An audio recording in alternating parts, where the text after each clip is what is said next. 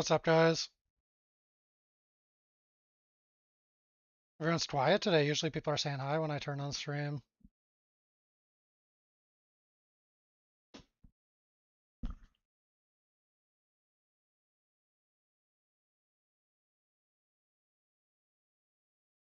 How are you doing, Joba?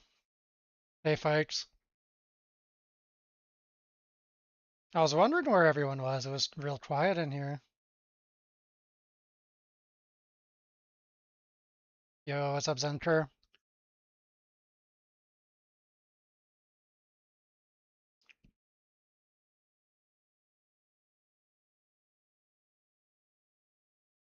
Bell seems nuts. Yeah, it is fucking crazy, bro. My role is insane, too.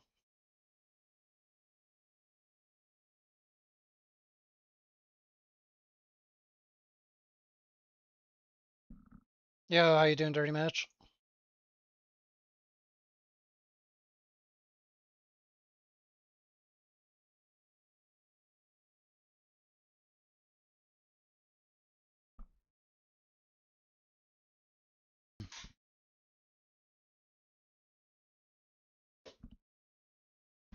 Is this a character build I would play? Yeah, actually, I've been saying that, folks. I really like this character. I think I would need to, so basically, if I were to play it next season, I'll have the ability to, do more testing for early game. Because my early game was fucking terrible. Like my first 3 days, 4 days was just like it was a combination of, brand new build. I have no idea how things are gonna work out scaling wise. And we got less loot this season. Um, but my overall plan has come together perfectly. Like every single thing that I planned for this character worked out exactly how I thought it would for endgame. And at this point, the character's fun. I mean, I've actually had fun on the character the whole time. I just think that there's got to be better ways to play it in the early part of the character. I've been able to play much since launch weekend, but you made it profound with Selena 2 Tidewell. Nice. Yeah, I like Tidewell. I think it's fun. You've C6 Squiddle, so you were debating on pulling for this pet. Oh, I see. I mean, the nice thing is you can wait until the end of the season for that. Like, you can pull it after you see patch notes for next season. Because, like, for all we know, next season they're going to absolutely gut this character, right? I was saying that whenever people were asking early on.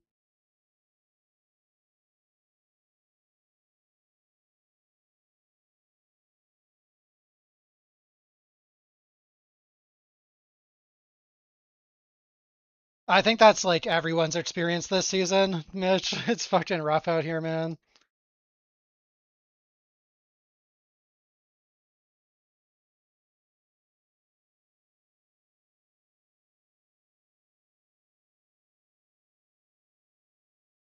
The thing is, like, I know that overall there's a lot of it, people are very upset about the slower season, the lower loot.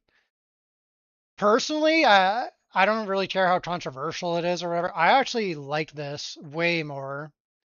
And I hope that they continue to head in this direction. I'd like to see all of the outlier builds nerfed and make it so that like everybody is struggling to get to profound. Ban the people that are MT because you'll know it'll be very obvious, so they're not just instantly going to profound. And keep the loot in like a lower place because then prices won't go so crazy. Like if everybody's farming 1k an hour, then it's the same as if everyone's farming 5k an hour. But the discrepancy between F2P player and endgame player is much lower in a season like this. At least until like Giga Endgame.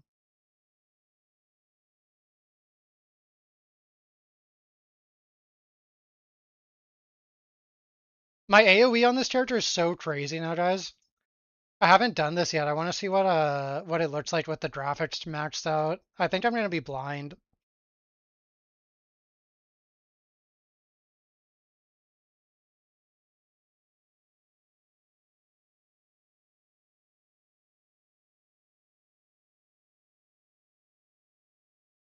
Look how fucking big my Tidewells are. I'm blind, help! Should I just play like this?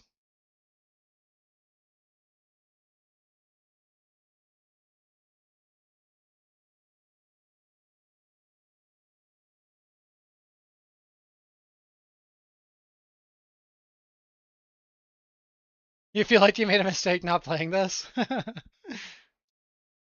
I love this setup, man. Everything I planned for this setup just all lines up perfectly. It's a little bit slow to deep space. That's the only issue, but whatever. I think I might play this season a long time, to be honest. Like I'll stop playing like heavy hours in a couple days, but I don't think I'm quitting this season. I think I'm playing like at least a couple months, probably, of like a few hours a day kind of thing.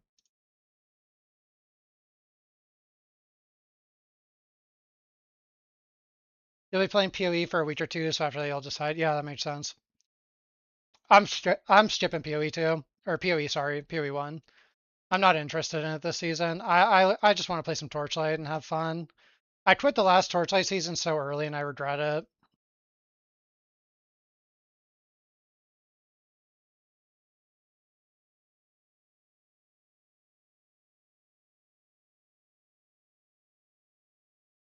You guys missed me last season. Yeah, I saw you guys saying that. Small was DMing me like, bro, you gotta turn your stream on. I don't have anyone to watch.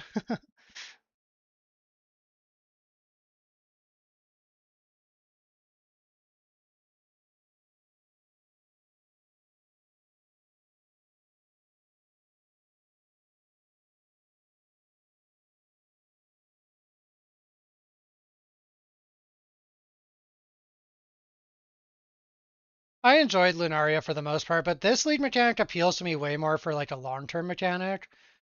I think that having like a little outlaw that follows me around the map is just beautiful.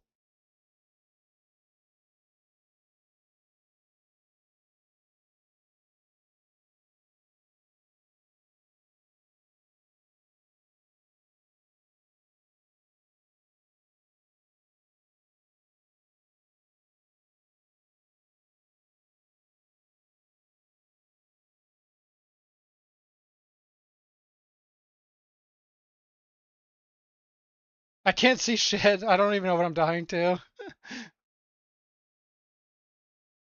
Oh, that's fair fight. Yeah, the league mechanic was not dropping the best loot, but I have done every single league mechanic the entire season. And yeah, I definitely think that the complaints about the loot is warranted. But I just in my head, I'm keeping in mind that like everything's dropping less loot for the most part. So I'm not too pressed about it. All right, I gotta turn my skill effects down. I can't see shit. I'm like getting hit by everything.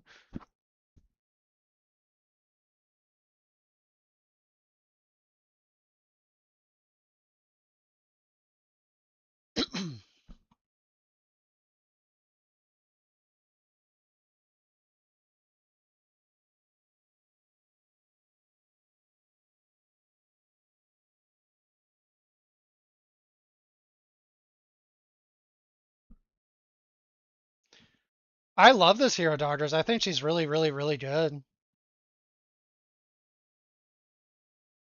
Like to the point where I could see her being my starter next season, depending on like what the changes to her are.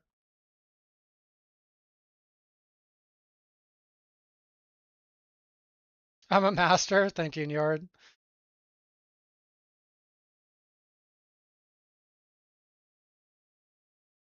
Uh, I don't know. I just put it in because it gives a little bit of quant, and I think it might affect the coffin. I don't know if it affects the coffin or not, but it's so cheap. It's like 1.5 FE, and it gives some quant.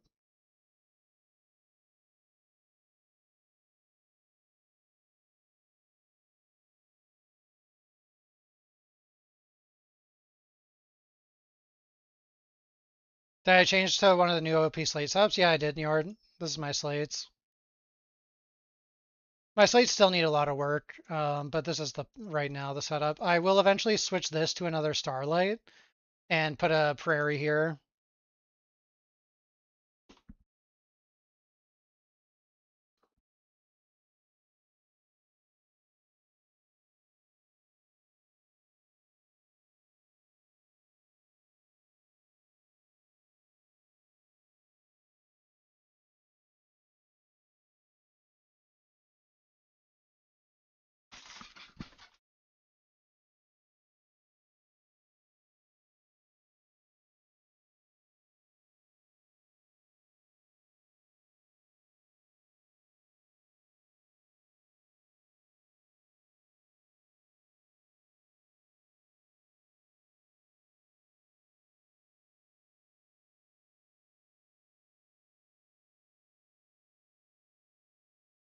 I'm pretty sure that I can get to like 500 trillion damage on this character.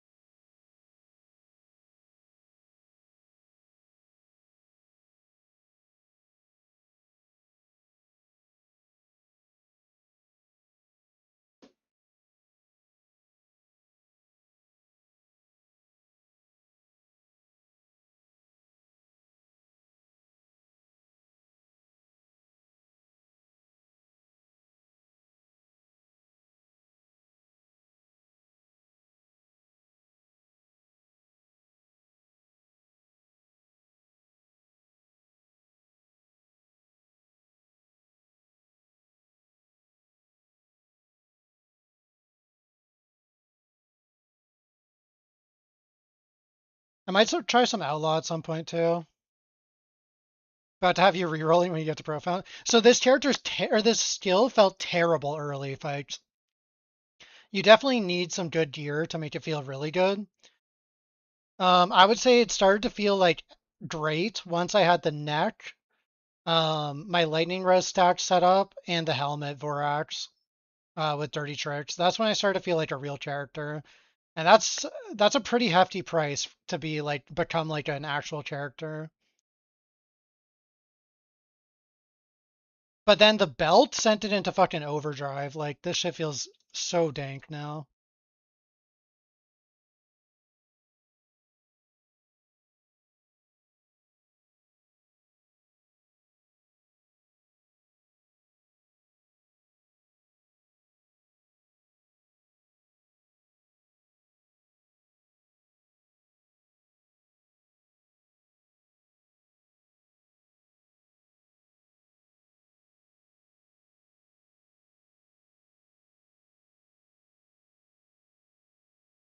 I think playing Frost Terra until you have like the belt could be a definitely an angle. Right? I think this is so funny. I'm literally 10 trillion DPS with this terrible weapon. Like getting an actual proper priceless weapon here would probably be over 100% additional damage easily. It'd be probably like 150% ish additional.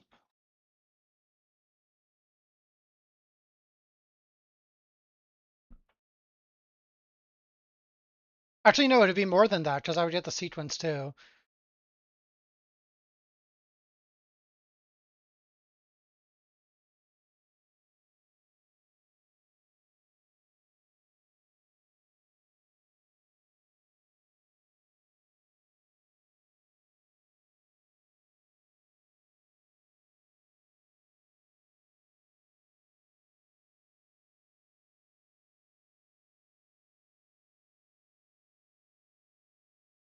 Apparently they steal with AoE.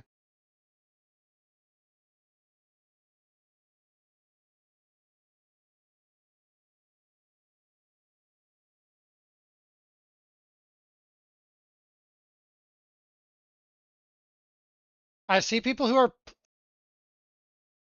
When I see people using those gloves, they usually have affliction per second on both weapons. Honestly, I'm not sure, Dirty Mitch, because I saw that setup and it looked powerful early. I think if you play this character early, that setup's got to be better. But I don't know. I like my setup for late game. I think that having the AoE from the neck is just so sick. Like this neck gives me a 320% additional AoE or increased AoE, I mean. No, I'm not Daughters. I just don't really have interest in PoE this time. I want to get back to doing some real life stuff and I want to keep playing this Torchlight season. I'm having a really good time on this Torchlight.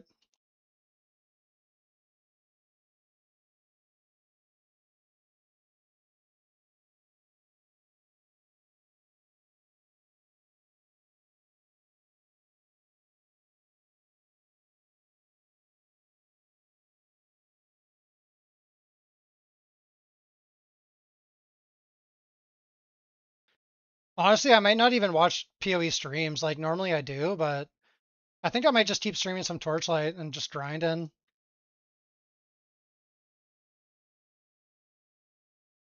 I think that this character would be so fun to like max out.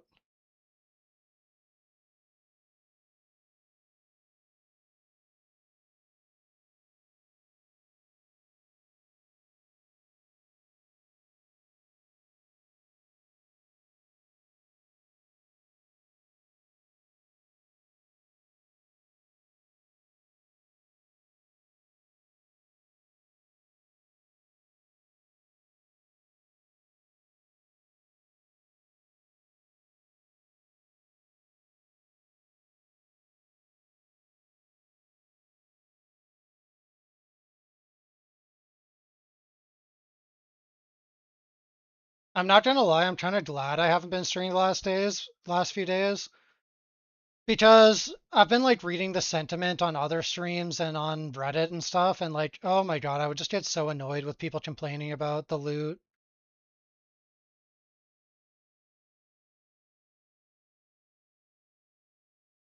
And then people being like I see people attacking Don and calling him like a shill for saying that he likes the way the league is. Um, and I'm just like, bro, like people can like the game when it's slower paced. People can like the game when you're overall getting less loot. Like, I don't know. It was getting annoying to me. And from playing Bing 2 didn't work out. You like the turn progression. League match is a bit on the weak side, but it's fun to be able to play longer. Exactly, Zen CCR. That's exactly how I feel about it. I've missed back in like Canvas, Arcana, maybe even Sandlord when like I was expecting to play the league for like 2+ weeks. And it got to this point, like around maybe around Outlaw, um, where we were just powering up so fast that I was like basically going to be maxed out in under a week. Yeah, exactly. Agree, Murtro. It's fun to have more game to play. It's fun to like extend the. I know a lot of people don't like the period where your character is weak, but I actually think it's fun to extend that period. I think that like I don't know, having to like solve issues with your character and sort of decide which upgrades to prioritize and stuff like that's a really fun part of character building that I personally feel like has been kind of going away over the last few seasons where we just make so much currency, get all the upgrades so fast that it doesn't even really matter your decisions. Plus, like Eternity nerf plays a part in this too. Like normally at day two end of that, I'd have like an Eternity, and then from there my character's basically deep space viable, just need like the immunities solved. Whereas this season I've had to really put a lot more thought into what I'm doing with my guy, and I think that's cool. You think Vorax had good loot progression? I thought Vorax was okay, but I prefer this season's personally.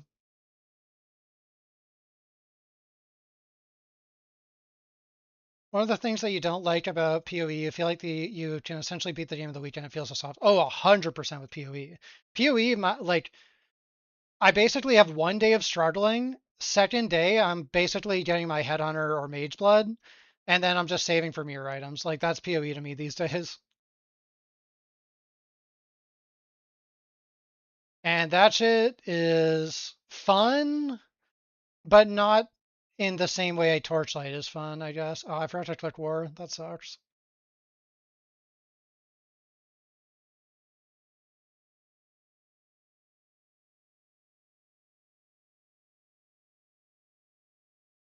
Wait, you're 17 now, Burbs?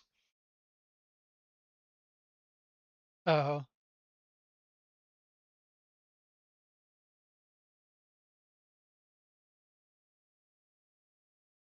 You first out Freesia and Affliction. uh, Affliction League was actually very fun, but there was way too much loot in Affliction. I had a good time at the time, but my God, if every league was like that, I would definitely have like dopamine burnout.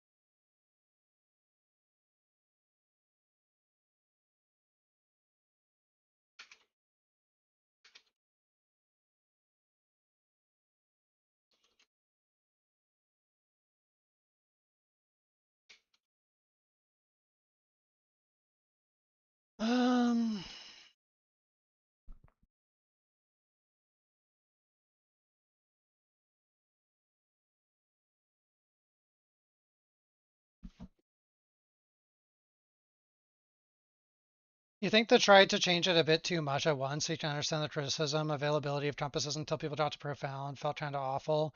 You also don't blame people for hating that the meta's debaucherous if you aren't ahead of the curve. Yeah, no, I understand why people don't like it. I'm not saying that my opinion is correct. All these things are subjective, right? Um, but for me, this is a much more enjoyable meta. I think that long term, like basically the compasses being in profound plus, it's an issue because of RMT.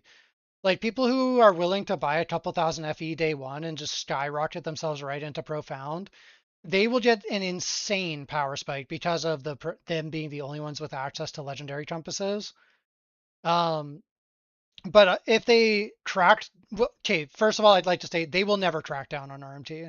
It's a Chinese game. Like the Asian market doesn't really care. They care a little bit, but not enough to actually do anything about it. But if they did crack down on the RMT, I think that forcing people to do like sort of scuffed strategies early where you're only using blue and purple compasses is interesting. It gives you like this extra progression platform where it's like, right now I'm in that like pre-profound building stage, and then you get to the profound, you start getting the legendary compasses, you start ramping more. I find that interesting. But I do also understand that some people find it boring to not be able to do a Giga Strat early.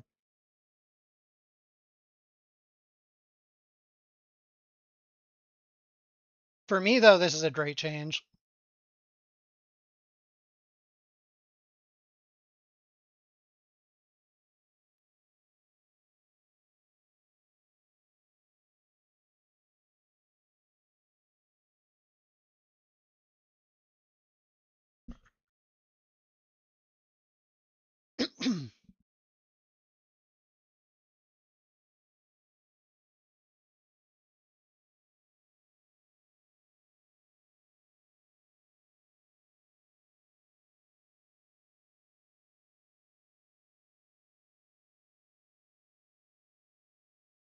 I don't think that's true, Daughters. I think it was literally just the profound thing. It took the vast majority of people way longer to get to profound, so there was just not a lot of compasses coming into the game, let alone being viable to do strategies like clockwork or hunt to farm the compasses. But once you're actually doing compass farms, you're printing compasses.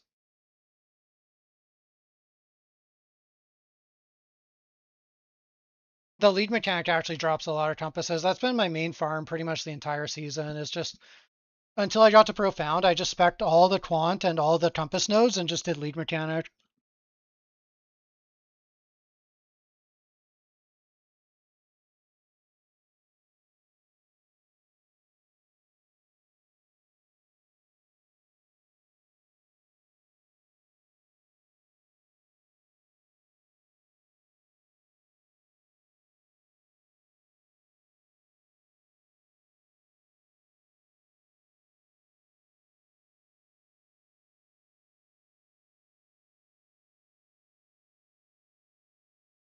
The prices of the purple compasses, though, it's basically just economics. Like in a normal league, you would have tons of people that are normally on orange compasses.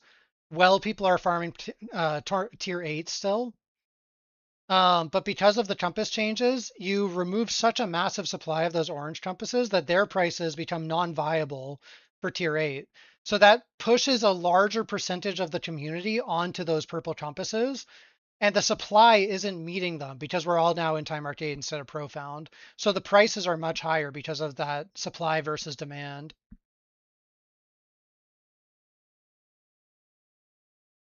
It's a fair complaint. Coffee doesn't work, but I do think that things like this are usually better to just rip the band-aid off.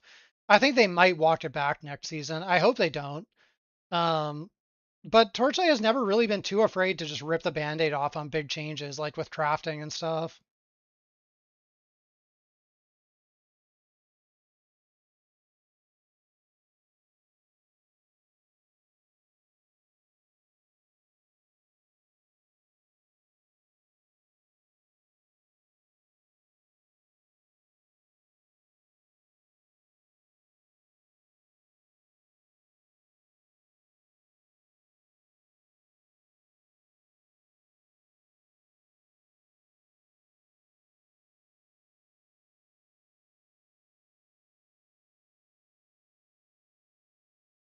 Yeah, exactly. It truly has been since Carjack, hey? That was like the first mechanic I can think of that just like started absolutely printing. At least since they put the seasonal challenges in.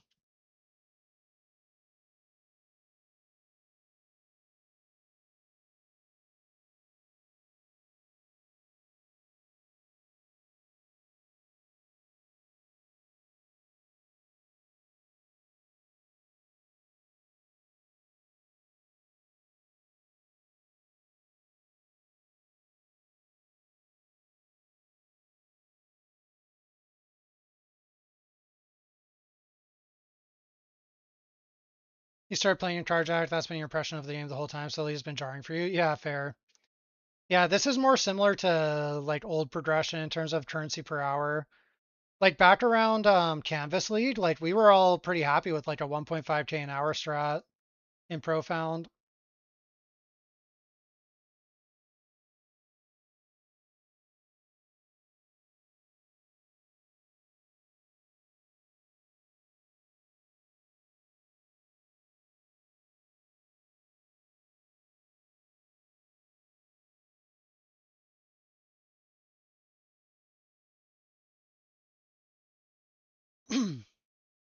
Since Sanctum nerf by day 3 or at 5 plus mirrors from dual boxing ultimatum, you're looking to quit the league. PoE progression is terrible. I mean, especially if you dual box ultimatum, but yeah, fair. I think dual boxing ultimatum is asking to make yourself bored, personally, but it is fucking crazy money, so I get it.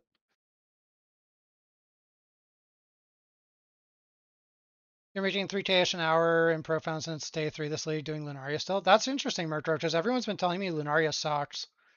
I haven't tried it. I'm not really interested in trying it, but it's cool to hear that it's actually good.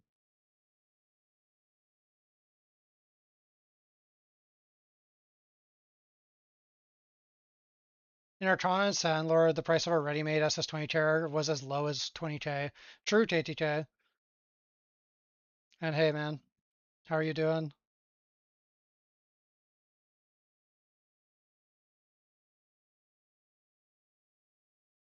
Yeah, that makes sense, Murtro. It was like 200 FE a dust, I think. My friends have been trying to make their memories. I'm not made of money, so I'm not doing that. You liked Ultimatum Dual Boxing. It's the fact that there's nothing to do after that that makes you quit. That's fair. Pretty much all you can do after that is like hoard money, right? Just try and get even more rich.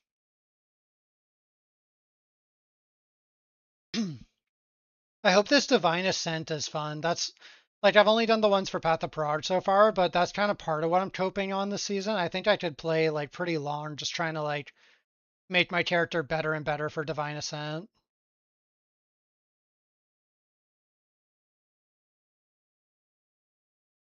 Being priced out of Compass's early T8 feels bad to you. That's only an issue because of the people who RMT into Profound Submit, in my opinion.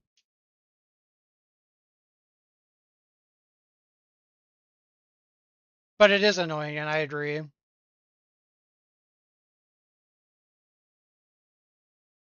You're wondering if we'll see maxed out? Isn't 25 tier deep space? And we have 100? Oh, is there only 100? I thought it was unlimited, but I didn't really like pay that much attention when they were talking about it. It will be interesting to see though if there is a max.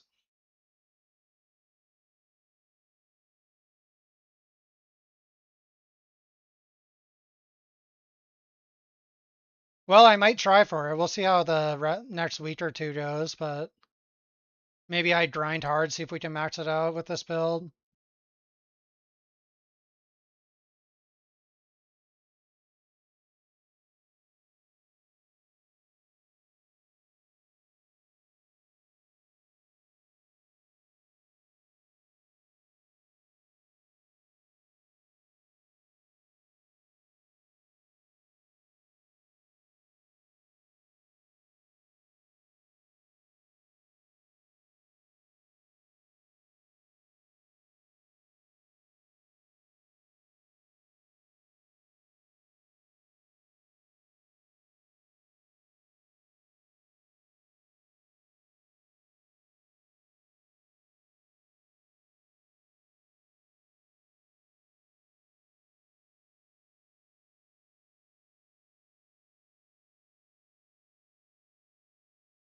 I find the Divine Ascent stuff way more interesting compared to SS20 and Dragon. I think SS20 and Dragon are just kind of like boring. SS20 is like, oh, just get your character tanky enough to tank everything. Or cheese some shit that like your character can't die when it dies. And then Dragon is usually a character that like basically doesn't function outside of Dragon, like they're dropping all their movement speed and stuff. I'm hoping that pushing Divine Ascent is going to require like stacking a lot of movement speed, getting giga damage, having good survivability, like kind of getting the whole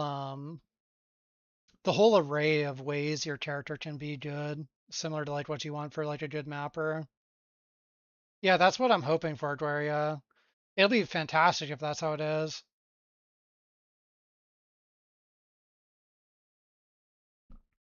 Defense is probably the only thing that my character will struggle with.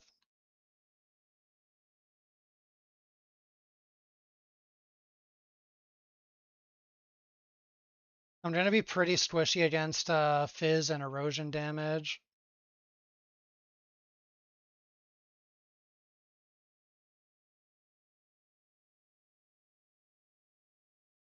Yeah, I think so too, Submech. Has deep space mods, so you need immunities. Oh, that's fucking great. I was wondering about that, Murtro. Okay, I love that, what you just said.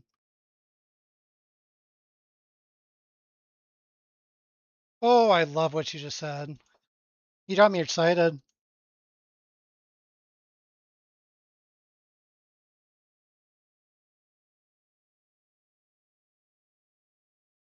Just like that's literally.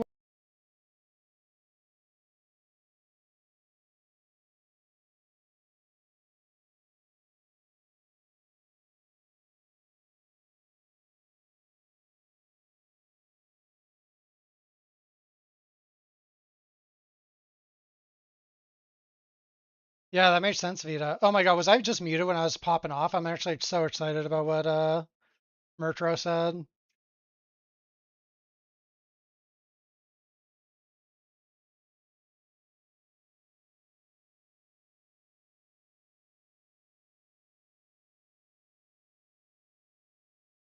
Like, I've been wanting to get my deep space immunities going, but I've been in the back of my head thinking like, oh fuck, am I gonna get my divine ascent by going for that shit?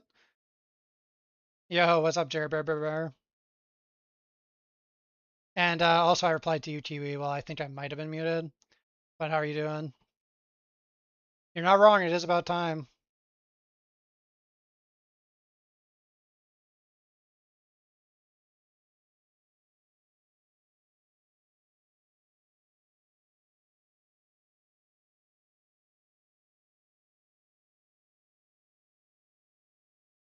Yeah, I mean, not wrong, Dwaria, but personally, I don't even want to know. One of the things I don't like about this game is the like the whole idea of comparison is the thief of joy. Like I get it, people rush SS20, people rush Divine Ascent, people rush Dragon, stuff like that. But I like to just focus on what I'm doing. I'm not super concerned with what other people are doing, you know? Unless what I'm doing isn't working, kind of thing. Hey Blink, how are you doing? You standing? I'm making you do a retry, making you want to do a retry at Selena too. Yeah, she's great late game Kiwi. I have a lot of gear at this point though. But once you get everything sorted out on her, she feels fucking great to play.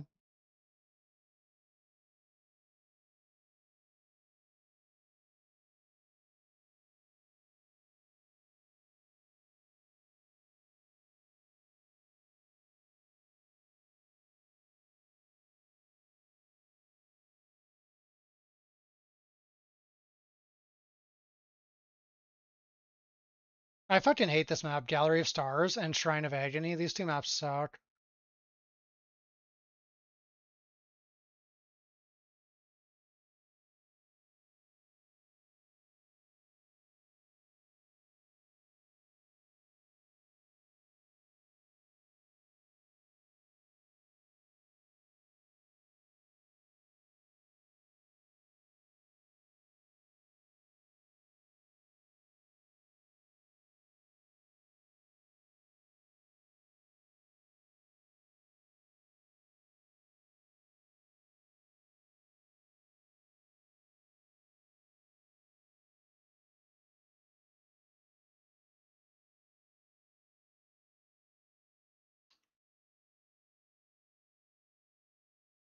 No standing today. That's crazy. Sorry to hear it. No loot, no stand. What? No loot makes me stand. I love the loot this league.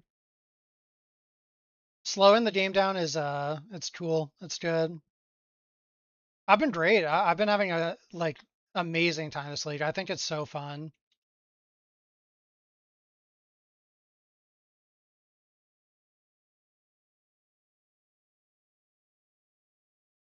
I think the new character is cool. I love the loot mechanic. I think the loot from the loot mechanic is not amazing, but the mechanic itself is really fun to me.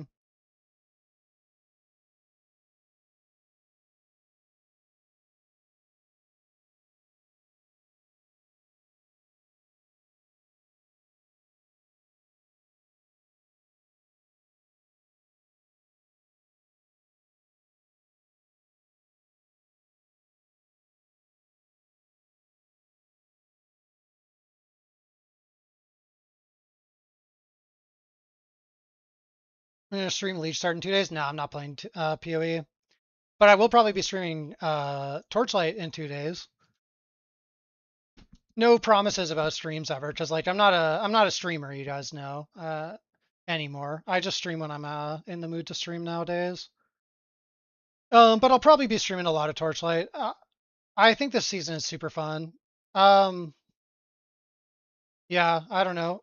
I have some plans for the weekend. I'm gonna go see the Odyssey. And I might go to this after party for Icon here. But after that, I'll be back to streaming at least a few hours every day, probably. And I might stream on those days, but it'll just be like smaller streams. We'll see how I'm feeling.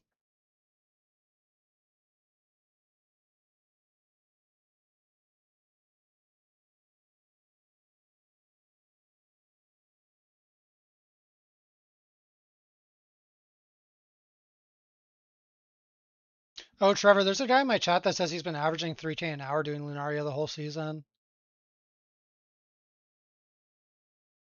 And he says it's been good because of the dust.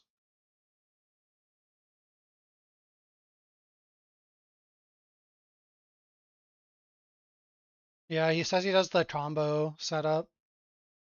And you pretty much always get 2 chests per map, apparently.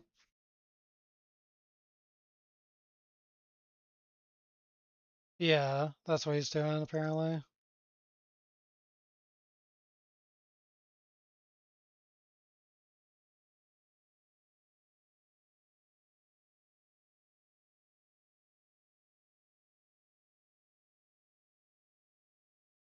Oh, I find this so funny, guys. I have so much unreserved mana that I never count as low mana.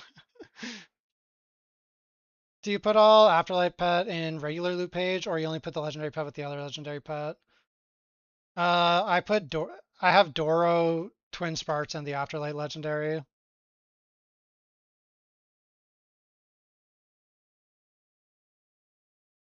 If you don't have Doro, I would put like Chalk or Kong or something. At what DPS do you farm Profound comfortably? I started feeling okay in Profound around 300B this season. I started farming it at like 100B and it was rough, but I stayed stuck with it. But I'd say it started to feel okay at like 300B. And then for some strats, you need a lot more.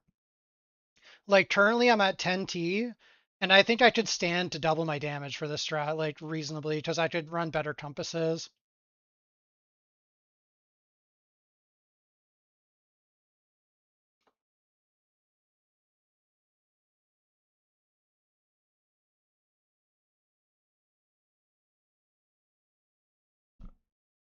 Yo, what's up, Snoop84?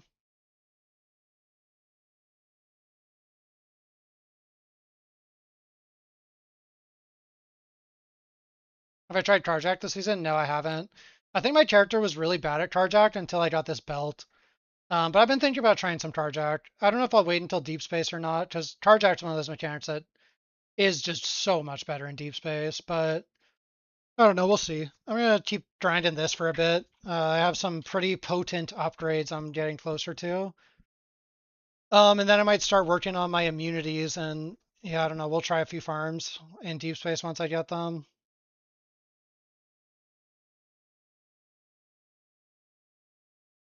I'm not dead. No, I'm not dead at all, Les, bro. I just didn't feel like streaming. Just wanted to like chill, put my head down and grind kind of thing. I haven't tried Lunaria boxes since they buffed it because you're in deep space now and it's really bad in these maps, but you might actually be worse now since the dust went down from 270-ish. Oh, I see. Oh, the guy said apparently the box strat is not as good anymore because the dust went down. He's apparently in deep space now, Lunariang, so he's not doing the boxes anymore. Apparently it dropped a lot of dust.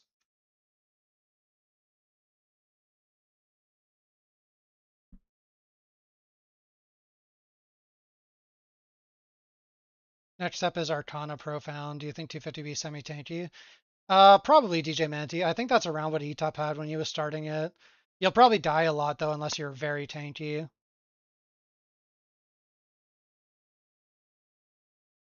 But when E-Top wakes up, if you're still around, you might want to just ask him in his stream because he's an Arcana main.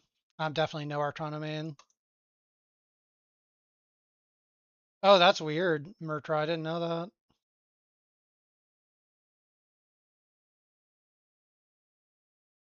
Am I swapping to PoE? No, no. I'm just gonna keep playing Torchlight. I just don't have time to double invest and play PoE 2 or PoE in addition to Torchlight, and I have real life stuff I want to get back to. So I'll just play some Torchlight, probably stream a few hours every day or every other day, and just chill, have a good time. I think the season's really fun, so I'm in no rush to be done with it. What's the farm in T8 now since Compass prices are out of reach? Boss Rush is good, Chameleon. Beacons might be okay, I'm not sure. Um, yeah, I don't know. I didn't farm a lot of T8, so I'm not 100% sure. All I know is that apparently Boss Rush is pretty good. Like, winding keys are so expensive, so killing Watchers fast is going to add up. Plus, you take all the gumball stuff. Apparently, Arcana was okay in Time Mark 8, but yeah, I didn't play it myself, just heard from friends.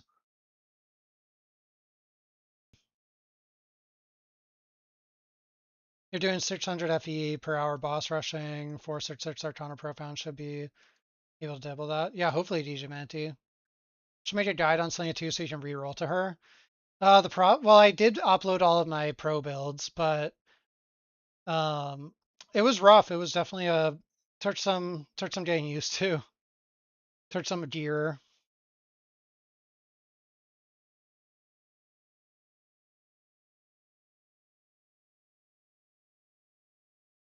I think if you play Frost Terror early, you'll just have a pretty good time.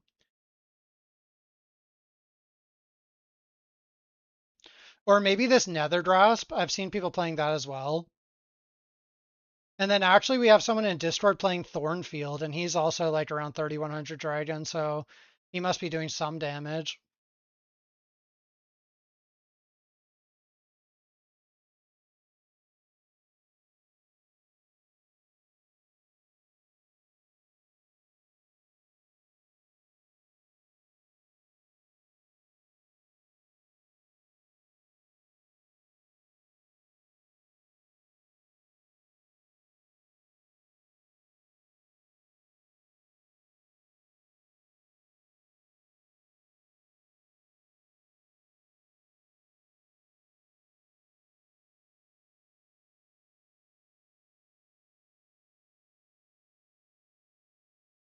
Yo, what's up, Snow and H? Hey, PewQQ. Might try Selena 2 next season. You see Squiddle being used? Yep. Squiddle plus Terrapet is really good on her. It's funny, apparently a lot of people think this Terrapet's not good. I think it's excellent.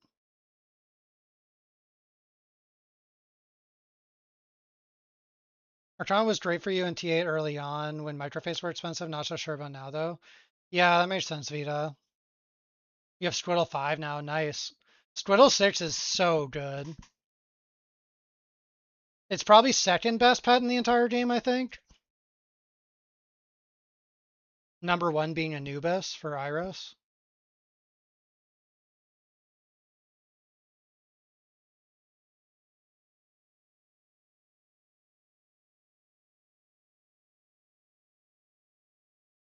Oh yeah, my belt is insane, bro. All three mods on this belt are ones that I wanted, and I got corrupted movement speed on it. I'm so happy with that.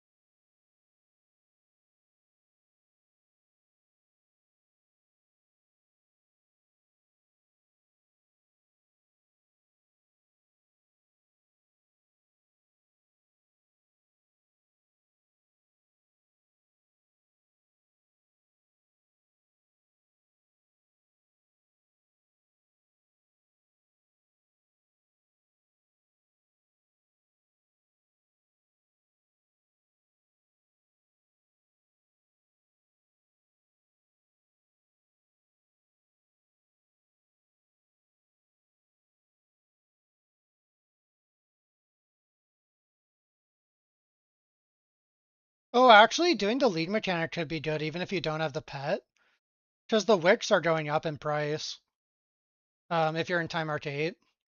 I don't know, it could be something to try.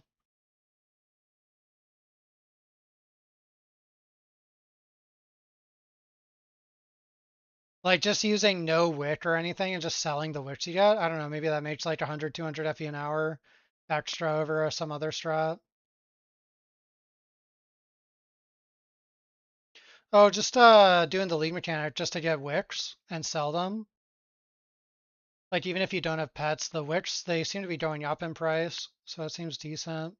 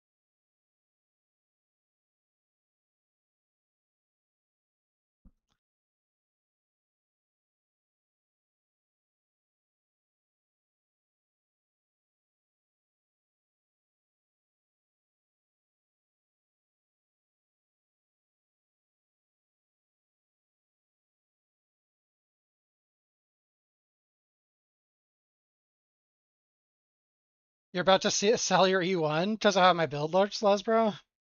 Bear in mind, I have a lot of gear, man.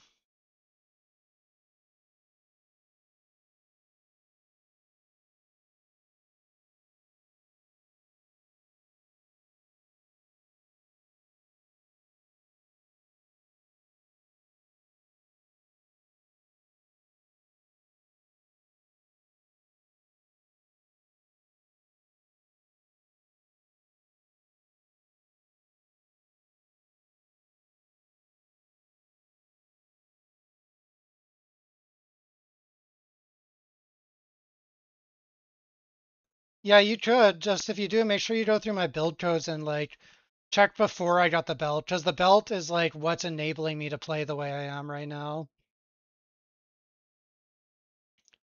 Oh yeah, you should be able to do 8s for that. The build does not feel as good until you have the damage though either. Like basically the Tidewell clears really well as long as you have the damage. If you don't have the damage, the clear's kind of shit because the torrents like get caught on mobs. I don't know how to describe it, but like it just kind of falls apart as soon as your damage isn't high enough.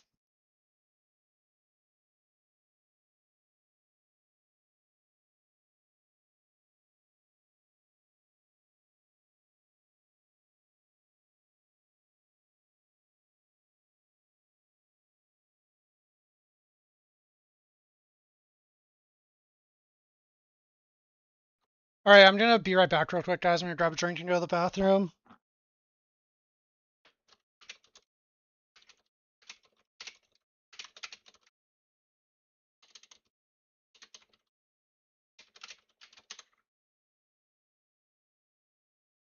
BRB.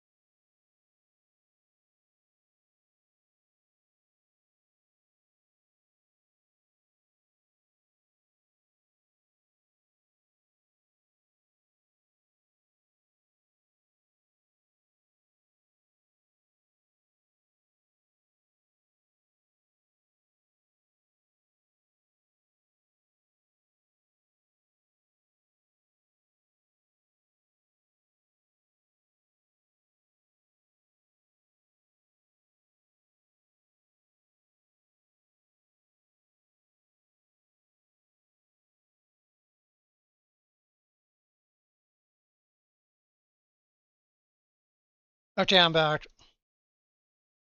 Step 150B for profound, you'll need to about 2x. Yeah, kinda. It's similar to like a spike skill in that way, Lesbro, but not as bad. Like, yeah. When you have enough damage, like the clear feels way better than spike skills clear feels when you have the damage, in my opinion. But when you don't have the damage, it feels like you're playing a spike skill.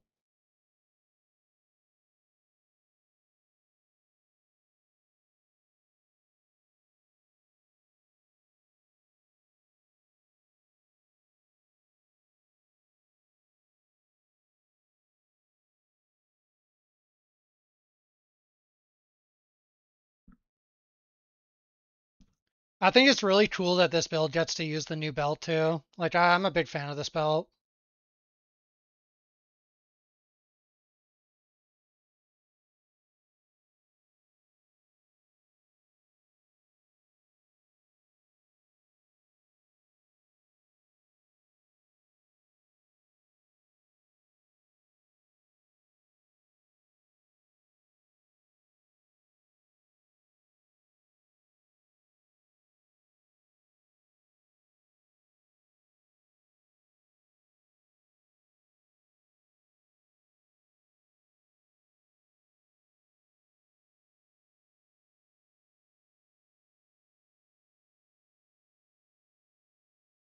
The clear's why you rerolled. Yeah, it's a clunky character early.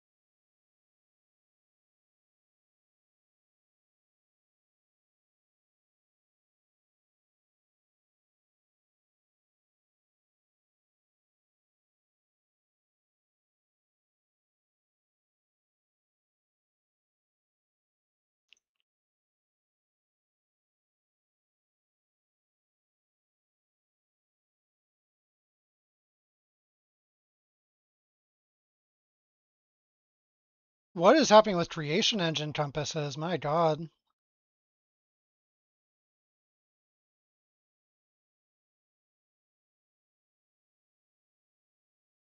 Creation engines are up to 47. That's crazy high.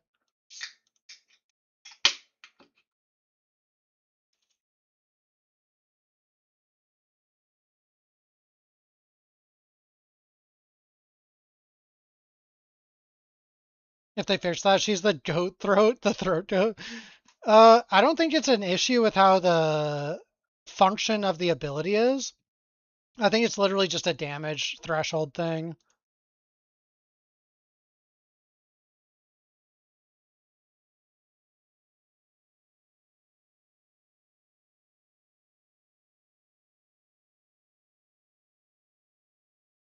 There are only 4 stacks list of creation engines when Viz looked a bit ago. That's crazy, website died.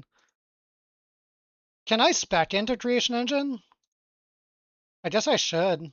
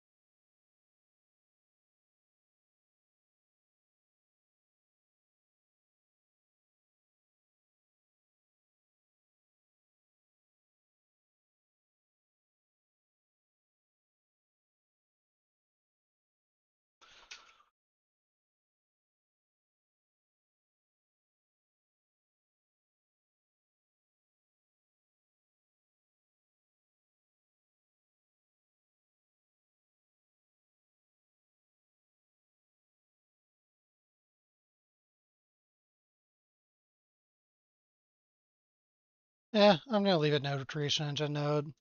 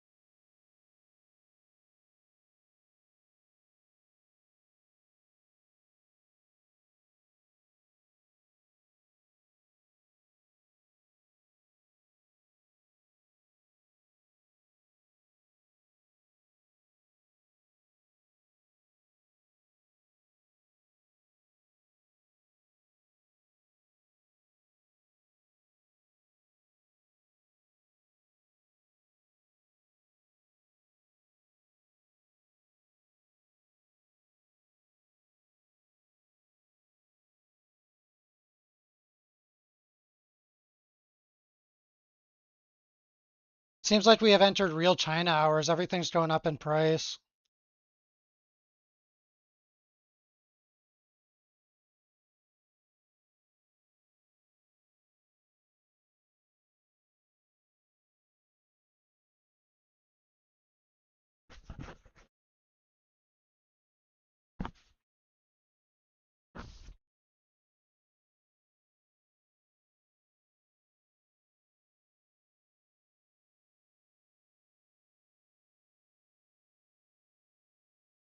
I think it was so underpriced website. I paid 15K.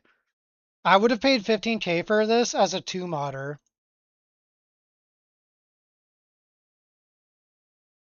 And without the corrupted movement speed. It already had corrupted movement speed when I got it.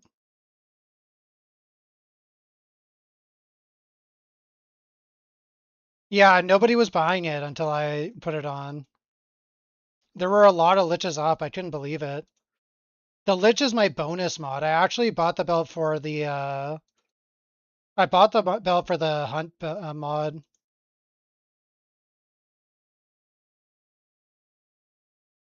27k cheapest for hunt now? Bro, people caught onto my build after I put this thing on or something.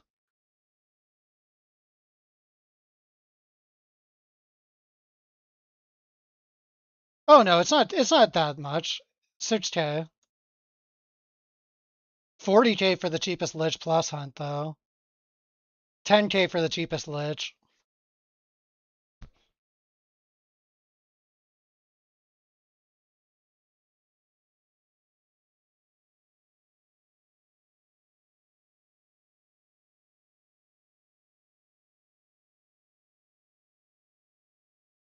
Forgot to uncheck rotor. There you go. That'll do it.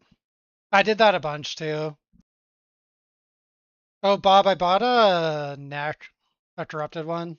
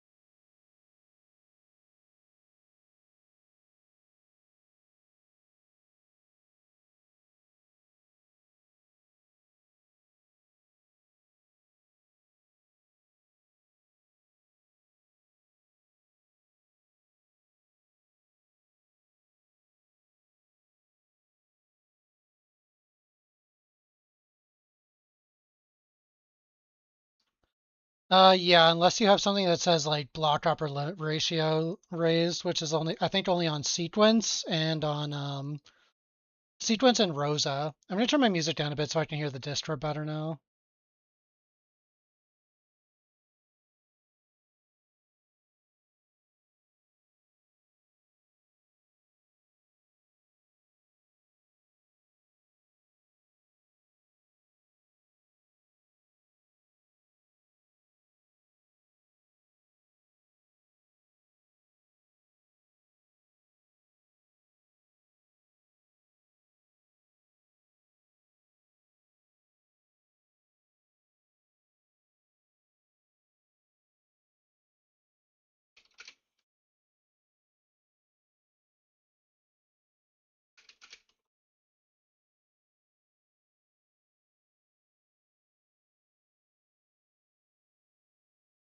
Having rolls on traits is enough.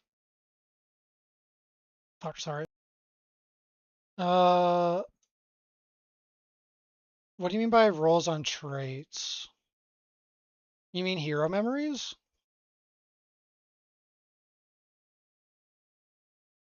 Or are you playing Rosa? I feel like I'm like not understanding the context here. Sorry. Oh, so hero memories, I don't think they give block ratio anymore. They did with the revived affixes, but I'm pretty sure they don't anymore.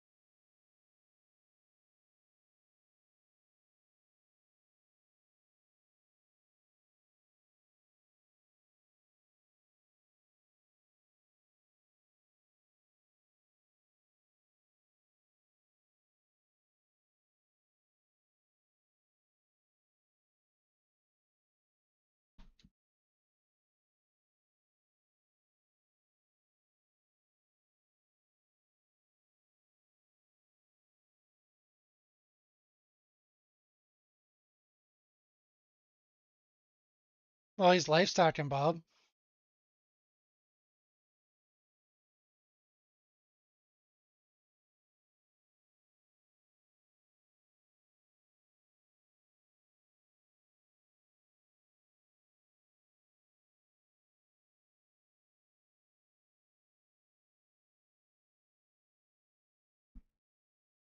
Not sure what I want to upgrade next. There's so many great options.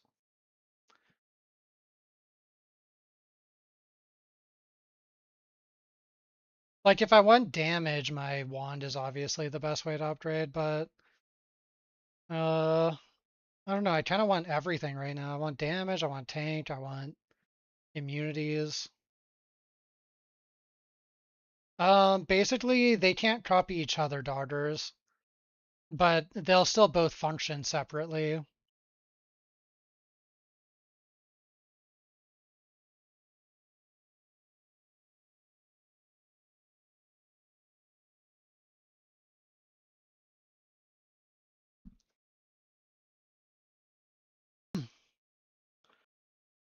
Bob, I don't know what I don't know. I'm trying to decide what top mod I want on my Starlight. Any opinions?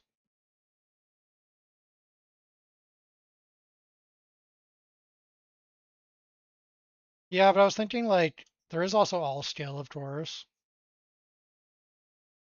We can also get Agi crit on our big slate if we want to.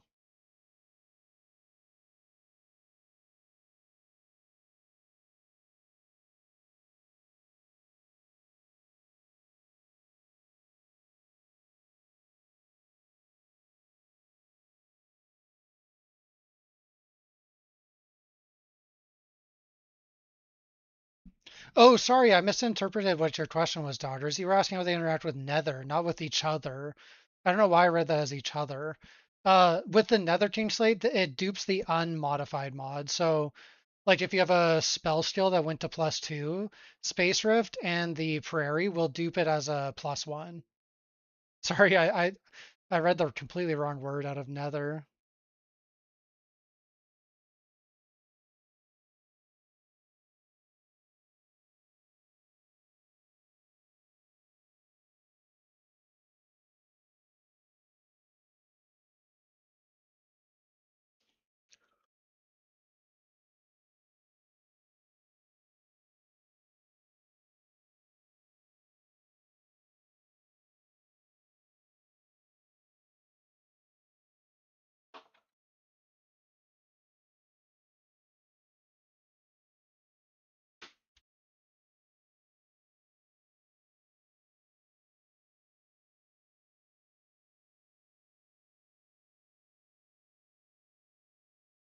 Well, sorry, I haven't been following the conversation, Nihilism, but are you running the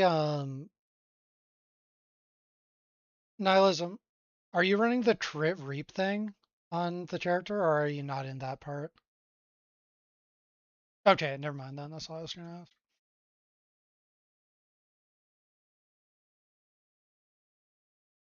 Wait, you've been farming that shit?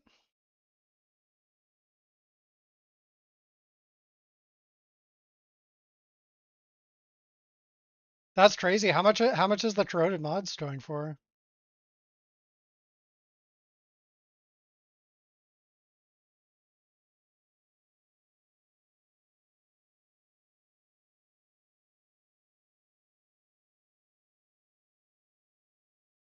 You don't go back. It's too rare.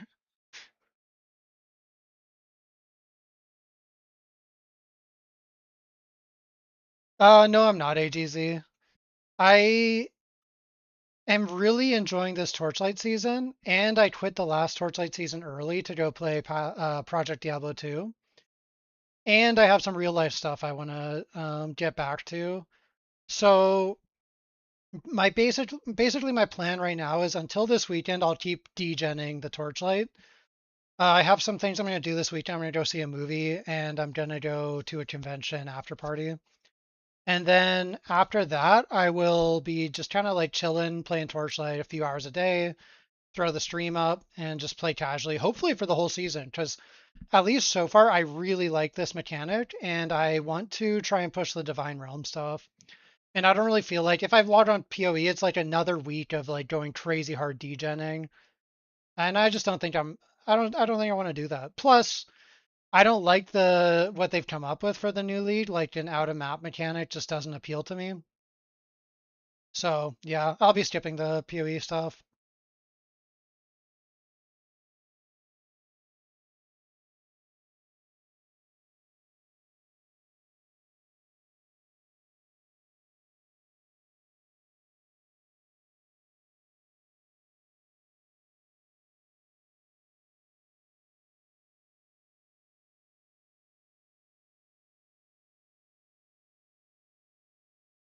Has anyone in chat seen Odyssey yet? No spoilers if you have, but I've heard it's really, really good. And I was looking forward to it, so that's the movie I'm gonna go see. You did, Lesbro? Did you like it? It is solid. Great. You're right. That's what I like to hear. Hey, Chucky. Thanks for the loop filter. Do I have a strat code for the zoo? No, I don't, Chucky. It's not my strat anyways. I just got it from someone else. So, yeah. It's basically just all compass nodes and then the top part of the hunt tree and nothing else.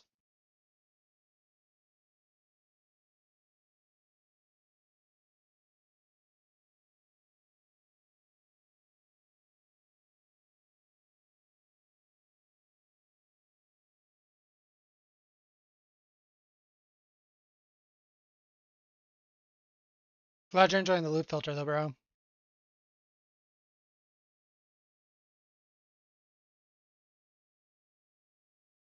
I was so slow to. Okay, you guys know how like anyone who's played with my filter, I that shit is up to date pretty quick with regards to like T1s and uniques because we've got a group of people here who all are feeding in like, oh, this legendary is worth nothing, that legendary is worth nothing.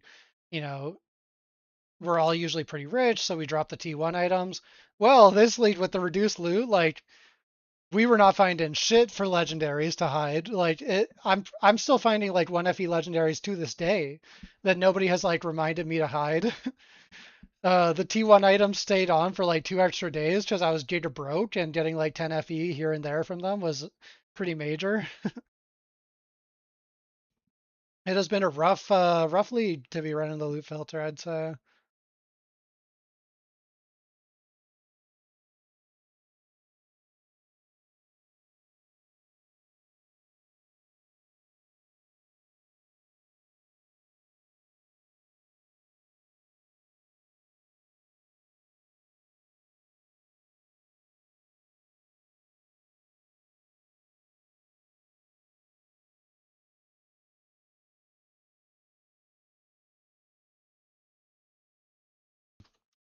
Has anyone in chat had like a crazy drop this season? Like, what's your guys' biggest drop so far? For me, the biggest drop I got was yesterday or 2 days ago. I got a Crimson Gash, which I sold for 1.4K, I think.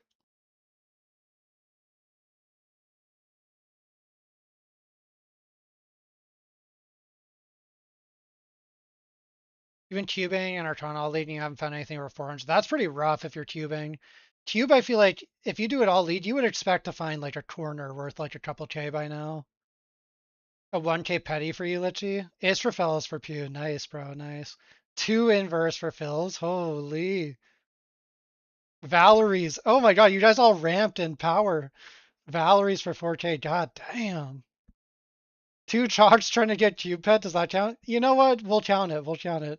Two chalk dupes is pretty crazy. Snow. That's fucking. I mean, that's the pet to get dupes on, right? In one Eterna, you drop Targles and Ghost Slaughter. That's crazy, AON. How much was Targles when you got her? Tragals? Tripled prairies out of you. You did too, Smurf. Okay, so I know two people that tripled prairies this season then. You and I think Thor also tripled them. That's crazy. Superpower support for 400. That's pretty good. I like getting the special supports, although not the biggest drop. You got 3x Mercury purged from Lunaria when they were 2.5 TH. Damn, nice Murkrow. Nether King Slate with Numb effect plus sealed mana trump. That sounds fucking insane, Chucky. That was only 4.6k. Was it not a what's this thing called? Was it not Judgment? I feel like on Judgment that would be like infinity. Last season you tripled 3x, 5% max res shield, sold for 5.5 each. That's juicy, Dodgers. Day 2 as well, Smurf. God damn, bro, that's insane. How much did you end up selling them for? Or did you keep one and sell two? Like what was the play with that? Got Machine Lord in your second T8 map, sold for 1.3k. Juicy as fuck. Getting a 1.3k that early is such a power spike, just crazy. It was the tour slate. Oh, damn. That's rough. 6,500 each sold two. Makes sense. God damn, on day 2, a 13,000 FE drop, and you just get your prairie locked in. Oh my god, the amount of jealousy I am experiencing right now, Smurf Assassin.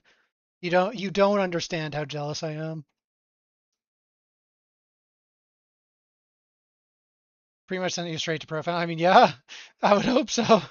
13k FE that early? God damn, bro.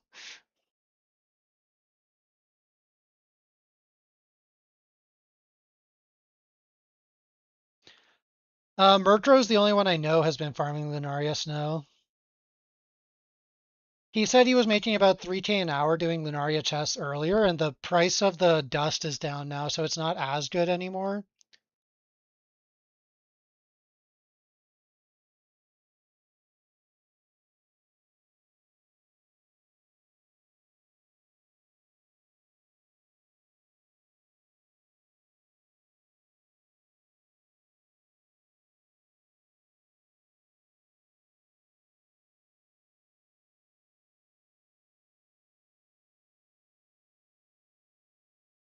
In terms of just getting good early drops, this has been my weakest lead start.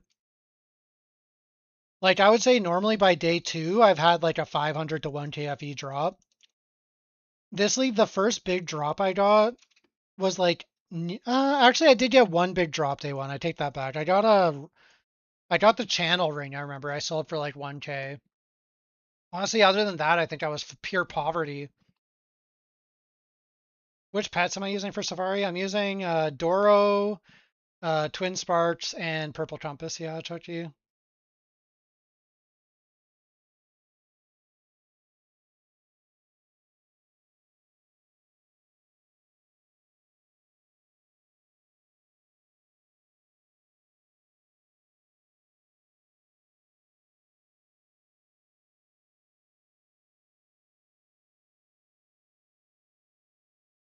Why does this Vorax debuff look so fucking freaky, by the way? Like, I don't know if you guys pay attention to your debuffs when you're gaming, but like, look at the top left of my screen. You see this remaining Vorax Elites 3? Like, every time I have this debuff, I'm just like feeling like it's really staring into my soul with these like hollow orange eyes.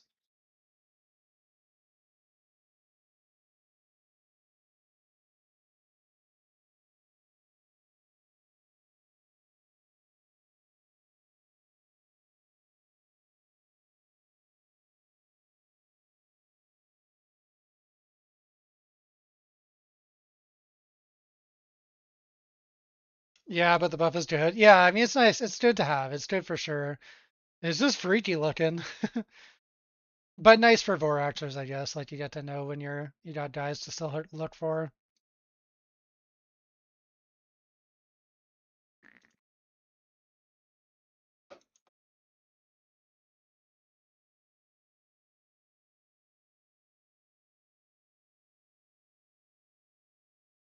You know, I was just thinking about the other day. I don't think this is how things are anymore, but do you guys remember when zero caffeine drinks was like a big rage? Like, I remember always getting those caffeine-free Cokes, like they were like a golden can. And I feel like you can't even find that at the grocery store anymore. Not that I would want it. I'm highly addicted to caffeine at this point in my life, but just interesting to me. Like, I feel like everyone I knew had caffeine-free Coke growing up.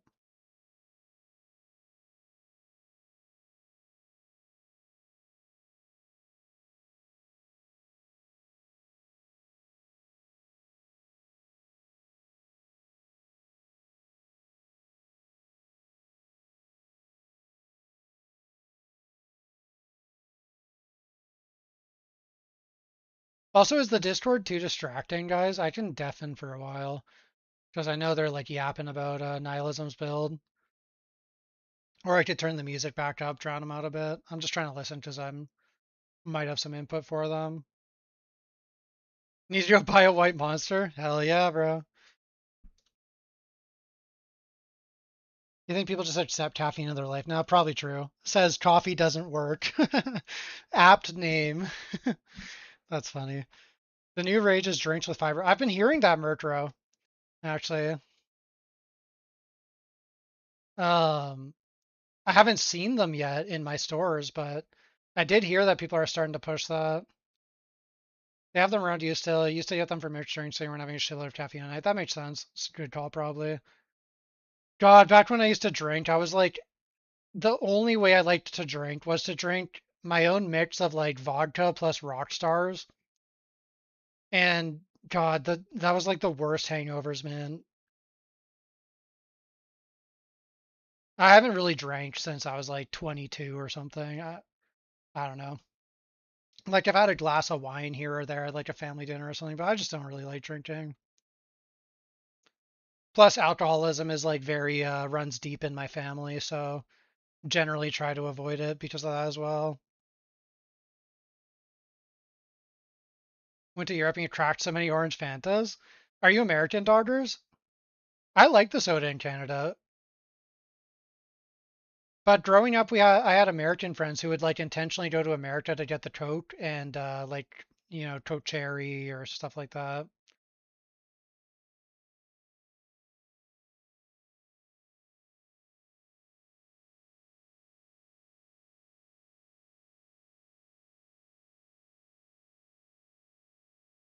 Get the Coke, yep, yep. They were smuggling. Full drug operation going down in the sixth grade. Drive down to Grand Forks, get the product, and get out.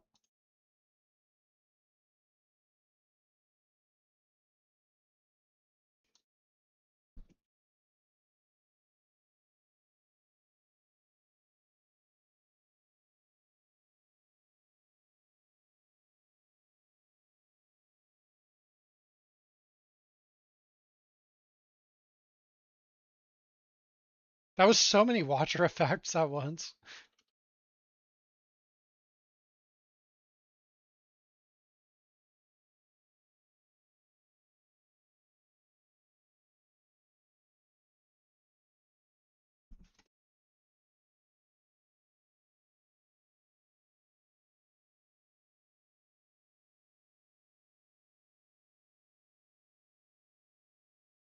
Oh, I wonder if my hero memory has gone up in price yet. I bought this hero memory for 3.4K. I think it's like a near bis. How much is it?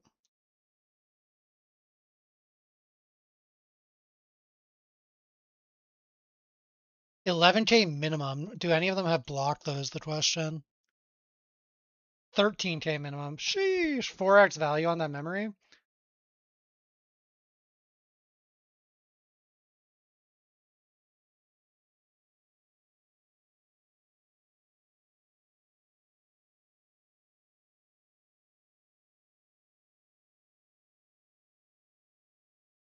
Sometimes you just gotta 4x your money, you know?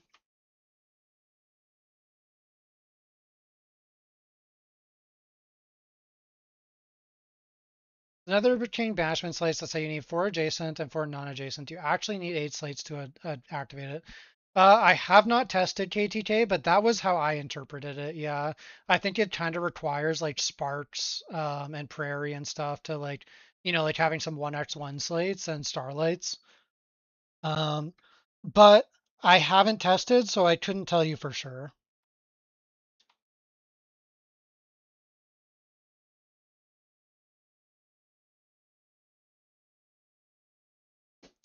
Yeah, it just like, I don't know, it seemed very complicated to me.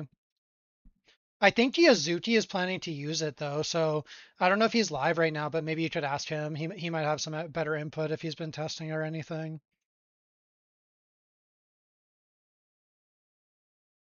Burbs, are you going banishment?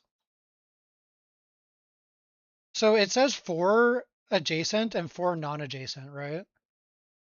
How does that work? Like, do you need, sorry, I don't know, the banishment thing for it to work. Yeah, that's how it works, right? Actually, I'll just look at your slate setup.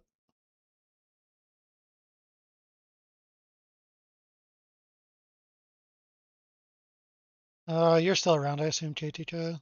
Burbs is using it, so.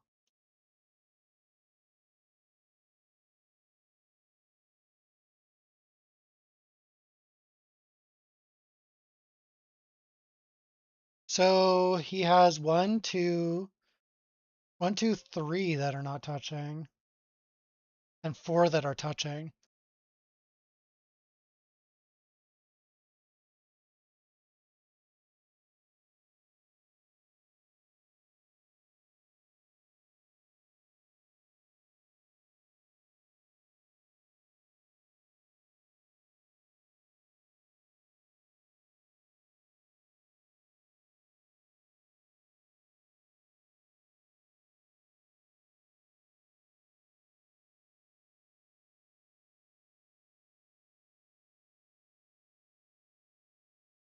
Okay, so this is KTK. It doesn't count the diagonal here. So these 4 are activating the not touching ones, and then these 4 are activating the touching. So it's not that crazy. Like this could be a corner instead of a starlight. You could also have another corner and like a moth or something instead of the 4 slaughter. Yeah, I mean they're meant to be endgame pretty clearly. Definitely a steep requirement.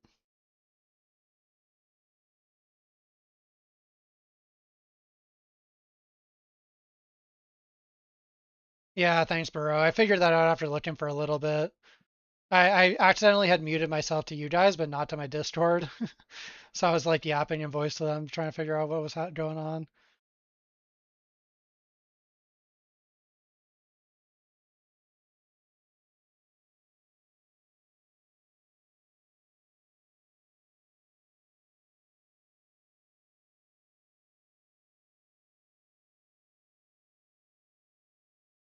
Oh, I gotta turn the music back up a little bit.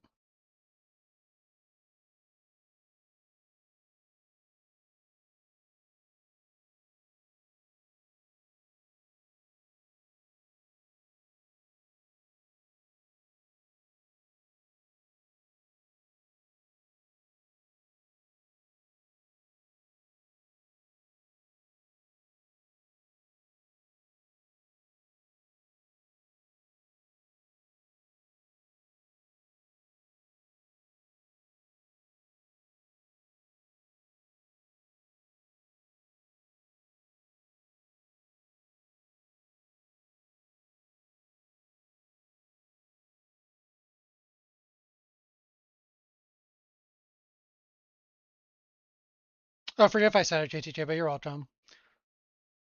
Hopefully, you can get it set up without too much pressure on your gear. Like, I guess if you use a bunch of corners, you can also make it a little bit easier, but you're gonna need at least one by one, I think. Maybe you need 1 prairie, 1 moth.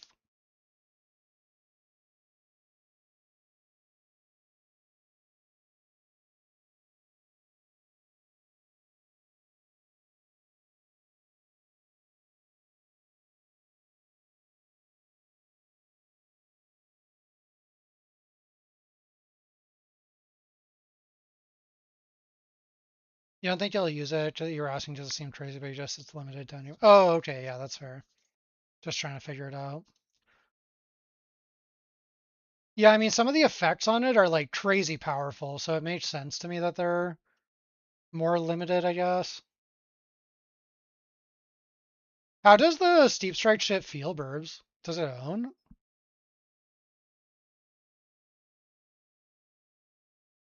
Does it like clear more without you interacting? Like if you're just whirling through?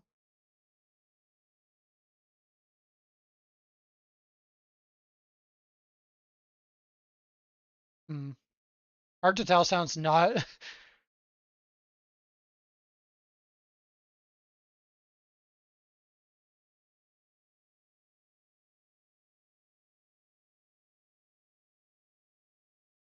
The steep strike seems not worth, at least. Yeah, definitely seems iffy.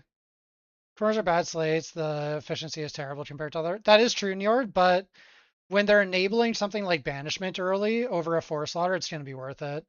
But yeah, end game you ideally want to use as few corners as possible, barring like a few setups. Like there's the triple corner, triple starlight. Like so, if you have like a crazy valuable stacker mod, like percent strength, percent dex, those can be better than other options. But yeah, generally you want to avoid corners for sure.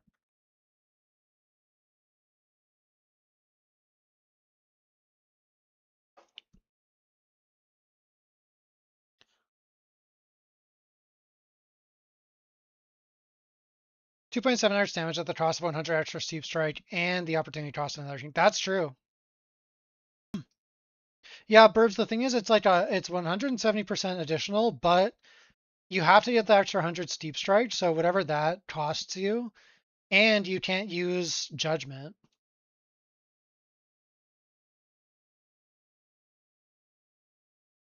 Because judgment is so strong. Judgment was literally more than double damage for me, I'm pretty sure.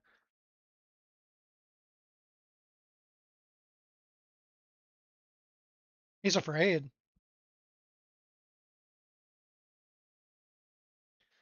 Yeah, exactly. He starts looking at it. It gives him memories of like trying to fit the square block into the circle hole and whoa, you gotta take that back, Rox. Space Rift is the new wave. If you're not Space Rifting, you're the moron. It's all about Space Rift. You're 9 corners, you're just filling it up with corners. Just as many corners as you can fit. You've exceeded the limit of 3. Yeah, you can only use 3 corners or starlights.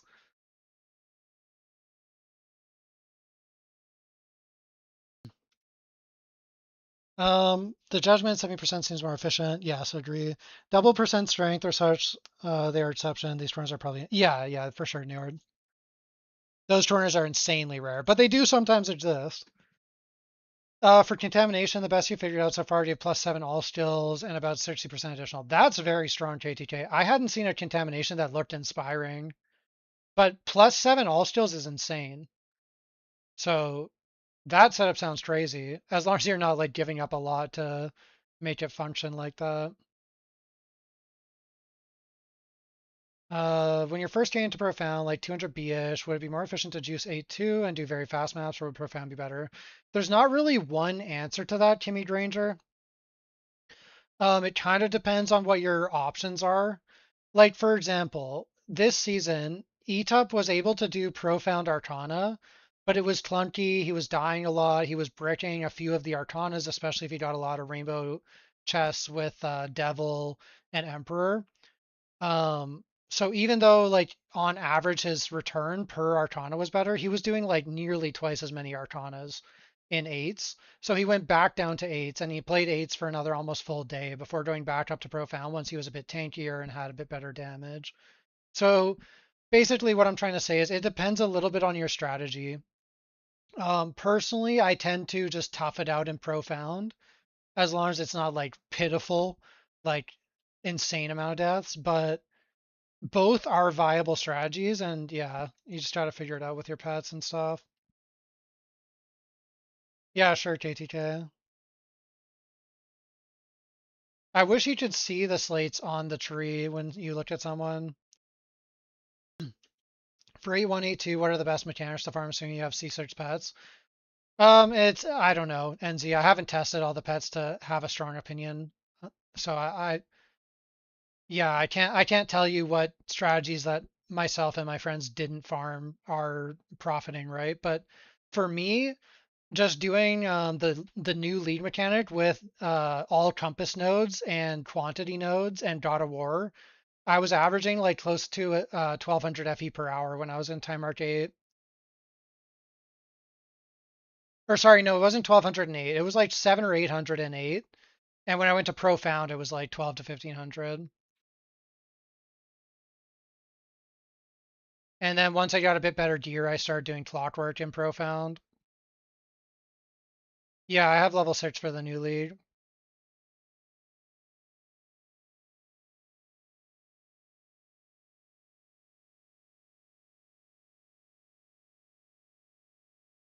From what I understand, though, Arcana felt pretty good in 8s for people who did it. Boss Rush feels good in 8s, but it doesn't really require pets. Cube apparently is okay in 8s. Yeah, you can link in chat. I'll open that in a sec after this map. Wait, did I find yes? No. Oh, I got a neck. What is this? Frostbolt. Wait, when did I get that? That's poop. I got excited.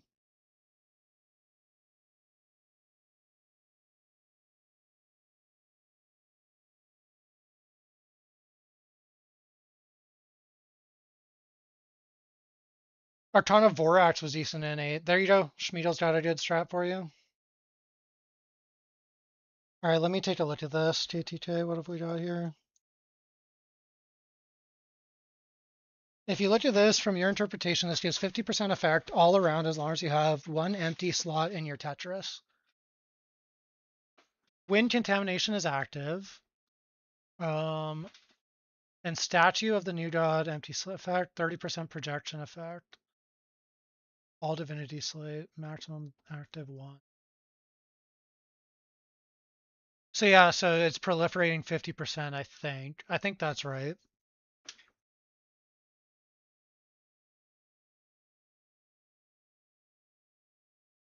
50% effect on all plus one all skill is plus one all skill. So it's rounding up with that. That is pretty fucking crazy then. Yeah, I mean, that seems pretty damn good.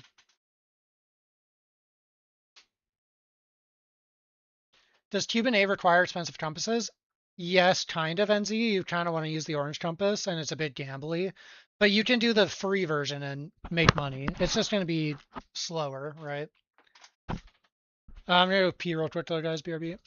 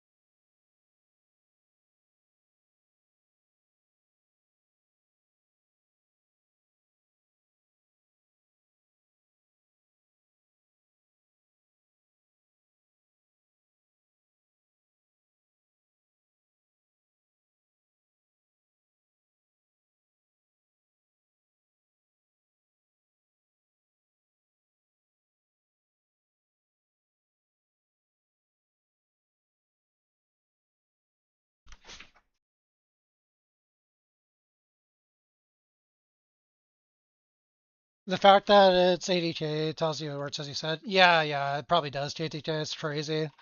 Those things like barely exist to roll them. And I haven't gotten a single slate yet. I've been doing the league mechanic every single map since the league started. Yeah, I am, Burbs. I was in the bathroom, but I hit opening heart. Okay.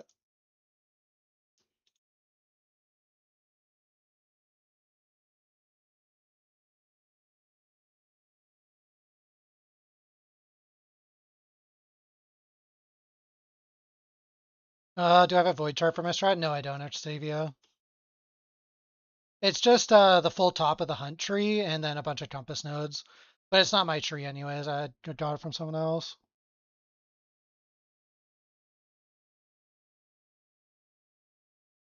Found an arm T slate? Yeah, that slate's fucking crazy. 80k for that slate. My god. Probably worth it. You just want a strat for 8 where you can out and go for cheap compass to make 700 to 800 FE an hour. Dream was your go-to and it kind of sucks now.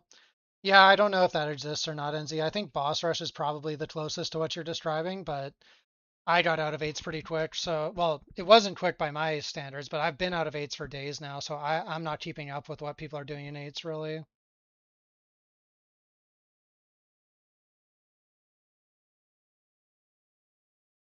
You managed to put 6 slates in adjacency when you tested, so that's +7 all skills and 56% additional to proximity on the slate. Seems fucking crazy. Rolling that thing would be insane though. Like I don't even understand how they got that shit on there. How do you even search for the second mod? You can't find it in the list. Good question, Doggers. Does the base quant boost up the boss drops? Base quant resonance. Yes, I believe so, Boro. Because in this case, we're not doing like old school hunt where the rewards are dictated by the hunt platform. In this case, you're actually just killing some quantity boosted hunt mobs.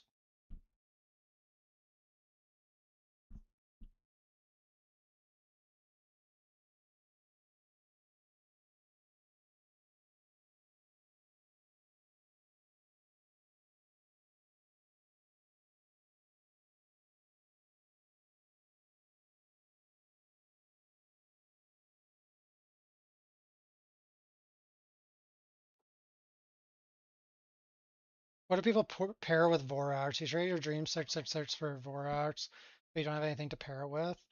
Bob in our Discord, who's like does Vorax all lead, he is doing it with Sandlord. Trim Whippers. I think I just trimmed that like an hour ago.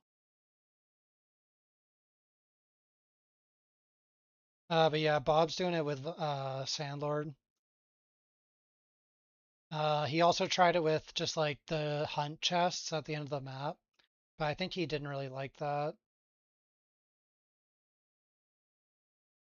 And then he takes like the stuff like Ember Dupe, Netherrealm Resonance for boss kills, because the Cerberuses in your map, they count as a boss. So yeah, he's just like specking a bunch of gumball stuff with it basically. And he did not compass it, I think. He put 39 points into Vorax, like fully maxed it out to save more money per map. But I don't know whether you'll want to or not, because this was back when the compass was like 5 FE each or something, or 4 FE each.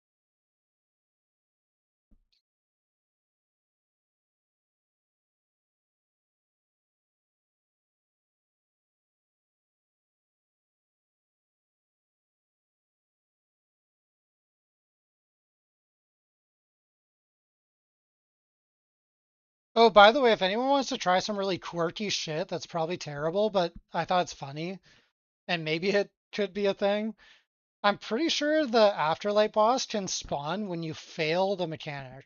Because I know it used to be able to, but I haven't failed the mechanic in a while and had it spawn. Um, but so I came up with this strategy I never tested because I'm actually doing the lead mechanic. But you could spec to the one life thing on Afterlight and just die to it as quick as possible and see if the boss spawns and then move on if it doesn't spawn. I don't know. Maybe there could be something there.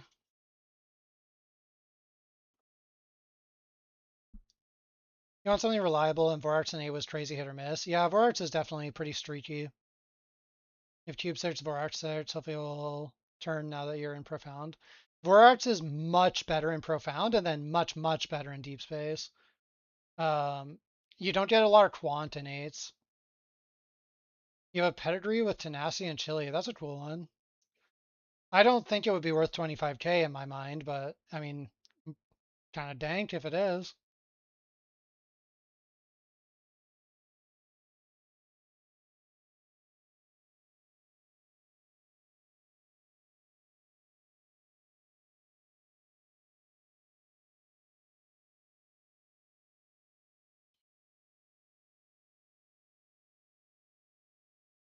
What'd you say, Bob?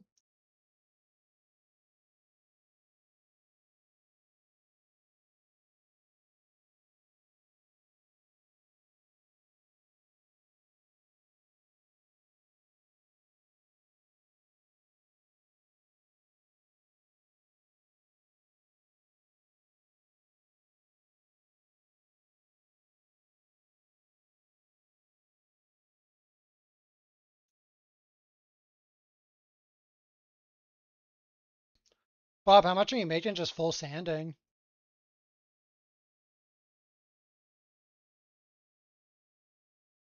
Oh, you're doing full loads. I thought you said you switched fully over to just doing sand. Okay.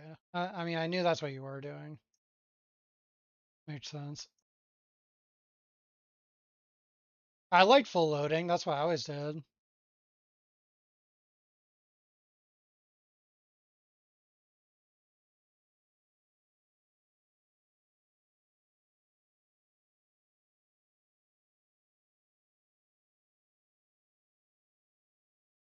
Oh, I got Shell Bob. I don't think it made me any tankier, but maybe it will later. Well, the thing is, I had like 2,800 unreserved life when I got Shell. Did I already do a revive memory? No, I'm not going to do that for a long time, Yard. It's just damage, and it's not very efficient damage.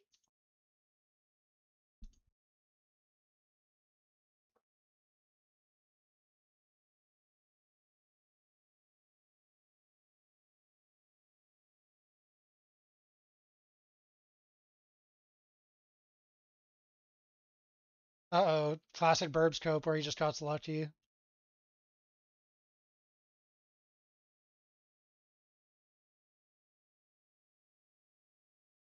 True.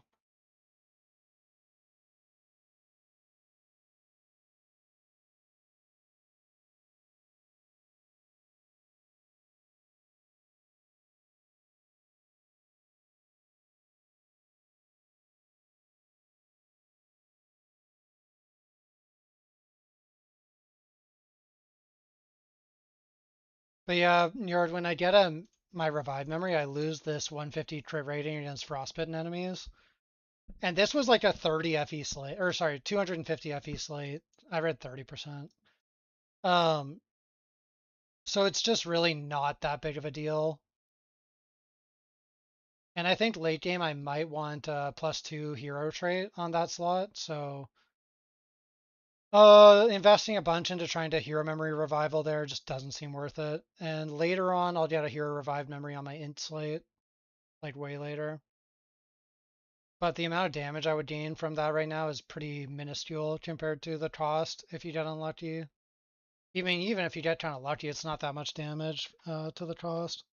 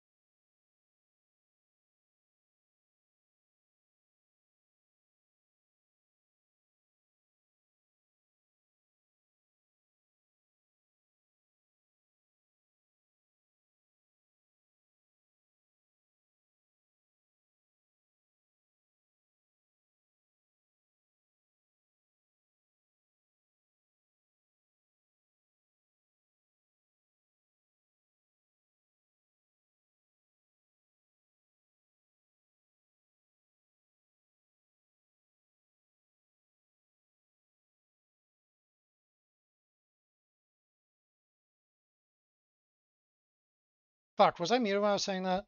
I was saying I don't know how much the costs of things have changed since when I was doing it. I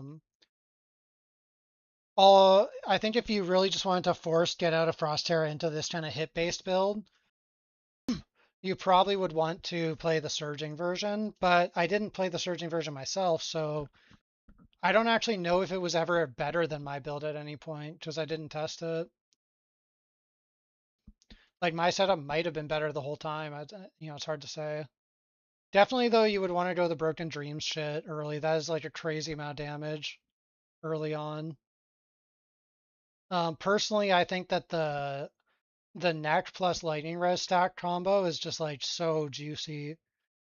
Getting all that AoE just felt amazing, but it does make you like super fucking squishy.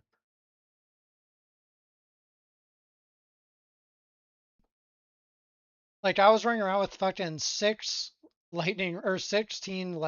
cold fire and erosion res most of the time.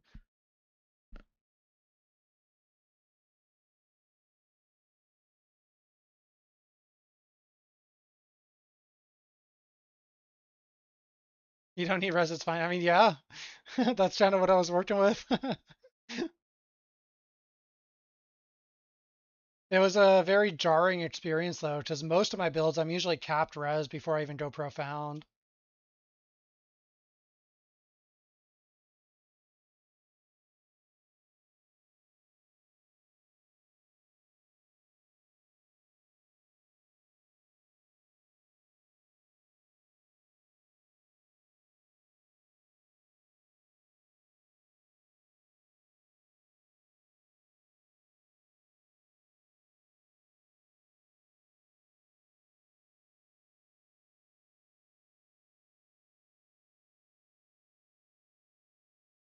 So info you looked at the other subs a bit closer. Yeah.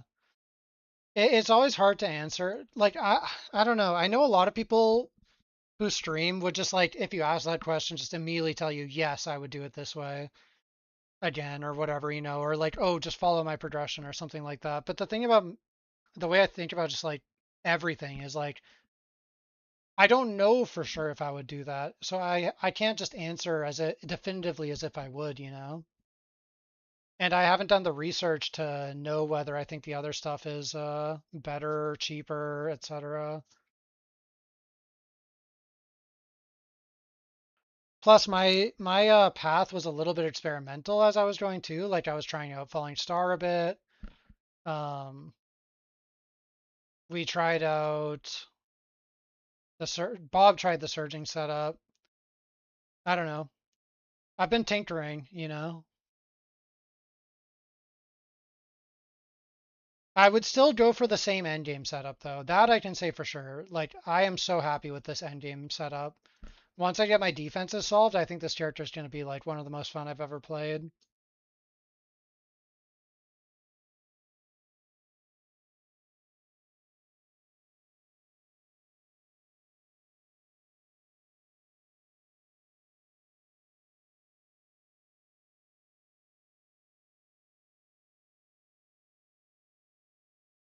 So just how you'd always start attacks. Yeah, I mean attacks are broken early.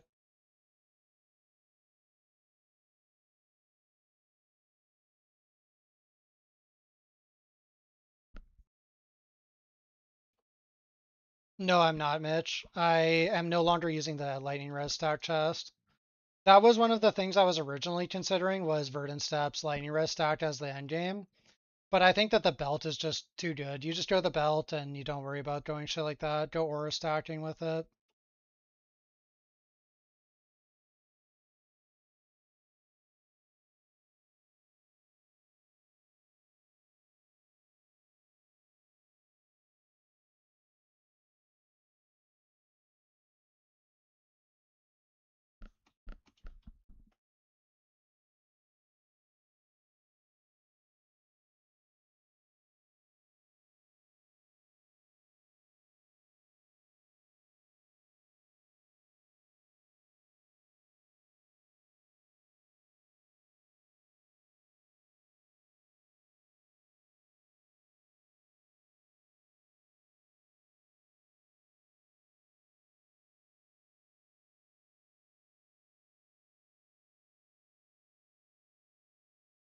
Like the Pantheon belt I have right now is crazy strong. But there's a Pantheon belt I could get that would be around 200% additional damage for me. And like I don't need that damage. My character does so much damage. I'm literally on a T1 weapon, no priceless on my right hand weapon, and I'm already over 10T. I have no red mods.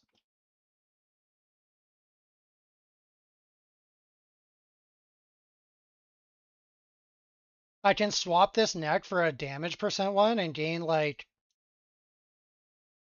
I could gain like 60% damage literally just by neck swapping, but I would lose all my AoE, which would be shitty.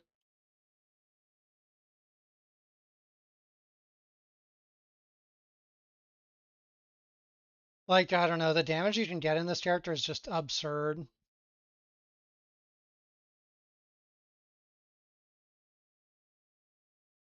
Just need a lot of money.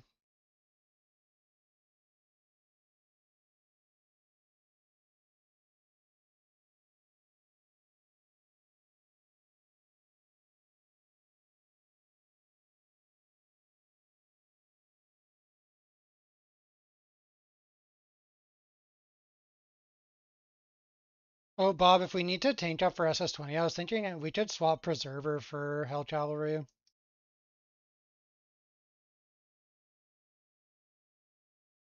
I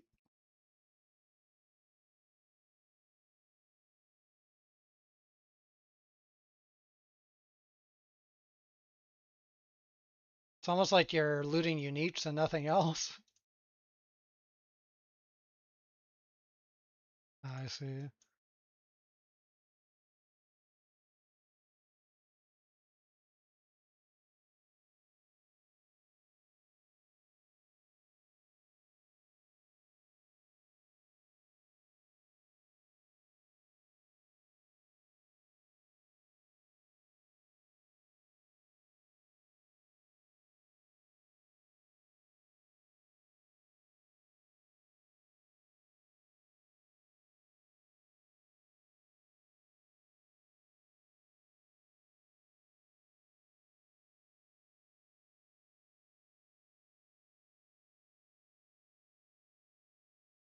Have I done an Ignite build before? I haven't, but I've listened to my friends do an Ignite build, Kev. I think it depends on how frequently you hit. Basically, like, uh, actually, I'll just ask Bob. He'll have better opinion. Hey, Bob, how much Ignite percent do you think you need on an Ignite build in general?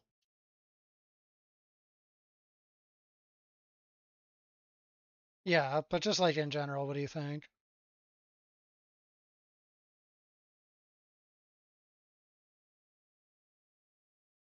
Like if you're hitting fast enough, you mean? So I don't know if you guys could hear him, but Bob says as long as you're hitting fast enough, just Scorch is enough. Oh, and he's also saying that the helmet might have Ignite chance as well.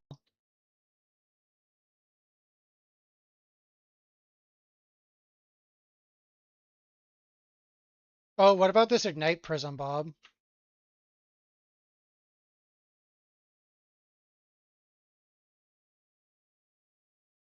The Ignite Chance Prism was worse for you?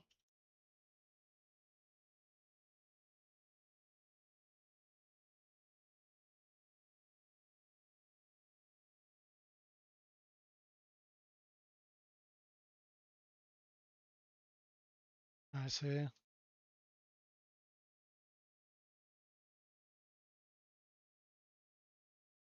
Yeah.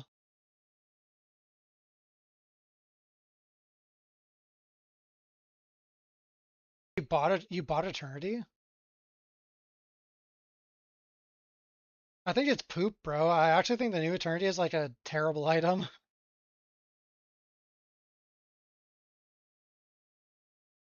I would maybe use the new Eternity if it costs like 5k.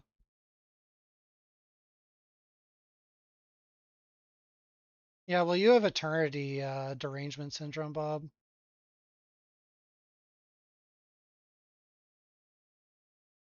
Yep, I knew it.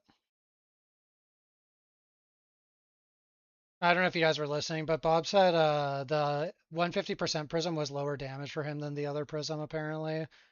And he thinks maybe that prism could be better before you get the corrupted Ignite helmet, but after that, he thinks the other prism's just better. But yeah, I don't play Ignite myself, so I'm just relaying his opinions. He's played it like 3 seasons. Sandler even without pet is fine. Interesting, Phil. Oh, do you need 666 Sandler for it to be crazy? You've never tried it. I only had level 2 legendary and then level 6 on the small pets for Sandlord, Kimmy, and it was good for me. I think especially if you're a low pet haver, Sandler's just very nice supplementary.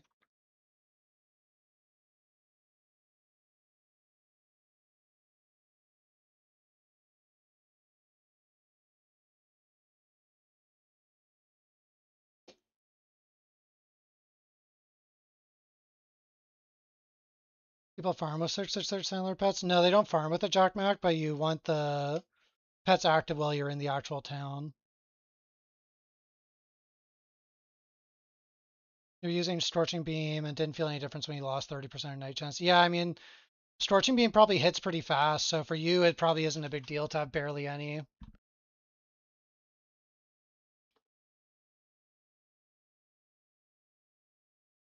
Yeah, what Phil said.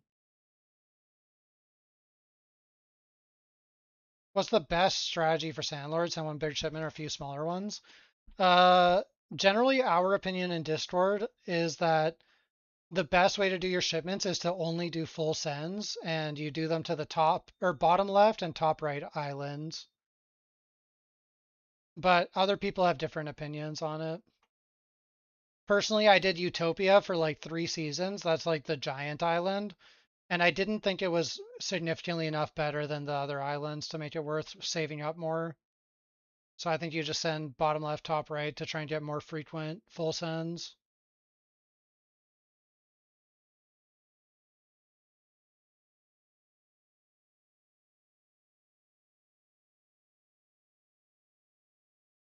You spam send to the small one, Phil. I've never tried that past early game, so I'm not sure how that is.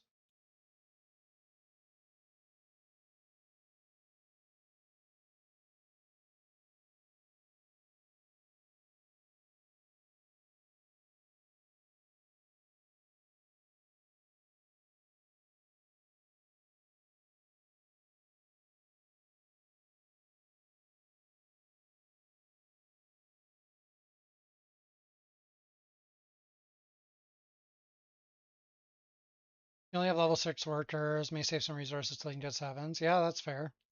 There's no rush to get your resources out in sand. You can save for a very long time if you are so inclined.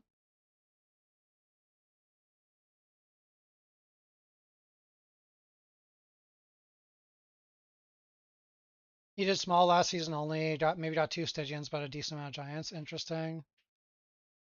That is Stygian the level 8 or the level 9? I can't remember. 9, okay.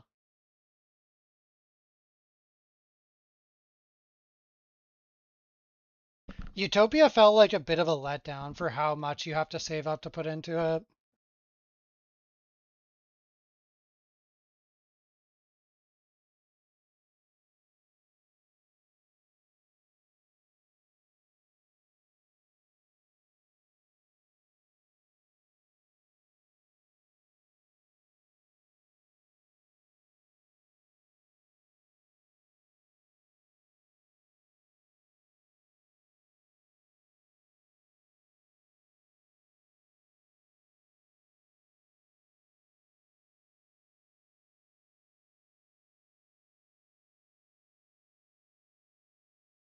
No, I don't think you can always double loot Jack Mac, but I'm not sure. I only have level 2 Sandlord anyways.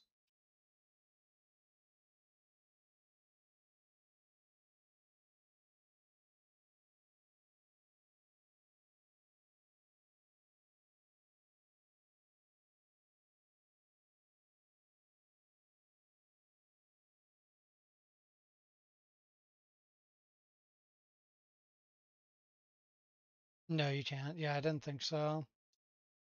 Yo, what's up, Blank? You welcome back. This boss is currently owning me. These purple portals are what always kills me on these hunt bosses.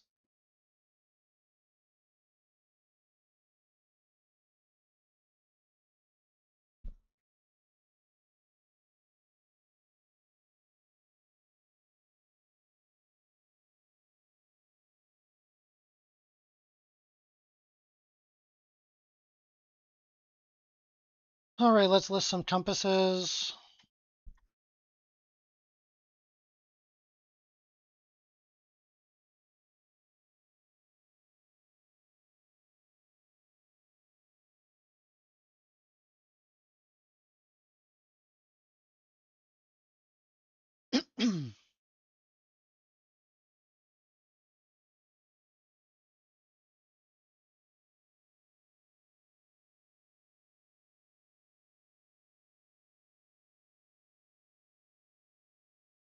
What farm is this? I'm doing zoo hunt or safari hunt.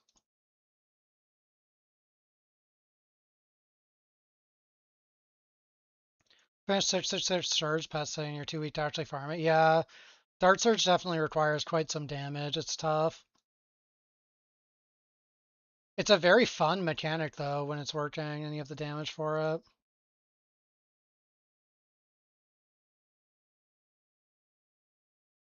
Kong and Doro at the same time, Blink? That'd be kind of crazy. Guess we'll find out tomorrow or in 2 days. Yeah, it's very rippy. And yes, it is new Viper.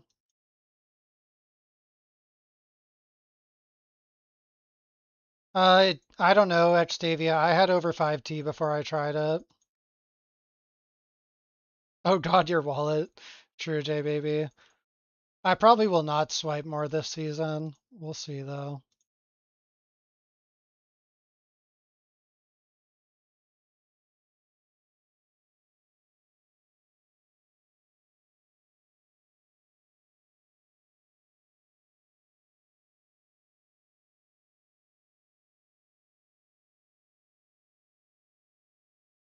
It's got pretty big variance in my experience, JP Rep. Like I've had a lot of hours where I'm making very little money and I've had some hours where it's just going crazy.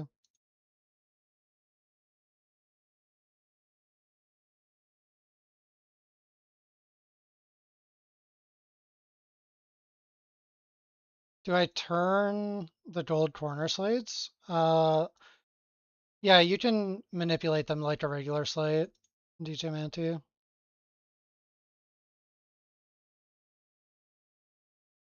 You don't have Karn or Doro. Oof. Maybe pick one or the other. Save your wallet some pain.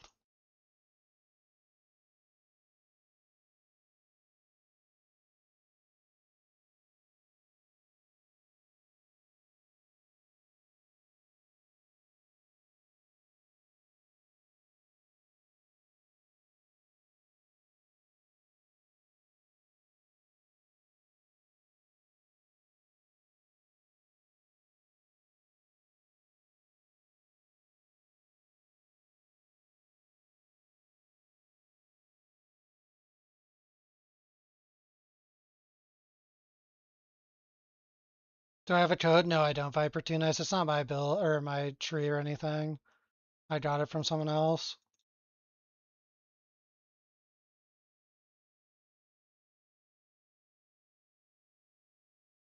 But basically, I'm just the full Safari stuff, and then the rest of the points are just in the Compass tree.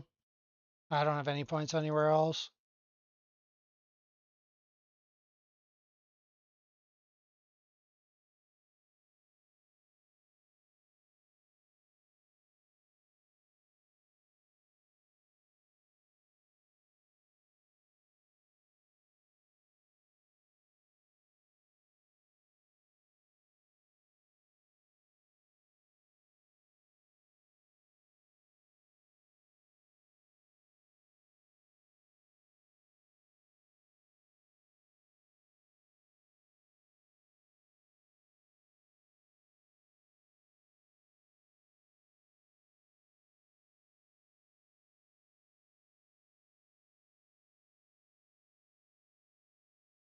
You hit? Grats, blank, grats. Peewee League this Friday. What do we do? Sandoro? Yeah, could be the logic, Phil. I don't know. I'm not really interested in playing this Peewee League. How much FE an hour am I averaging? Around 2,500 probably. Some hours more like 1,200, some hours more like 4,000. Just kind of like depends on how the Doro procs are treating me.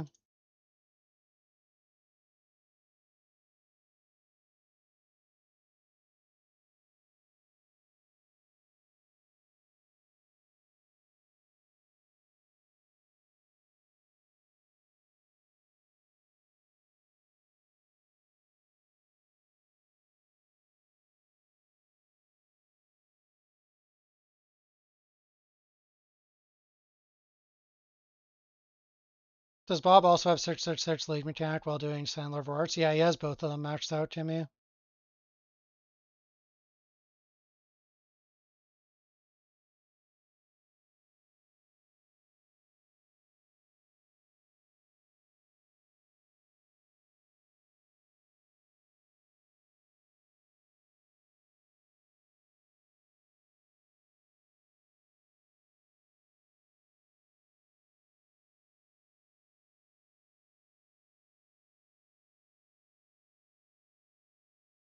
Is there a tree for Safari? Not one that I have made or anything, Viper. I just taught it from someone else. Like I said, though, it's literally just the full Safari section, and then the rest is all just compass nodes.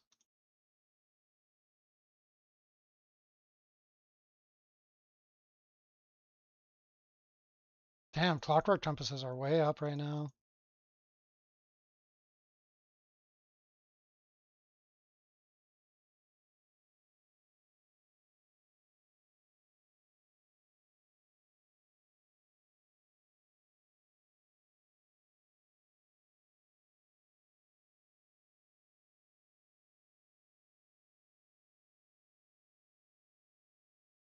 Oh, you mean literally is there a tree for it? I thought you were asking if I have like a code. Sorry, I misinterpreted your question. Yeah, it's in the regular hunt tree. It's the top section.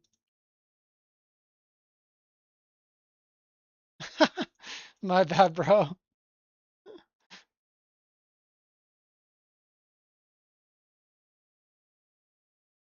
Yo, how's it going, Nick? Pretty good on my end.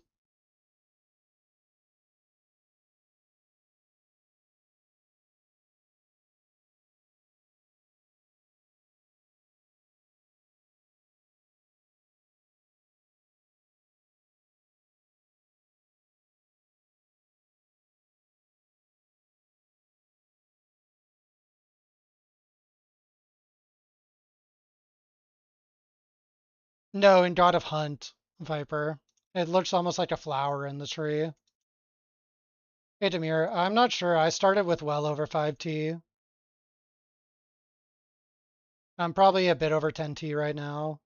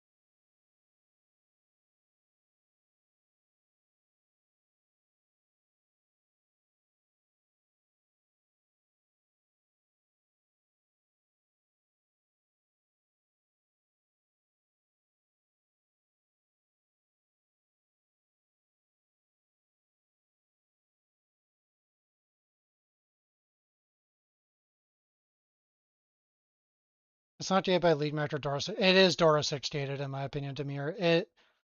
It used to be good without Doro 6, but the prices of the compasses and stuff have all gone way up. So now, like, I don't think you would make money doing the strat without Doro 6.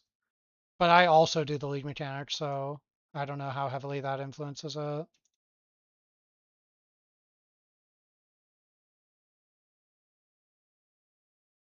I'm a big league mechanic enjoyer. I love the afterlife mechanic. You'll see it in a second.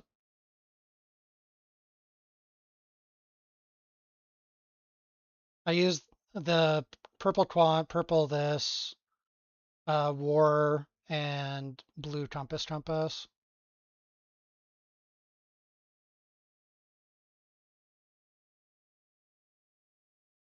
Yeah, I don't think this is a strategy unless you have Doro 6, in my opinion.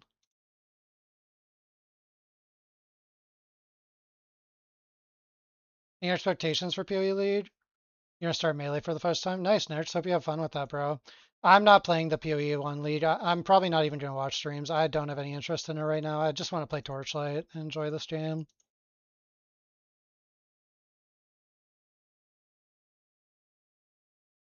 I've been doing Afterlife like every single map since the season started. I just fucking love Afterlife, guys. Like, I wish I could make you all understand the amount of love that I have for this mechanic.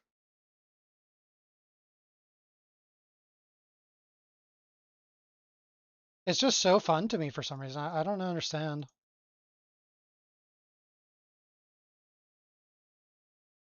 It feels like what Tarjak felt like during the actual league, except that you don't have to like sit around. I actually feel like the buffs feel almost non-existent, but I've heard that they might be more noticeable in like eights than they are in Profound. 59 FE from Rainbow Boss. That's pretty sick, Crazy Gamer. Congrats. You remember loving Lunaria that has been asked this season? Yeah. We had someone in here who's making good money with it, but most people I've heard are not having a good time with Lunaria. You've definitely noticed it in TAs. That's good. The lead mechanic boss Viper or like the Safari bosses?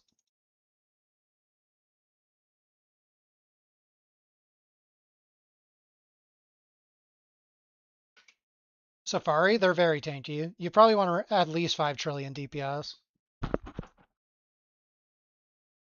And if you're not tanky, that can be a problem too.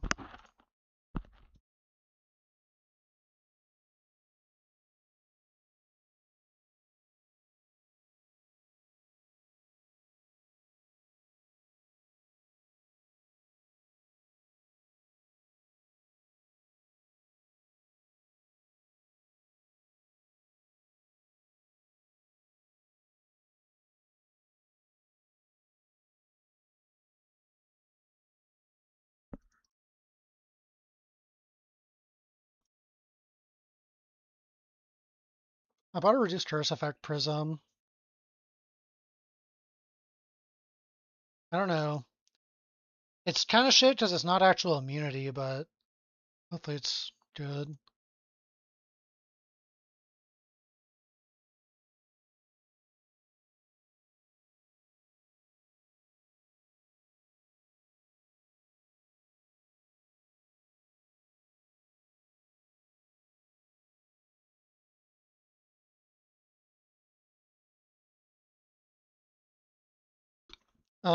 Do I know an easy way to inflict numbed? No, it's really hard, Doggers. You pretty much need to use Thunder Spike for it to be worth it, and that's only really worth it if you get a Assassin on the belt as well. 20k FE and Rosa 2 BB to get 80 B. Oh yeah, BB is a rough starter, Nick, for sure. Sorry to hear that, bro. That's a build that needs some fucking money for sure.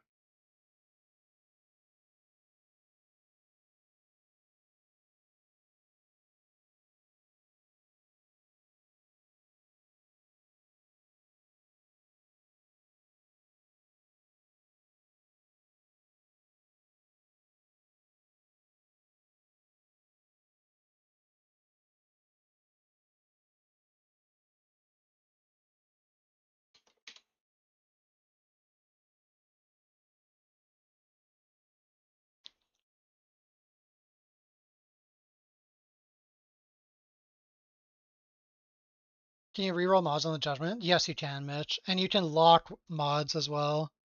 Or at least you can lock a mod. I don't know if you can lock multiple yet.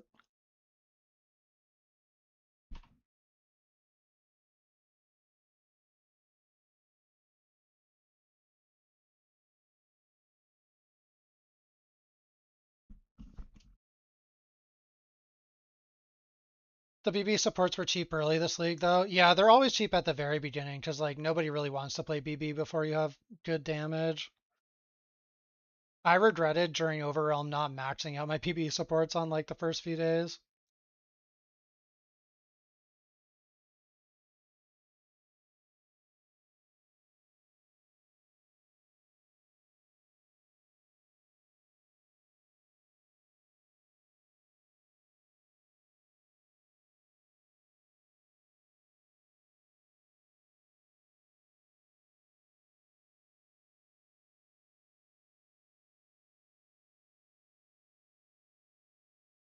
Up to 243 MS. It's pretty good. It's pretty good. I think I'm gonna end up with a fuck ton of MS, by the way.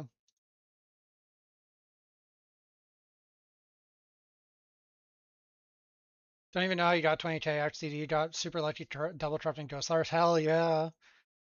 I mean, fuck it. Who cares how you got there? All that matters is that you did get there.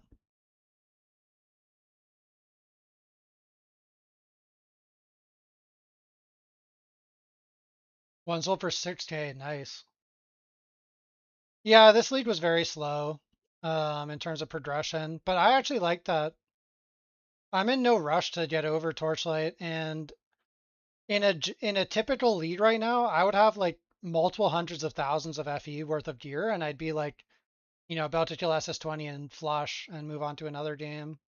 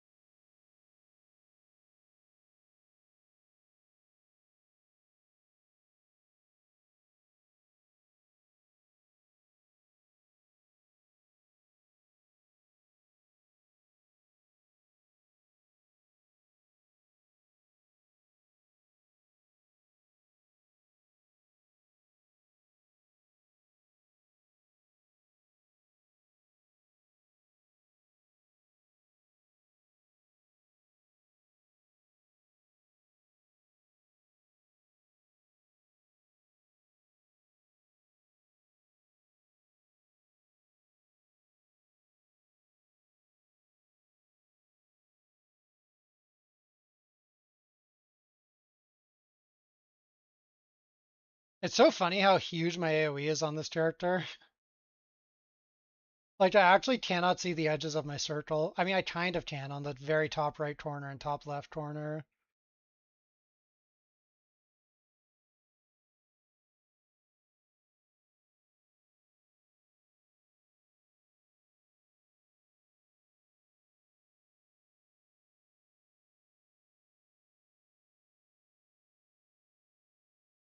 I've got to try Overrealm on this character at some point. Or not, sorry, not Overrealm. I meant Outlaw.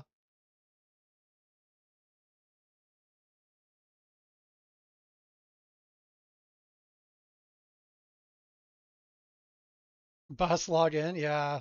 We'll have to try it at some point.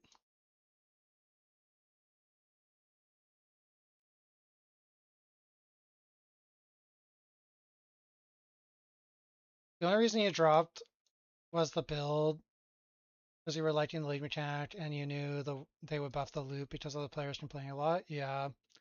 I knew they'd buff the loot. I thought they'd actually buff it a bit more than they did.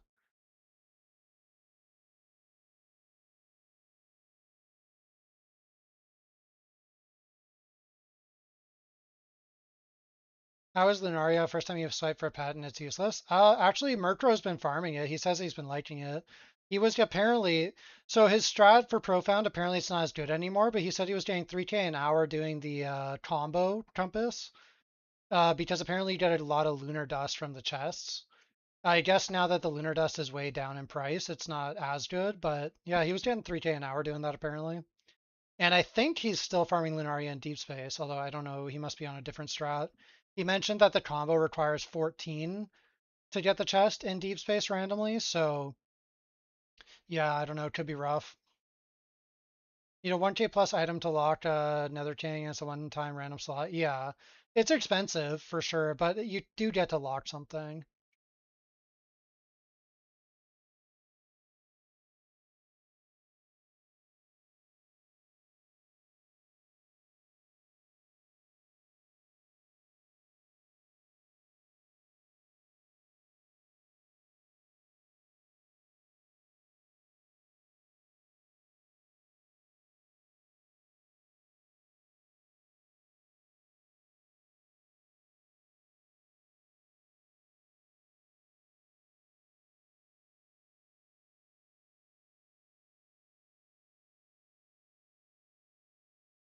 14 is wild. Yeah, that's a tough combo to hit.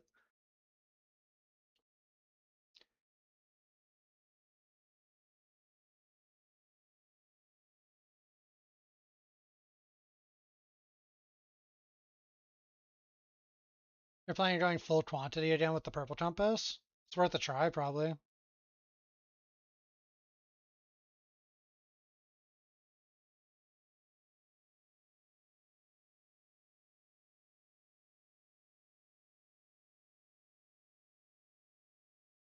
The song is hitting right now.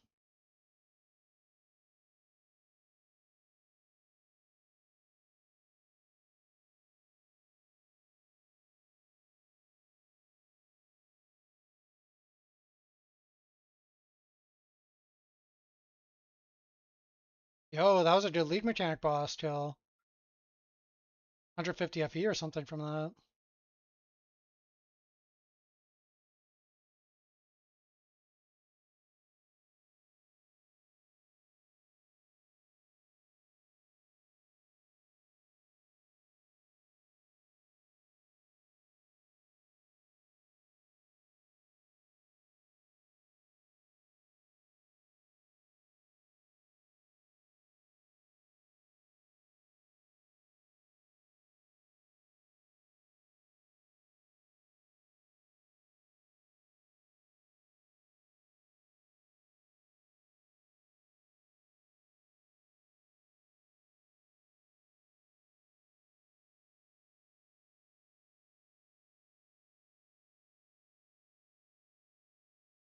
One 100% additional quantity with league mechanic than 25 points on the tree. Yeah, that's a lot of quant. Maybe he'll pop off, Nick. Ooh, rainbow. Let's try the orange compass again. Okay, you know what? This might be a mistake. This might be a giga mistake. But I'm going to try something for fun. And maybe we delete a ton of money. Oh, do I not have an ecliptic? Let me buy one.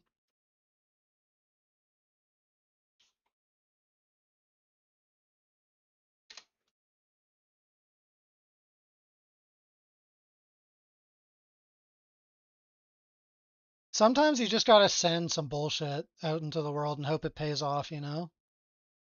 I don't even know if I'm gonna have the damage for this.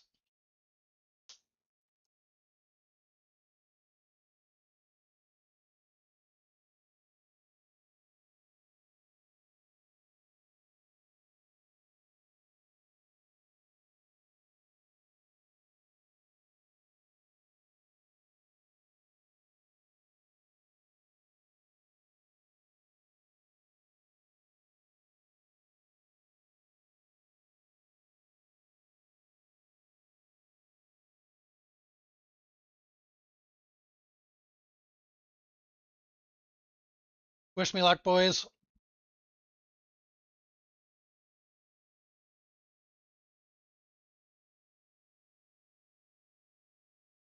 45-minute boss fight. The thing about that is, I think if my boss fight exceeds 2 minutes, it's not looking good, basically. Especially in this map, the arena's pretty small.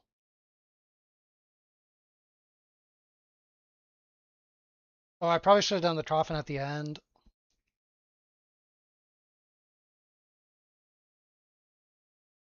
It's not looking good. So far, I'm negative 200 FE.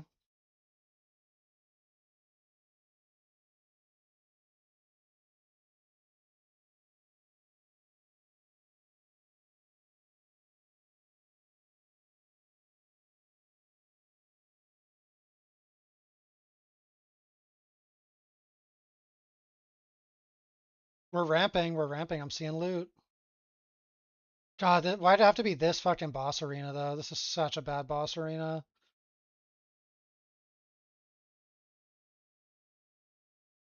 I didn't Giga proc in the map, so it's actually not going to be that crazy, I don't think. This is only going to be like 10 bosses. Yeah, 10.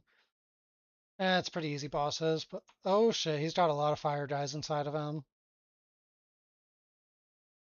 This arena is so bad.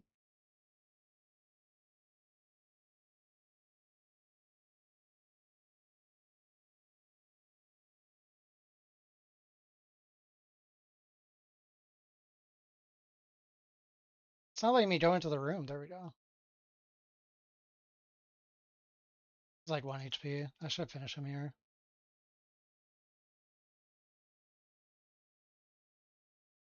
Oh god, I made no money in this map. Oh god.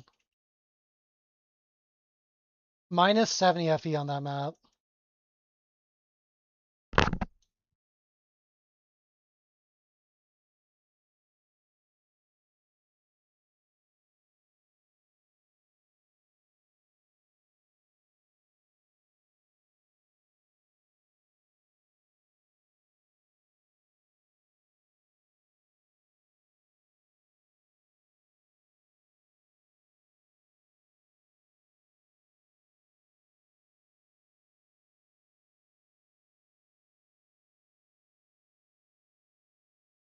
So that was a horrible map.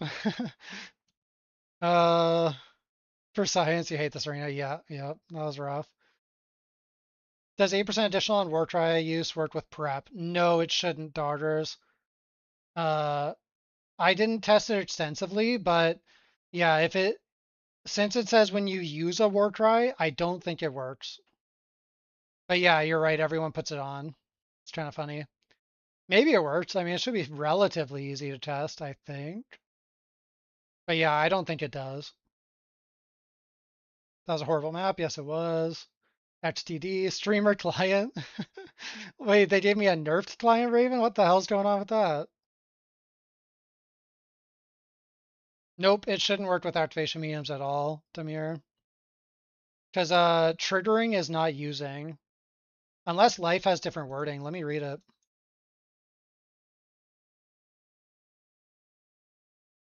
Nope, says trigger.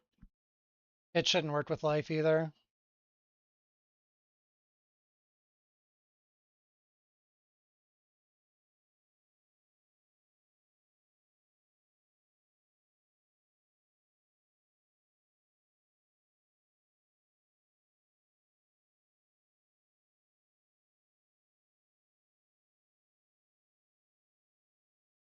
Who presses a war cry? Gamers, bro. Except actually the real answer is people who macro, most likely. Alt was using it for life and thought that was a trick. No, I think he just probably doesn't know the distinction in this game between use and trigger. You take damage on dummy tooltip. Interesting, Yorichi. But that is hard to test because there's a lot of variance with crit and stuff. So even if your damage went up in one test and not the other, it's not necessarily accurate. You'd have to do a test with minimal crit or something, or like a very long test time.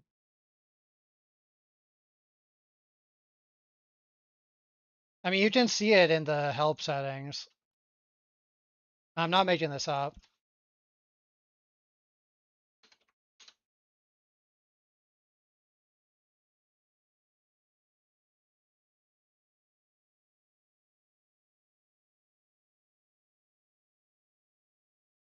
What is it under?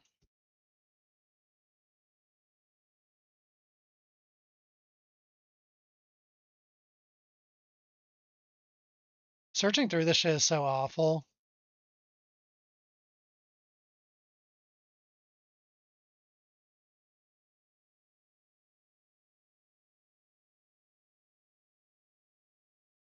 Oh, here it is. So use, the player's action taken to press or hold down the skill button to create the skill effect is called using a skill. Only active skills can be used. Trigger. Certain effects can trigger skills. But yeah, there's the distinction between use and trigger. It is a real thing. The additional damage will go up, Yorichi, because additional damage just assumes that all of your multipliers are working. If you're looking at this number, it's not always accurate.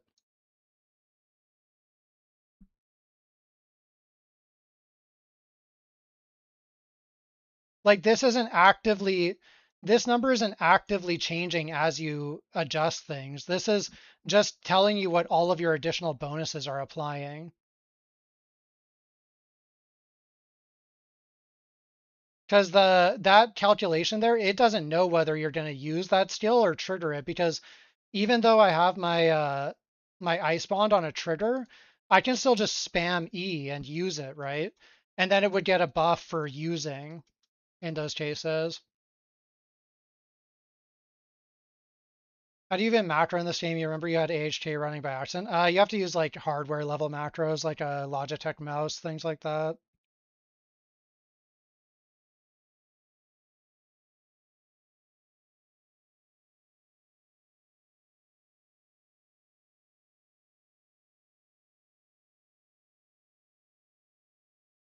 The node doesn't seem very good unless you actually need to see you're on the path anyway. Yeah, that's true, Murkrow. Or if you for some reason needed like nothing else in the tree. But I remember the tree being kind of point boundary for me. There's a lot of good defensive stuff in there, especially if you're life based.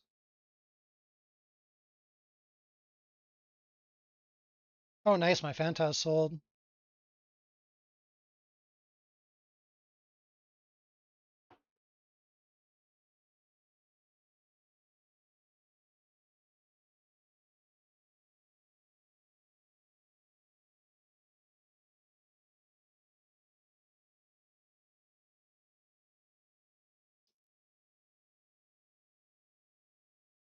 $1,300 for selfishness, but Stannis one's just better, I think.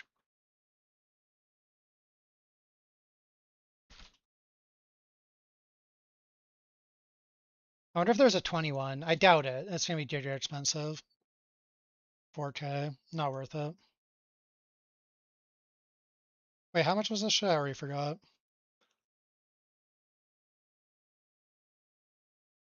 1550.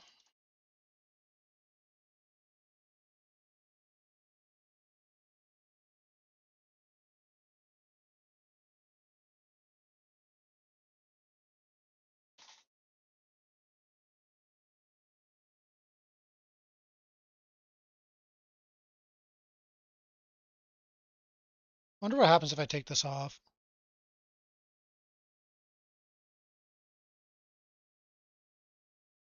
I actually can just not reserve any life if I want to. That probably is going to be better. Because then I'm not losing a link and I can just put interesting.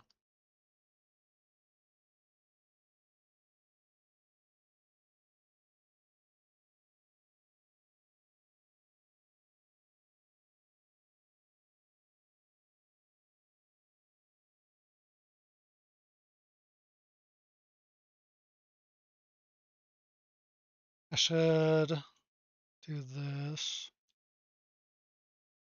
Because I want swiftness with the support next. Actually, it might not be enough once I get we'll see.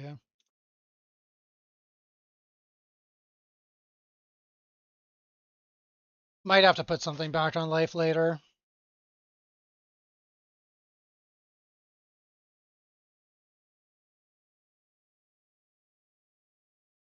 Up to 250 movement speed, that's good. How's my cast speed now?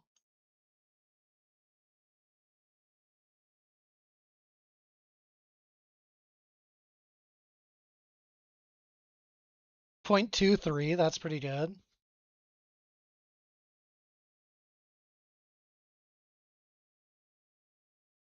I'm at a .23 spell burst on my thing now.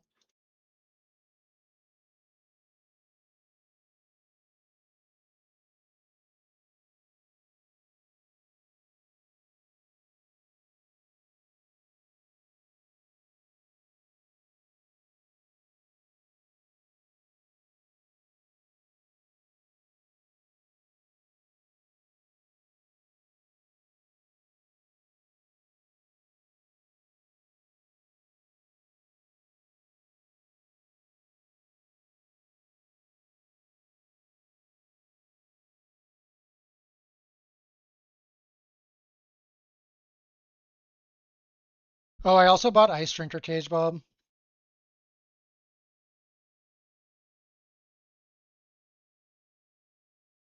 I'm not sure how we...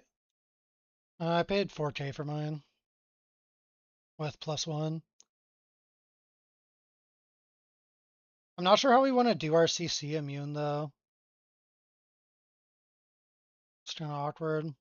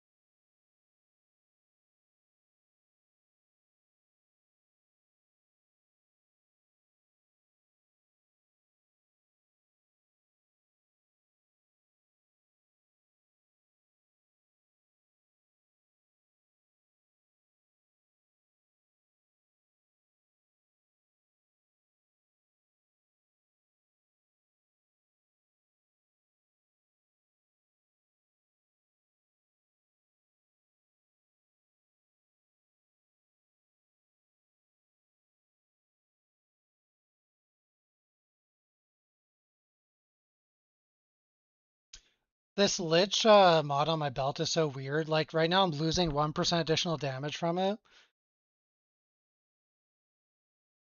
What'd you say?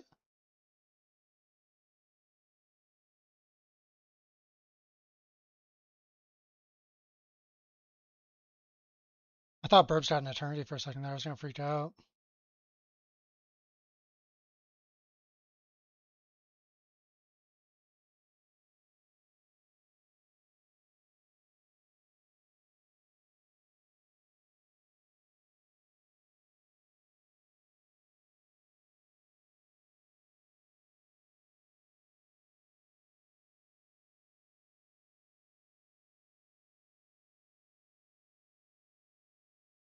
It's a pretty big number.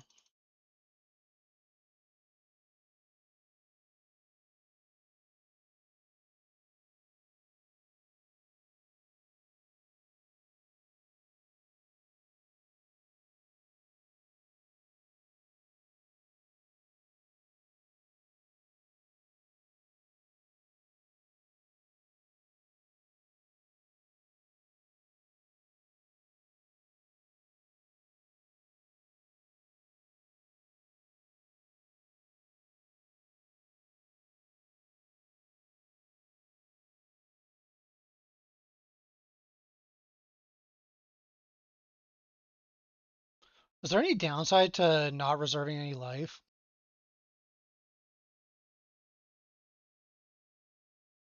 I mean, it's like bad for that one map mod, I guess.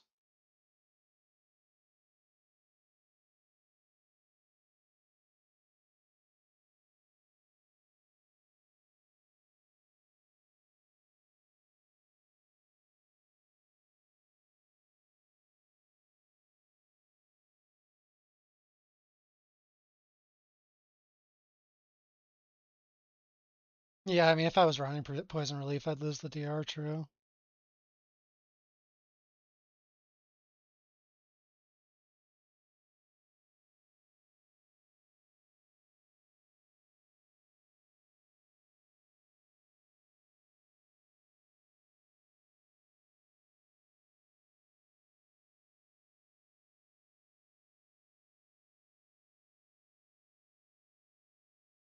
I might consider running that Fire Aegis shit to cap my block.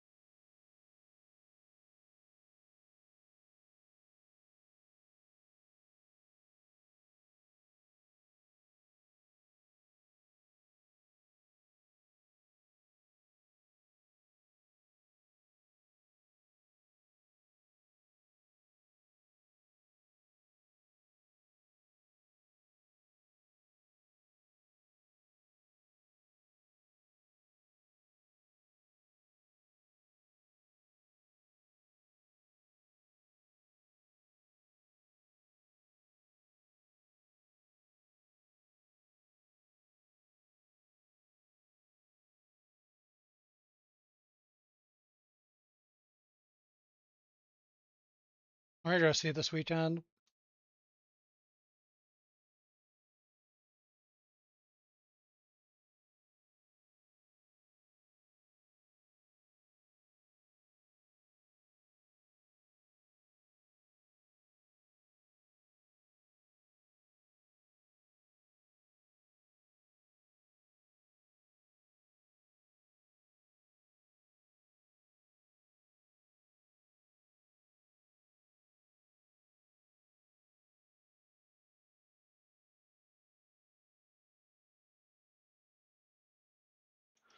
But we might want to make one of our ring ultimate mods Ellie Res plus Erosion Res.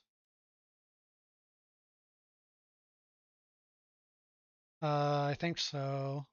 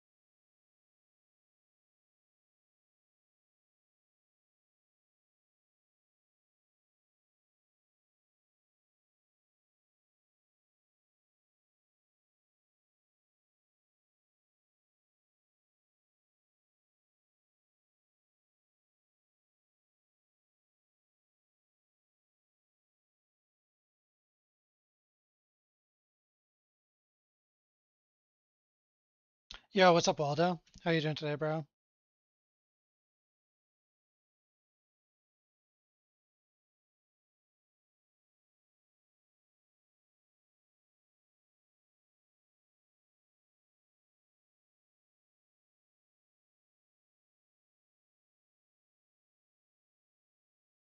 Sand is printing? Nice, nice. We got a bunch of people in the Discord farming up some sand. I'm a sand avoider nowadays, though.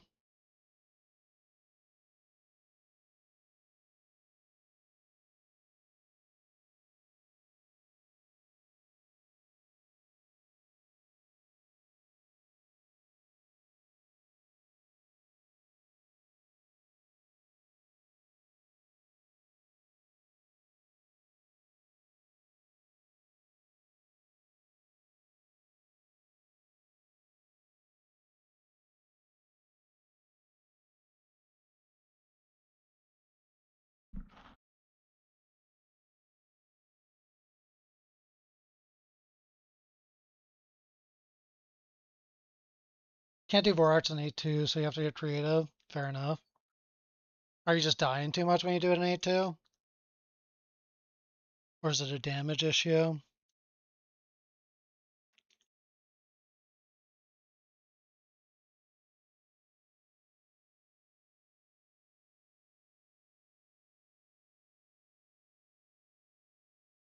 Were you farming that? You're losing 90 FE map, Burbs.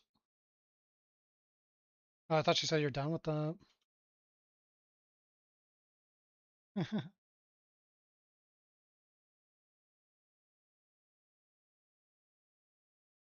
Just wasn't rewarding. You would do a 1 mil Vorarts and get 30 FE. Yeah. 8-2 doesn't drop the Orange Searcher. Yeah, but a lot of people have been saying they've been liking Vorax plus Arcana in 8s. I mean, I didn't do any of those in 8s. I just farmed the league mechanic myself, so I don't know. No personal experience, but that's what I'm hearing. You're just doing Arcana Hunt Sand? Okay.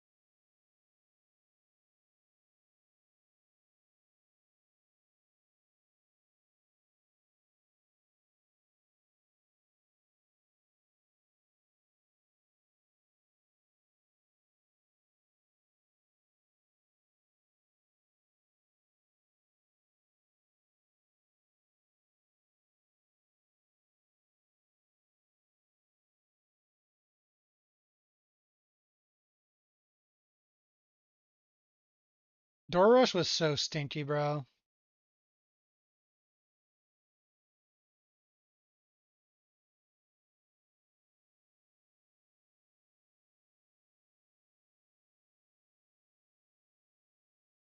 I think the 8 hours I spent doing Door Rush is the only time I've ever farmed a mechanic in this game and wished I could take my time back.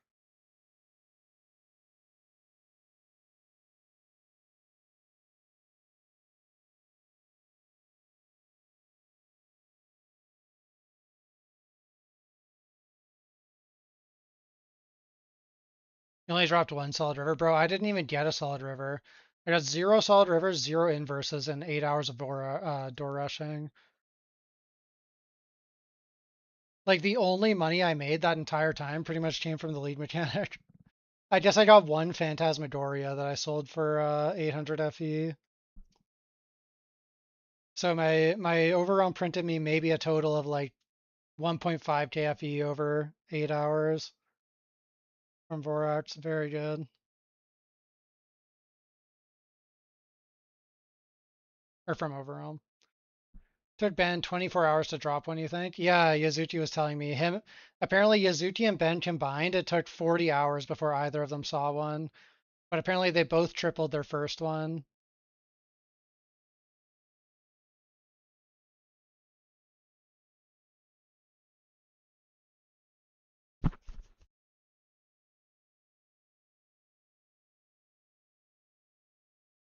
Crazy bad, yeah.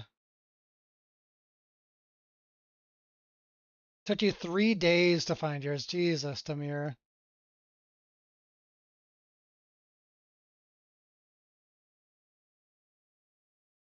Drop two, didn't triple. Sad. Oof. They have to buff the drop rate of inverse. Yeah, they really do.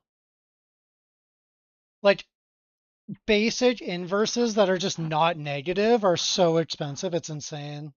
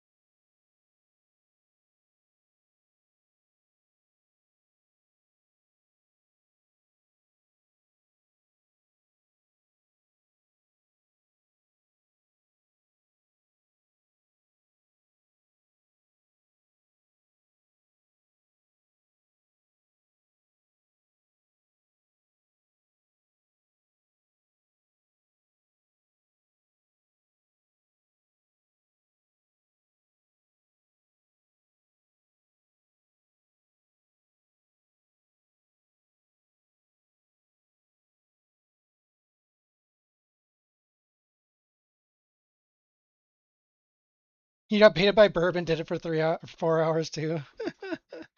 Oh no. See, the problem is I was in a Discord with Burbs the whole time, so he gets them so frequently that I was starting to think maybe I'll get them too. Like Burbs got I think 12 inverse images in 2 days.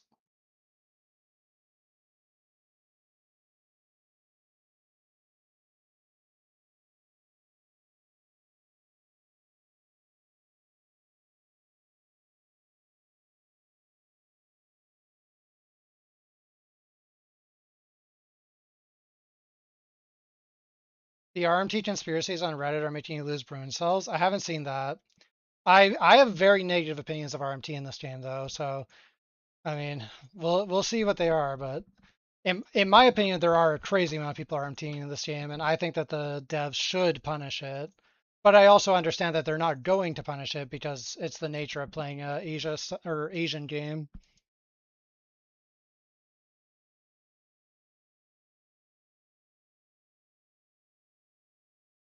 They're saying XD is the one selling the RMT or is the FE. I meme about that, but I don't actually believe it.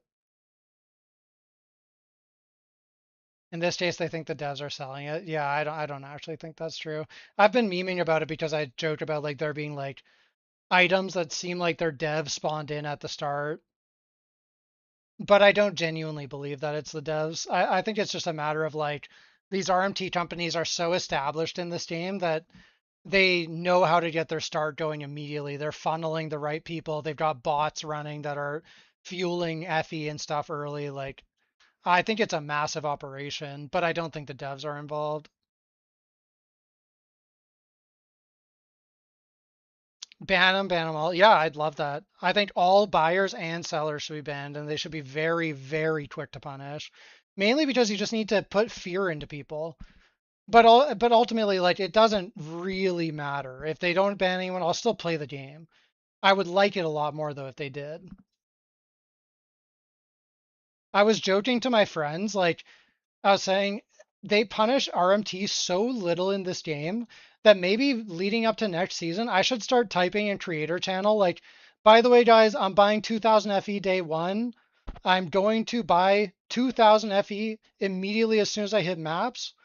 Be it like, just announce this before the season. Do it, stream it the whole time. Just like, accelerate my progression to an extreme amount and just like be like, okay, well, are you going to punish RMT? Like I told you I'm going to do it, I did it. Like Because these RMTers don't even hide their profiles anymore. You open up a profile day 2, they've got 100,000 FE worth of items. Like, you got to put the fear into people. Clipped.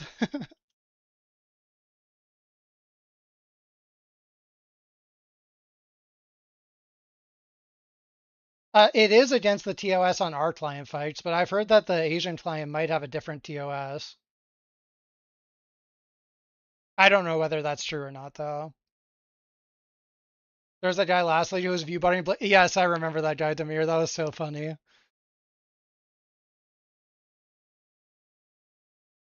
They have build code and everything. Yeah, exactly, Coffee. It's insane.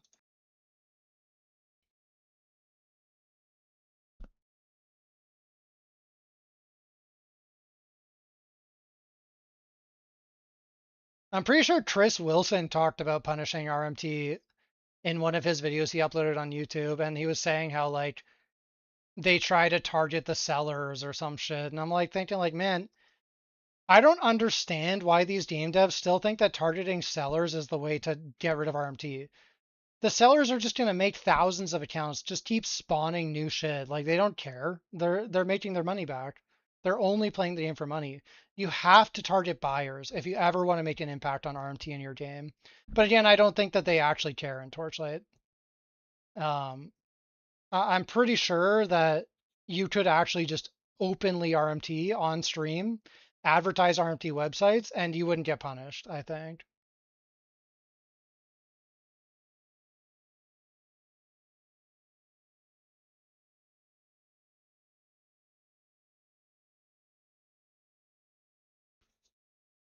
The dude that started drawing with Milky? Yes, that guy Blink. I was watching Milky during that. It was so funny. Isn't Agromorph doing that? Yeah, pretty much, Chucky. He doesn't, well, as far as I'm aware, he doesn't buy FE, but I don't know what he does off stream. But he does put this fun pay website into all of his YouTube videos. He puts it in his title. He accepts sponsorships from them. And personally, I think that like it's one thing to punish RMT, but you should not allow partnered creators to advertise RMT.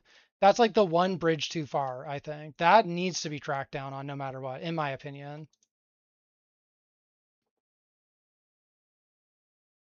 Trying to buy slates with 2 legendary fixed and 2 random that are and random that are 2 epic, 1 ledge, but all you can find is 1 epic, 2 ledge on the bottom.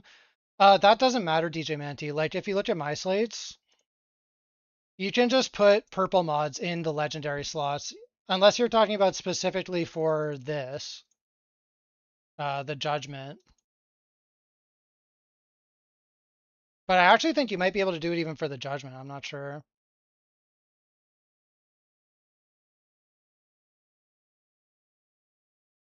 You've watched Billy clips of people buying FE live on stream. Yeah, they literally open up the website and are like, yeah, check out this website to accelerate your progression. Like, bro, just play the fucking game. Why do you guys have to buy currency instead of grinding?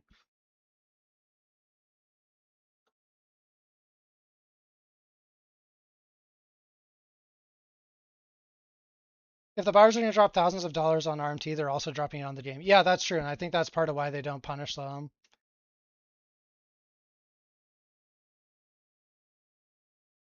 I don't know. I ranted about it, but I would say it's like something that I'm not actively thinking about that much while I'm playing, you know, like it's not like I'm dwelling on it or anything. But I do think that they should do a little bit better, at least with regards to the creators. I'm not sure, Leneman. I started doing it with over 5 trillion and like really good AoE.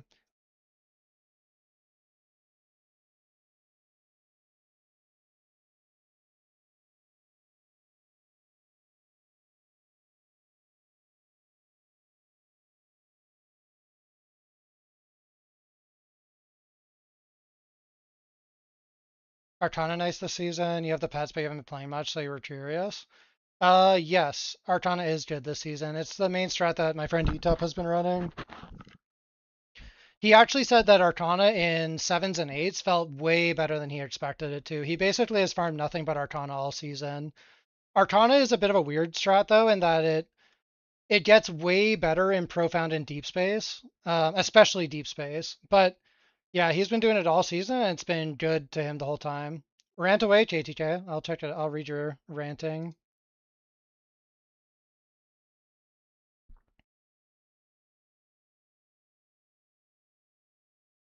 Why did they release Sage and give no easy way to automate alerts? That's actually a big thing. Part of what deterred me from playing Sage. I agree with you on that.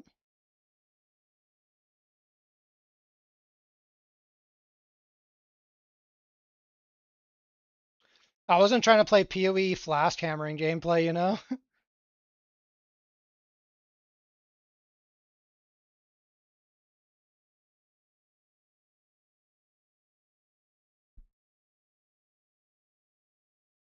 Can't say I did.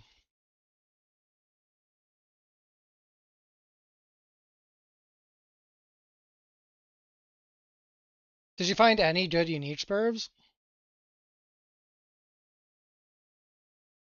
What's Trinity like a K?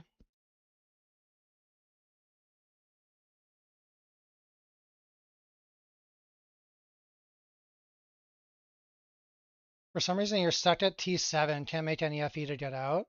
If you're in T7, Viper, the best thing you can do, it's not very glamorous gameplay, but the best thing you can do in Time March 7 is to take a tree that specs nothing but the nodes that give you loot, like force loot on killing bosses. I'm sure there'll be some of them listed in pro builds, but it's basically just called a boss rush tree. And you just run to the boss as fast as possible. You don't even follow cards. And your goal is to just kill as many bosses per hour and kill the watchers. Fuck you. Whatever, guys.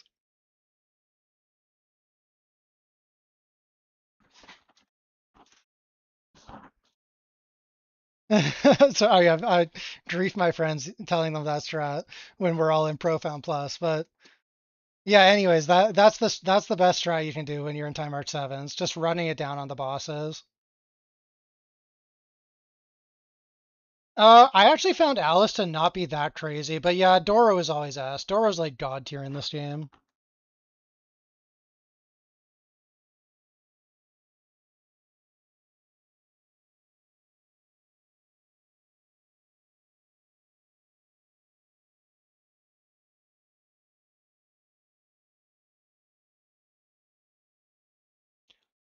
I have level 4 Alice though. I'm gonna take level 5 Alice with from the box this season.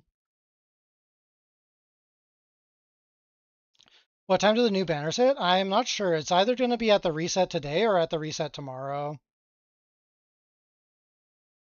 which would be like roughly 12 hours from now. Maybe 11 hours. I can't remember what time it resets.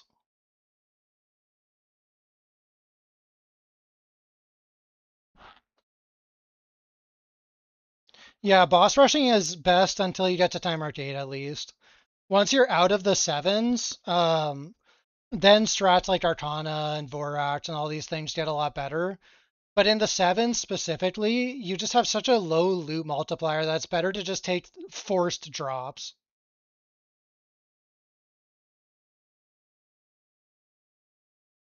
Yeah, I don't know, Blink. I think it's a bit ridiculous how much the streamers can advertise RMT in this game. Oh, I love this Ghost Bride event. This event has given me some crazy drops. I had one that dropped me like over 300 raw FE. You've got level 5 Doro, can't wait for the next league. Well, it might be this league, Xtravia.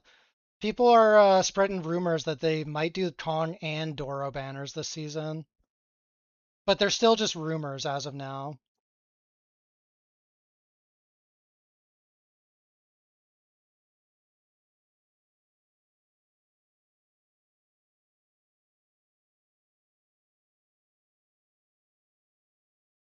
It wasn't that crazy, but it was good. Swipe, swipe, that's true, Phil. Swipe it up. I swiped for Doro last season. I gotta say, Doro has been so fucking worth it. Like, I'm running this pet all the fucking time. She's so good.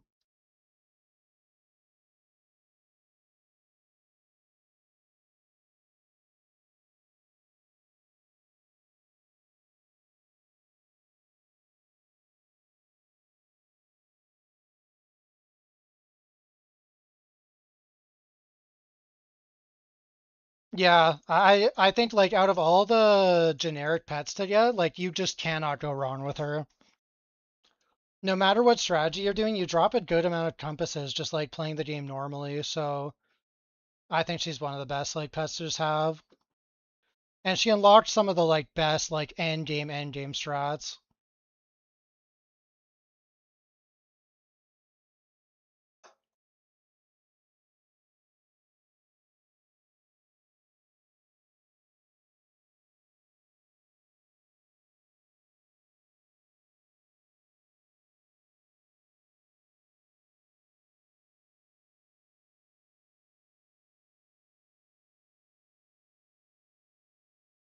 Beacon Pet would be so bad for the game probably. I mean, technically Twin Sparks is kind of a Beacon Pet.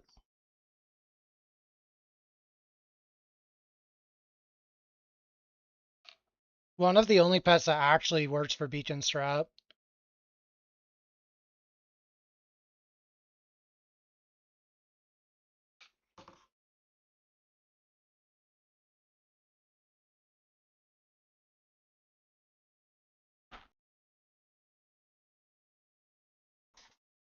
Yeah, Spark works for beacons. You like Shadow a lot? Shadow's great. Embers have always been expensive lately, so yeah, Shadow's a good one for sure. Twilight Spark is the generic quant pet, the new one from last league.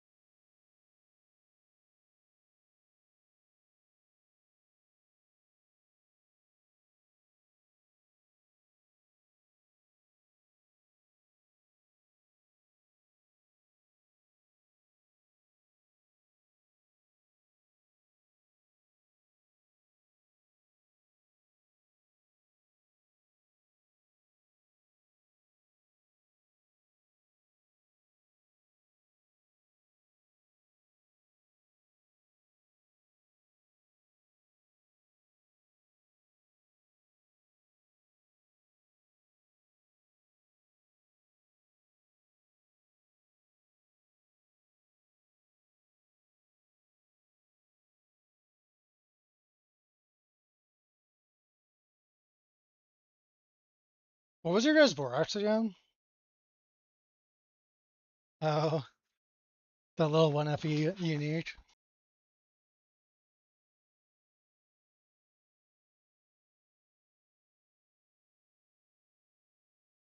Aren't purple sutures up a lot?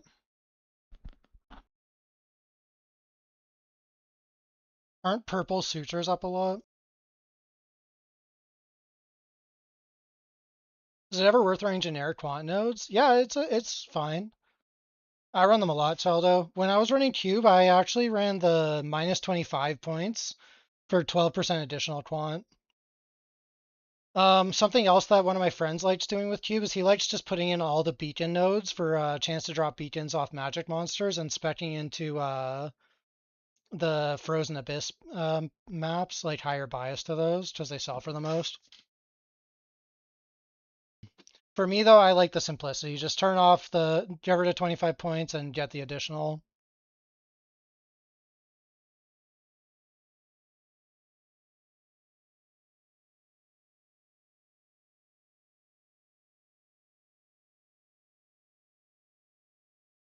What's the point of making Omni Elixir as a belt? Or do you mean like making it on a ring? Oh yeah, that'd be lit. That'd be fire. How much is an Omni Elixir now? Okay, it's not going down at all.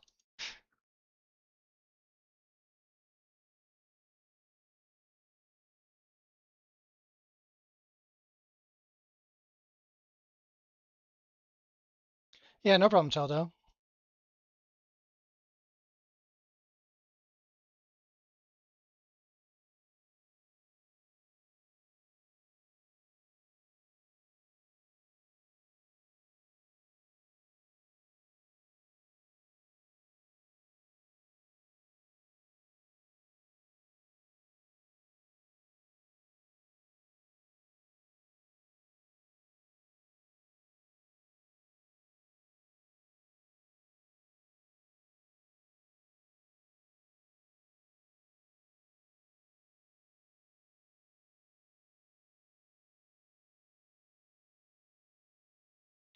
Does the purple quant pet from Spark Banner also increase speed and drop? Yeah, I think so, Phil. I'm not 100% sure about the non-additional quant, but the additional quant definitely does.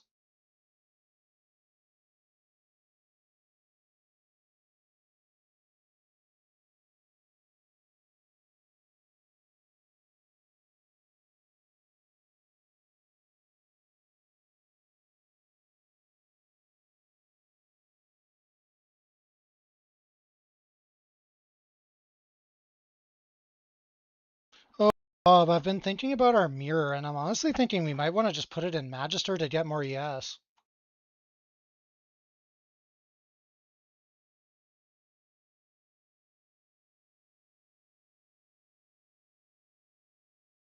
Yeah, but they're good ring mods we're getting.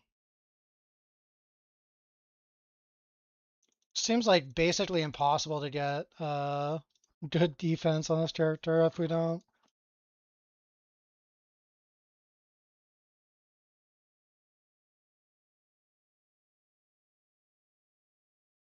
At the bottom, you put it at the frail, yeah, and you get the ES interval and you get the two flat ES things. Yeah, and you would get the 12% int.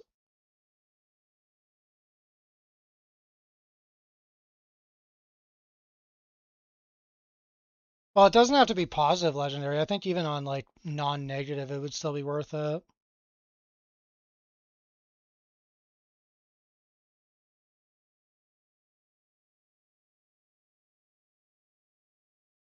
You regret playing Fallen Star and not Tidewell. This looks so comfy. I mean, to be fair, my build was not comfy until I got quite a bit of gear. But yeah, I do like this. Falling Star was rough to scale early.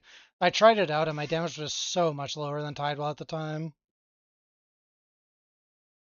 But at this point, I think I could play either skill and it would feel great. Pretty sure Sparks works with anything. Yeah, it should, except for like very specific mechanics. When crafting these slates, are there anything you should have in mind? Um, Looks like you didn't finish what you're typing. You're only going for one legendary average at the bottom. You should go for it on second node instead of last. No, you should always go for it on the last if you're doing just one legendary mod. Because you wouldn't want to copy a purple mod and you would just be blocking yourself out of one of the mods if you didn't do it that way. But no, there's not too much to look into with it. Basically, all you can do to work it into your favors is using the divinity pacts, but those can be quite expensive too. So yeah, I don't know. Slate crafting can be a bit of a doozy. Just a lot of rinse and repeat.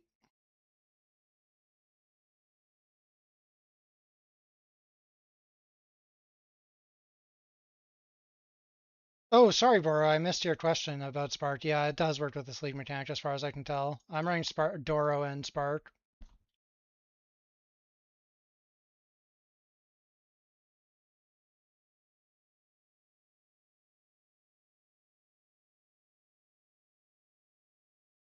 Yeah, if it says double damage, it's just going to be double damage, basically.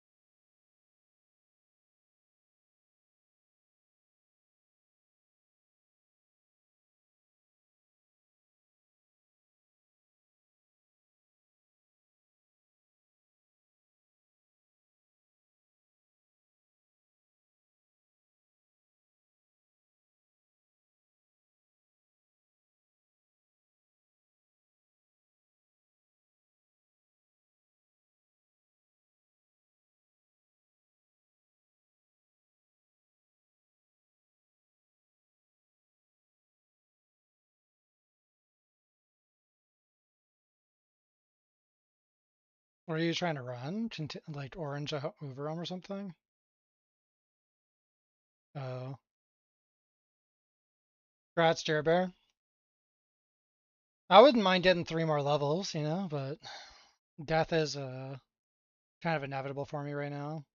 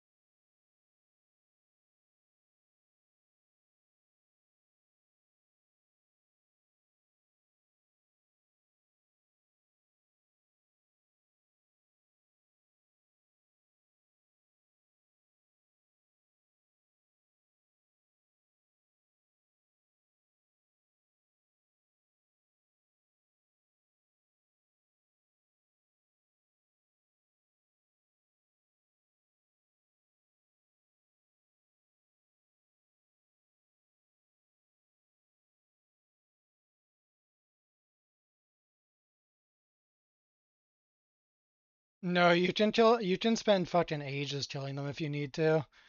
When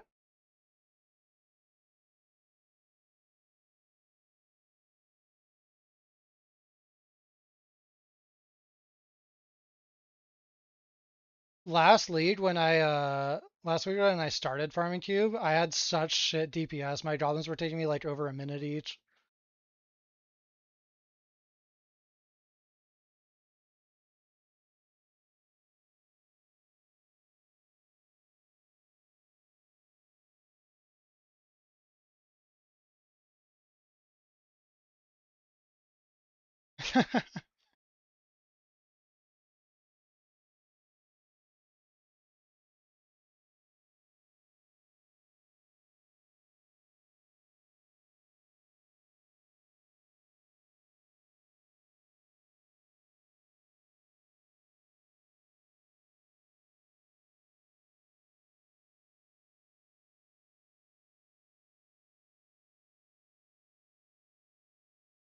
$5K in a profound is insane juice.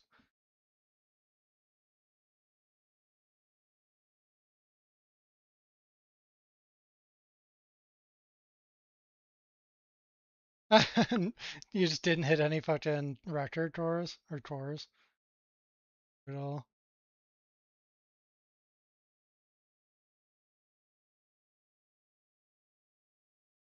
No, it does not, Phil. The last level gets you 16 from I forget what. So this one gets you to 13%, and then this one gets you to 16%.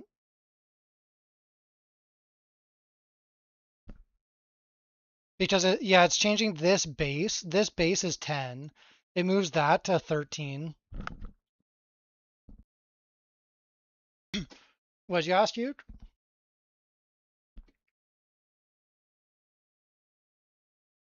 Just some dummies, man. Space Rift is literally BIS.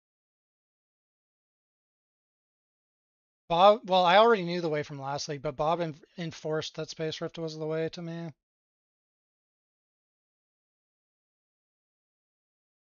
I mean, I was looking at that 100% double damage and thinking that's a lot of damage.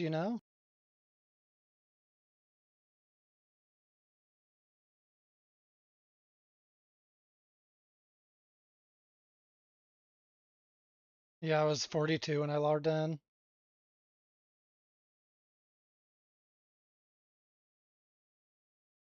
I think once people can do this mechanic in deep space, the compass is going to go insane.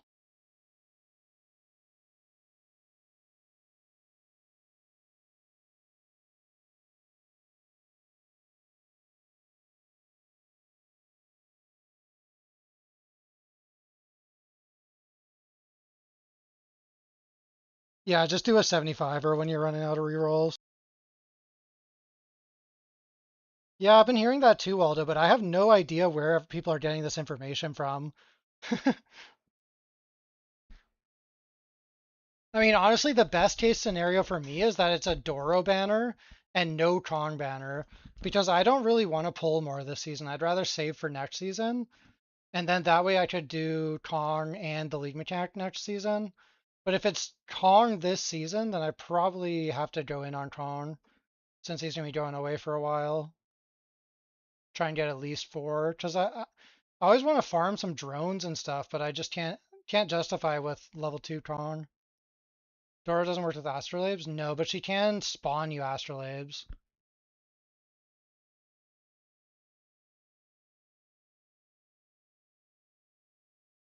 Actually, she might work with astrolabes. I don't know. I'm not an astrolabe farmer.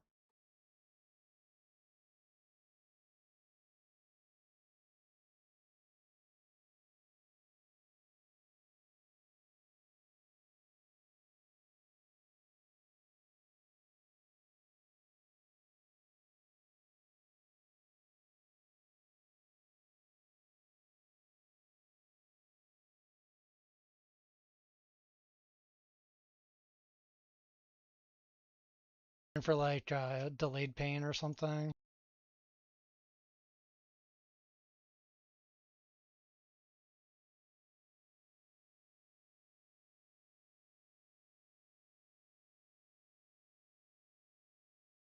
I was thinking we could go Rock Magus, Kismet.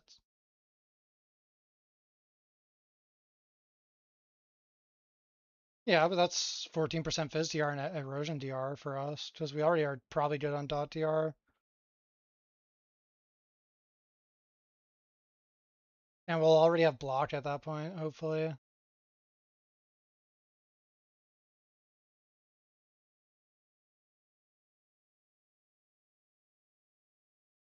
I mean, I'm thinking about, well, yeah, I mean, it would be Giga Endgame, but we could go Fire and Rock Magus.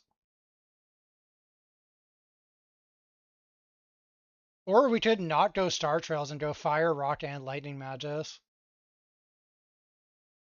Why?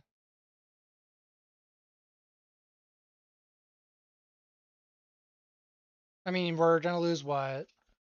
6 times 3 times... Like, we only lose like 18 or 20, 24 aura effect or something from the Star Trails.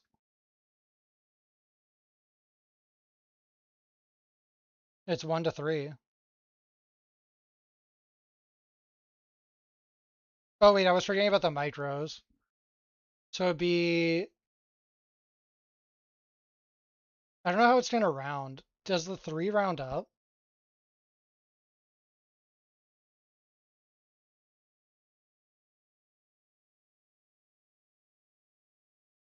Although I guess we kind of need the Star Trail for immunities too.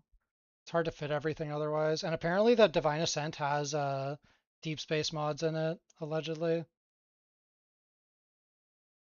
That's what I said too. I was actually pogging out about that. You actually have to make a real character. 21 has Scorch apparently, and then I'm assuming like the higher you go, the more it ramps. Yeah, I guess.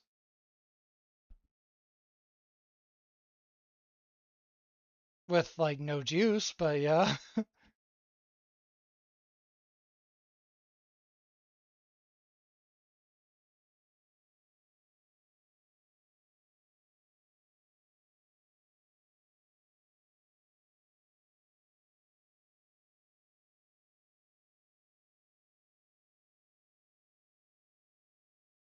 You've failed 6 in a row now. Are you supposed to invest it in the Divinity Stones to guarantee tree stuff, slate crafting? Yes, generally speaking, yes, DJ Manti.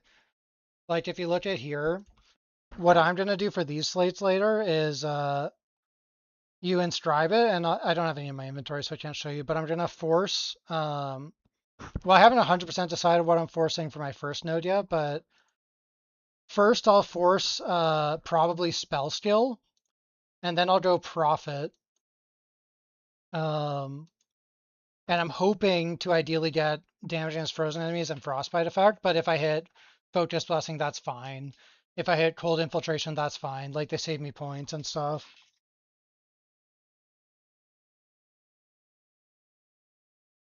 But yeah, it's very RNG to try and just random force it. It's not really like an early game crafting thing you want to do, generally speaking. Also, like the stuff like Space Rift and Prairie, they will, well, maybe not Prairie, but Space Rift will copy purple mods. You're on tier 25 and has deep space mods now. That's cool, Trotaro. TR system is how you wanted the D3 system to be. Fixed stacked maps at each tier. Yeah, that's true. That is really sick. Yo, what's up, Thor?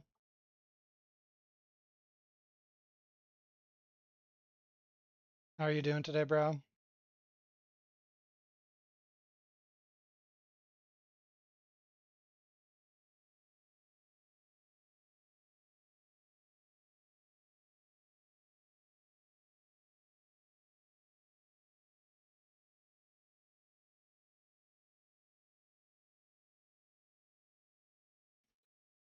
Let me see.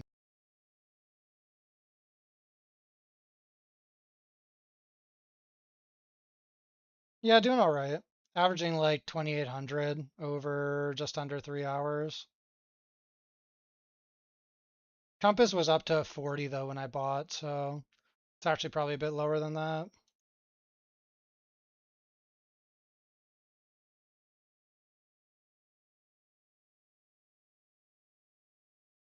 I don't know, Phil. I'm not like a beacon person, but I would assume it does. Like as far as my understanding of how quantity in this game works, it should work. But I don't farm beacon, so I don't know if like you have enough points to put that in. Because I know for beacon farmers, like you really want to have like most, if not all, of the war tree and most, if not all, of the beacon tree. So you just might just not have enough points to put that in. Oh, that's true. It won't affect that part, but it will affect your natural beacon drops. But yeah, that's a good point. For that farm, the majority of them come from the percent chance.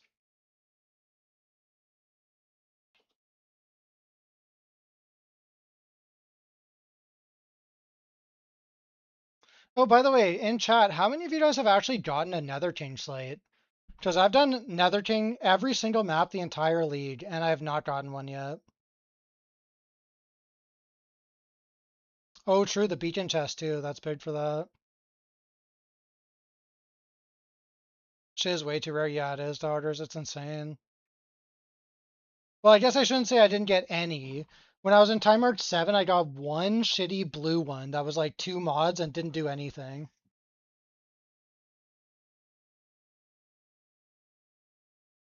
Oh, click on your slate, DJ Manti, go to the craft, and click affix list in the top right.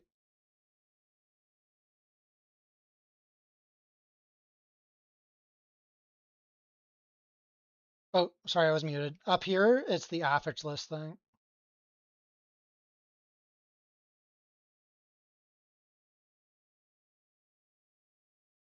Only one with 2 mods. Brutal. Found one in TA, one in Profound. Damn, you're lucky, Jerbear. Were they good ones? Found your first one 3 hours ago from a normal coffin. Blue mod sold for 600. Sheesh. Nice, Franklin. I'm still coping. I'm hoping to hit one at some point. Haven't gotten any divine slates, but you got an ultimate divine remnants to drop multiple times already. Like you mean the crafting mat? I've found a bunch of these. Yeah. Oh, they're way up. They're 100. I sold like 30 of them, I think, when I was buying my belt.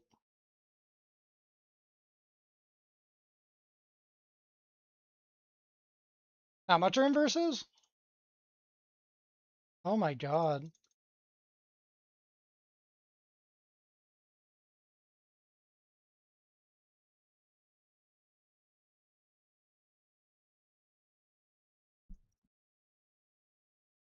By the way, the mats to roll the red mods on the Nether King slates are over 100 now.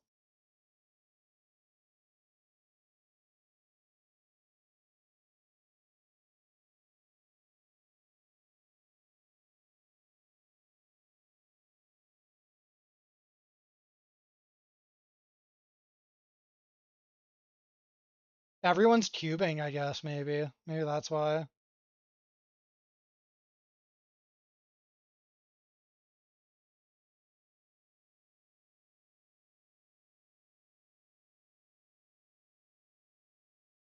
I'm getting hungry, thinking about making some toast.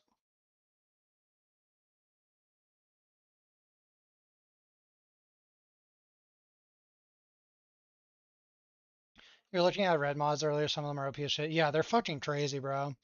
But those things are too expensive. Like, no, I put it in with, I didn't click. Oh, that's so much minus EV. No nether realm resonance on this map.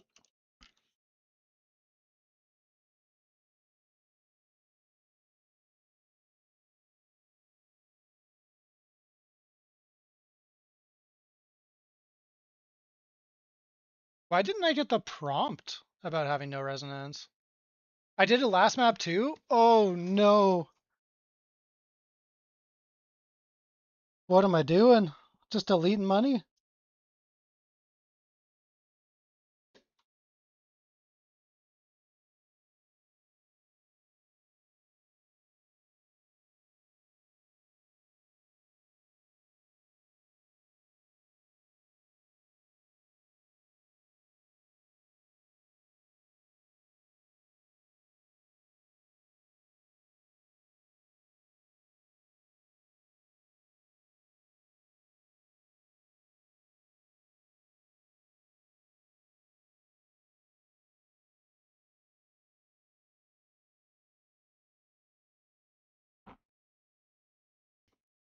Do I know how to fix TLI tractor bugged window? No, I don't know. It's Wang. I'm sorry. I don't use the tractor very much. I mean, I'm using it this season, but I have not really tinkered around with it at all. I'm far from an expert.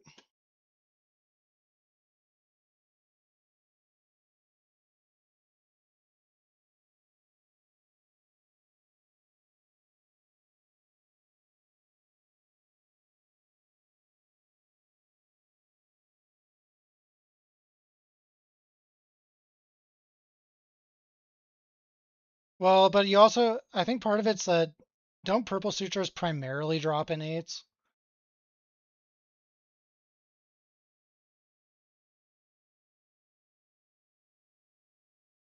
I feel like in deep space, I started getting way more orange compared to purple.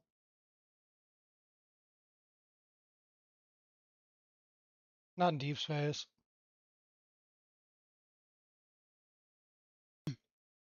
When you open it, the window doesn't render. That's annoying when Wang. Maybe you can restart your computer or something. I know it's like a dumb basic fix, but I mean, honestly, sometimes it is just that simple. That's what I would start out with trying personally, at least.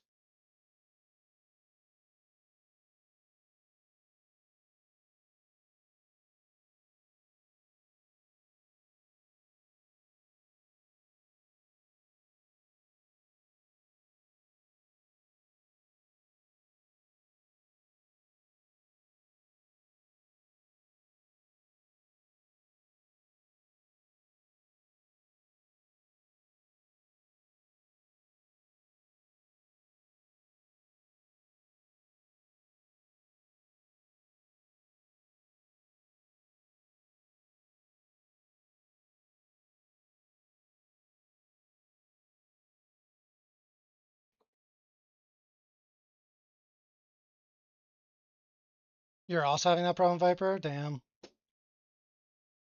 Sucks.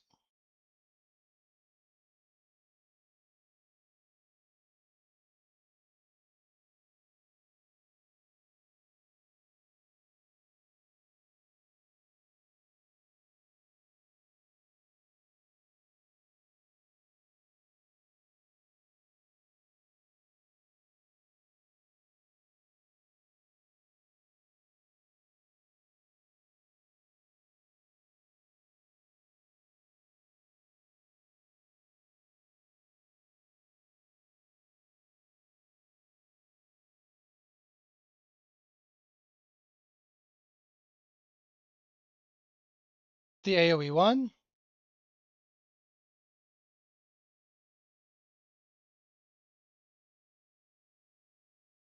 How much more damage? How much more damage?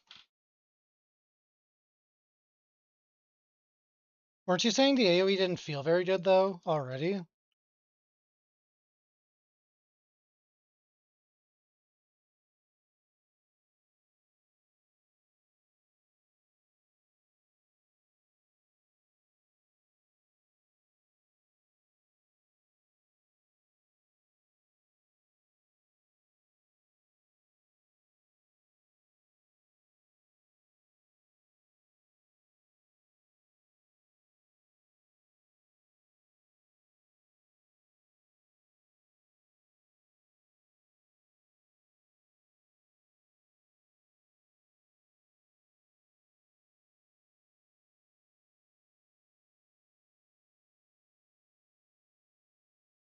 All right, guys, I'm gonna go make some food real quick. I'll be back in like 5 minutes or so.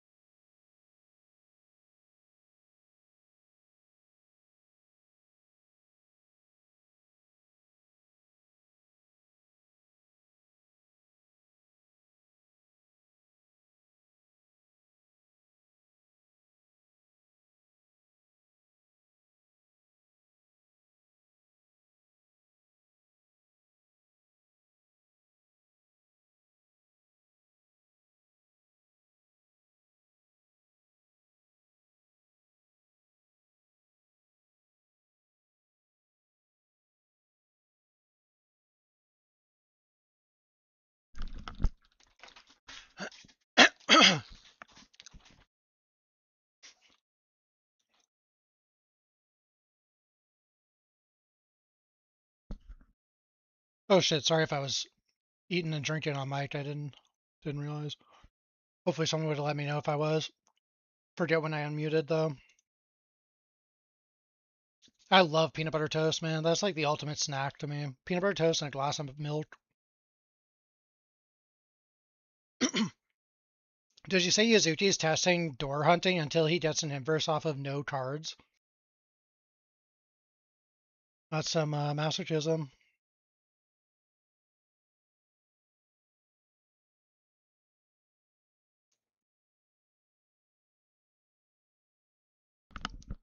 Yeah, I mean, at that point, you're just testing if it's a hard drop or not.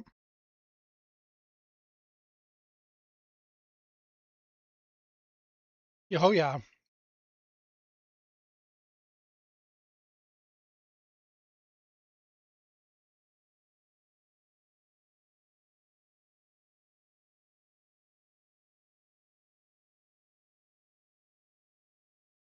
When you hit the Tree of Craving.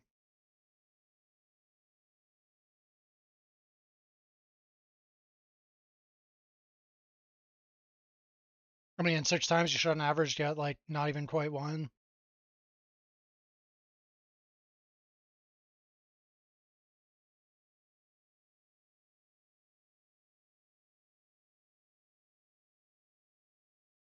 Slightly unlucky then.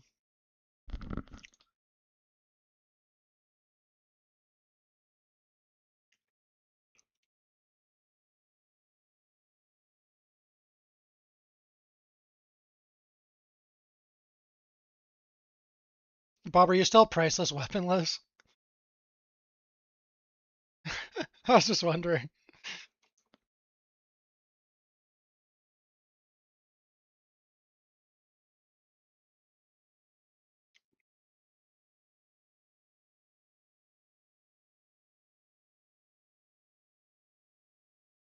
You mean your gloves do that?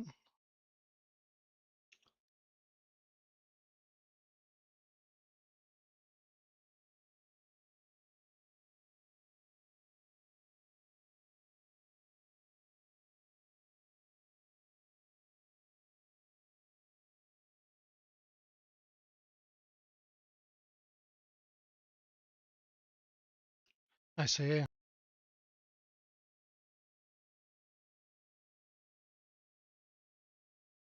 Bob, I think our build has, like, much bigger AoE than Berserking Blade.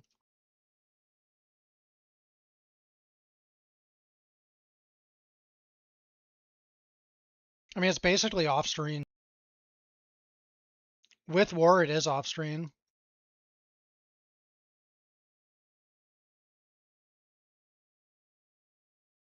I want to do some Outlaw, but I think I want to do it in Deep Space. I don't really like doing Outlaw without the Orange Compass now.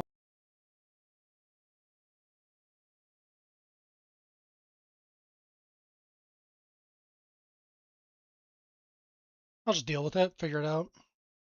If I can't do them, it's not the end of the world, as long as I don't have to, like, let mobs go. But I can actually chase down mobs on this build if I want to do it that way.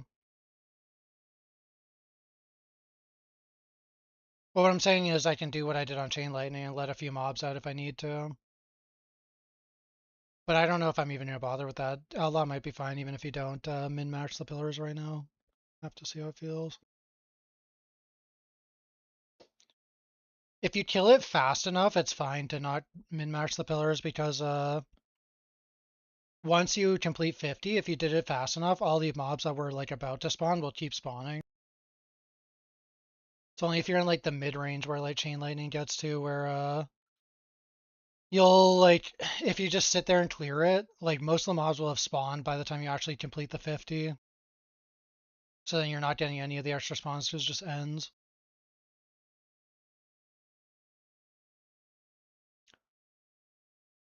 The thing about our AoE though is like it's a little bit fake. Like our circle is that big, but we're not actively hitting the entire circle all the time. It's pretty big patches. I don't know if you've turned your skill effect on since you upped the neck, Bob, but these are some pretty big wells. I'd die if I have it on. I can't see any of the watcher effects or anything.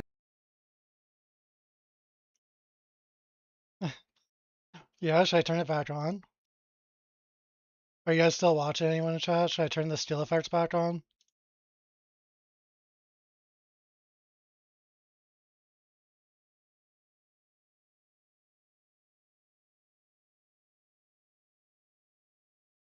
Everybody left when I went to get food. Sad. Or fell asleep. One or the other. All right, I'll turn it back on for a bit. Oh, it's crazy.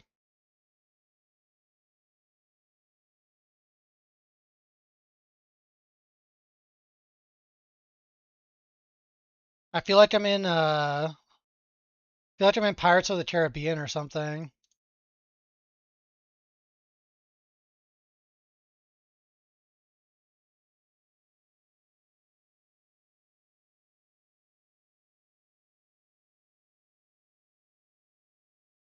Actually shocked I got the belt I got.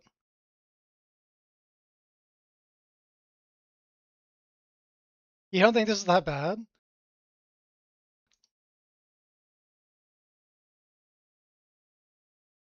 Honestly, the only reason it's not that bad is because since I attacked so fast, for some reason it's culling all of my spouts. Like you'll see like the spout only actually goes off every couple seconds, but technically it's going off like tens of times per second.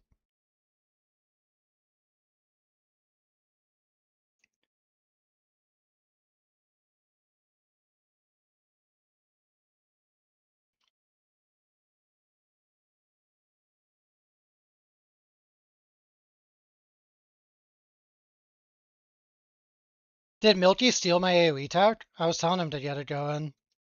Or is he still surging?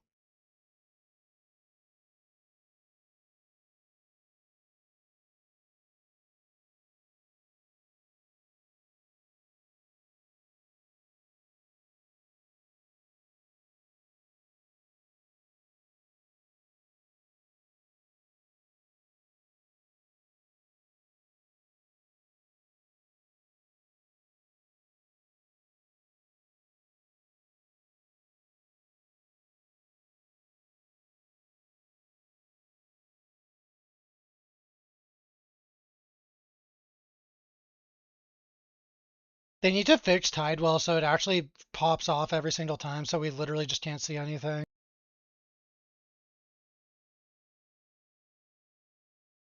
Yeah. Like this thing's actually happening like at least 20 times a second, I think.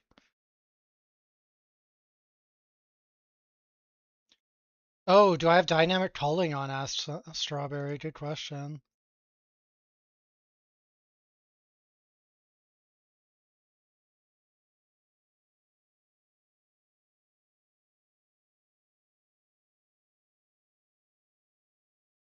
Dynamic optimization, maybe?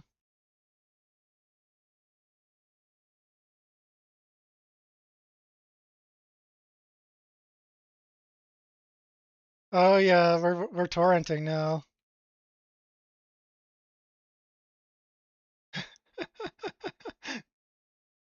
I can't see the effects.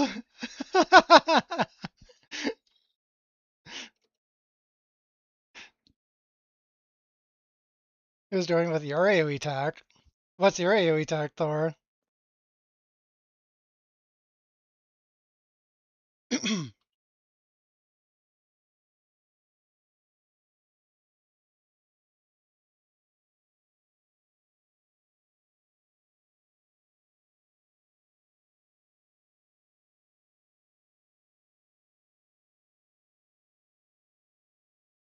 70 AoE.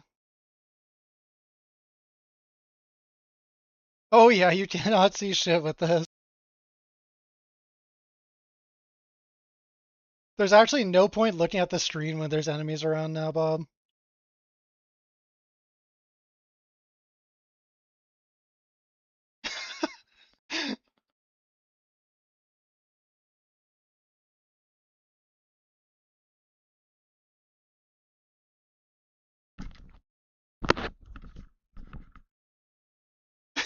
It looks like you ever see people go down like the Whitewater Rapids or something?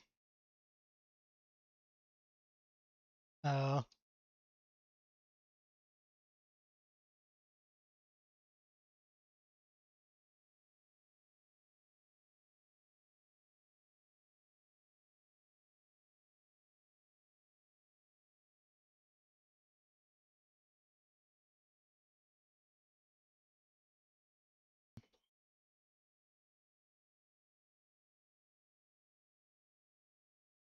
Bob, what if we unspec some damage and take even more AoE on the tree too? Like I have no AoE on tree now.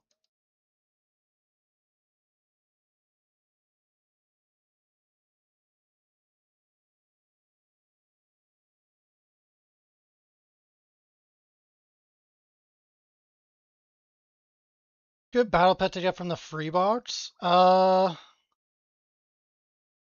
It's a hard. I don't ever like answering this question, to be honest with you, Upper Nub. I don't think that it's good to tell people which pets to get because ultimately that pet represents money. Um, and so if you pick one for based on my suggestion, well, it might not be a pet that fits your needs. And you're playing Selena right now, but what are you playing next season? Selena might get significantly nerfed. You might lose interest in Selena and start playing an attack build. So I never like recommending what pets people should get. If you want to ask me about specific pets you're interested in, I'm happy to tell you whether I think they're a decent pet, but I'm not going to tell you like, oh, you should take X, Y, or Z because it's just not something I feel comfortable with. Yeah, Preserver of Eternity is the most generically useful pet. Every build can use it. Attack builds don't necessarily need it. Um, because you only need a small amount of attack speed to cap your additional bonus from movement speed. But early on, especially, it's quite good. You think Dreamweaver is generically pretty good? Yeah, Dreamweaver is pretty good, but it's definitely falling off a little bit. Like, I'm not using it this season. I used it very briefly. Oh, and is this killing my bitrate? Maybe I should turn the skill effect off.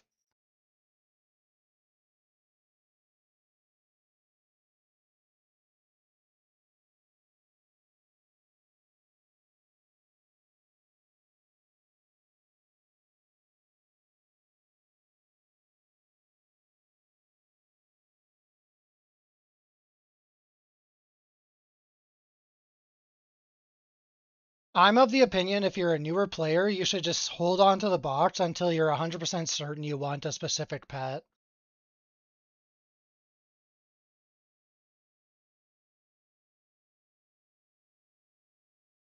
Okay, let me turn it off so that we can actually see the gameplay.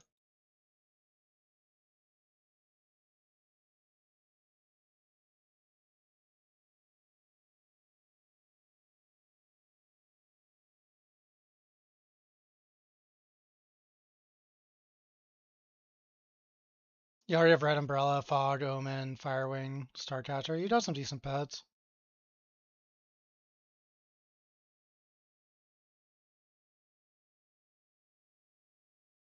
Hold on to the box until you need 10% more damage to clear SS20. I mean, yeah.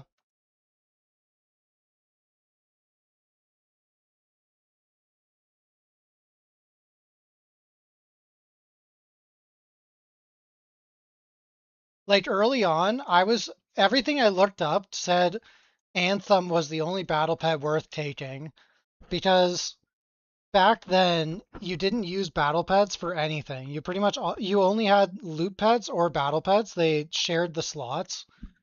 And Anthem gives XP balance, so it was the best pet for leveling. So this was apparently the only pet that anyone used when I started as far as battle pets. And they would only use it just to help finish off the 100 grind. So I took Anthem with my free box that you got back then, and that shit's fucking useless. I think I've equipped it like once or twice, but that's what everyone was telling me to get back then. So yeah, I don't know. I think it's like, I don't know. I just don't think it's a good idea to take something just because people recommend it.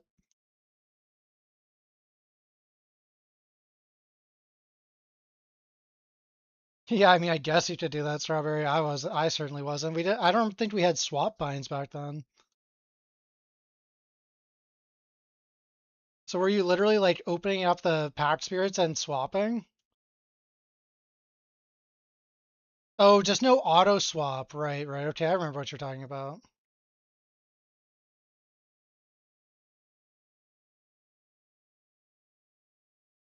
100 FE.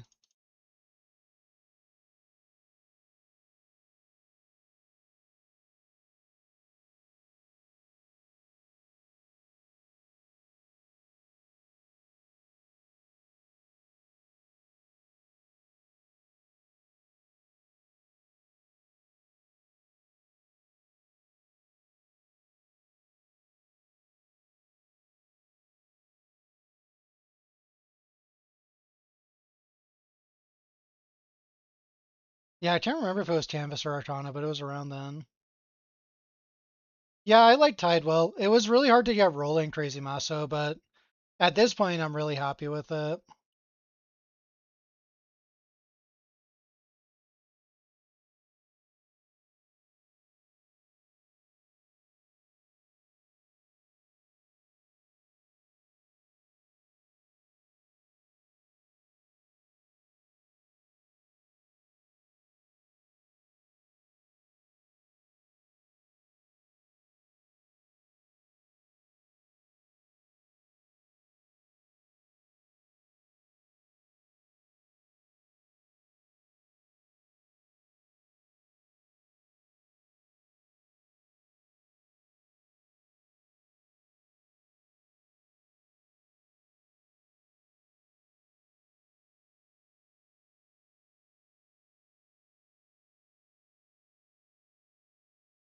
Just hit 10B after getting Gash on Frost Nova or Frost Terra. Now just spamming A1 beacons. Nice Epic Nub. Gash is a really nice item. Are you maintaining your stacks on it?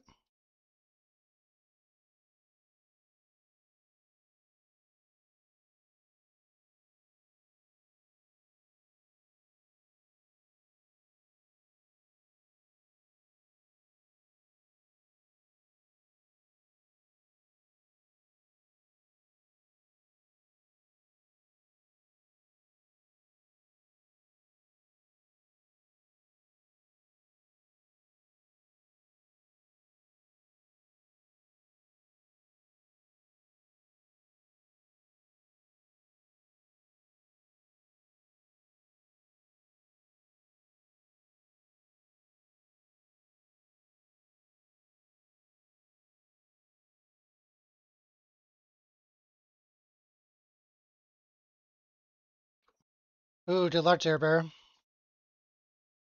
Getting close. Is Gash a league drop? I got one from the league mechanic, but I wasn't sure if it was actually like from the league mechanic or if I just got lucky to get it there.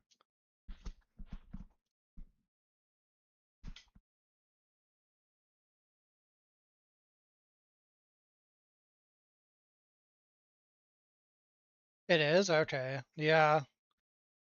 I mean, if you're playing a Terror character next season, you're definitely hoping that thing is not 10,000 FE. Although it's not as build enabling as Omni is, so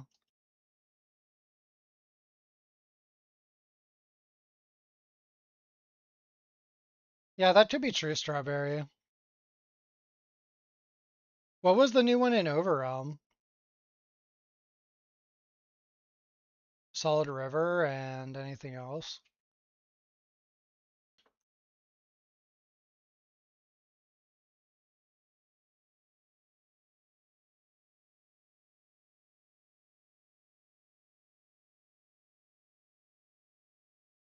What about Vorax? Did we even get a new legendary?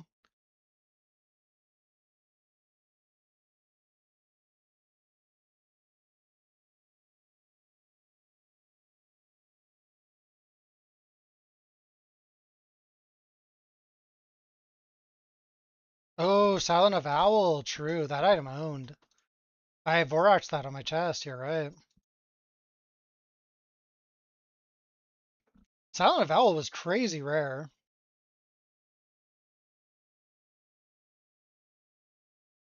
How much is a Silent of Owl right now?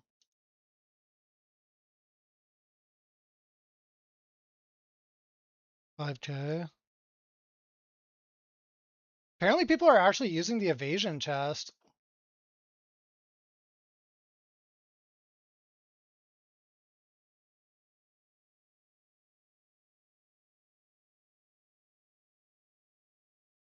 Plan on doing it again? Yeah, I mean, it's a fucking great Vorax item.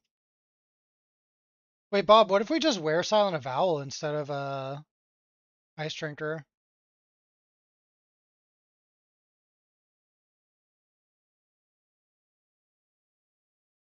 It's like the same price.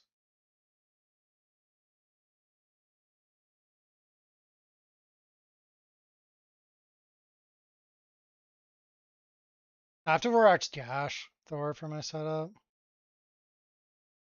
Yeah, I think it's from creation.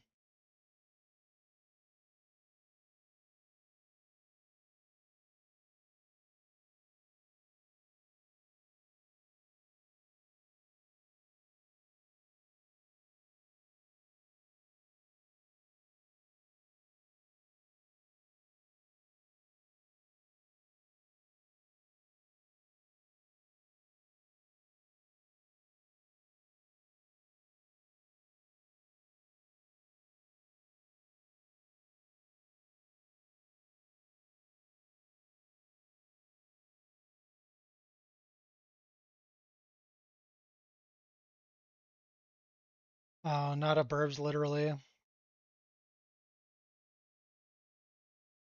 If burbs guarantees you can't lose money doing something, that pretty much guarantees that you will lose money doing said thing.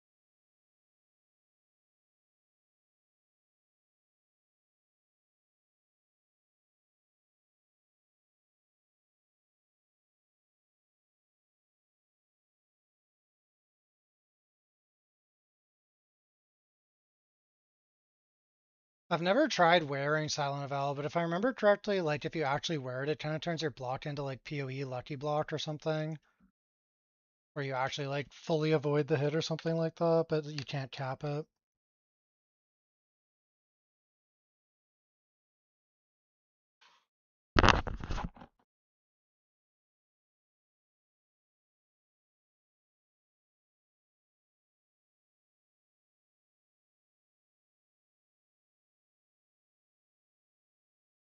Right, yeah.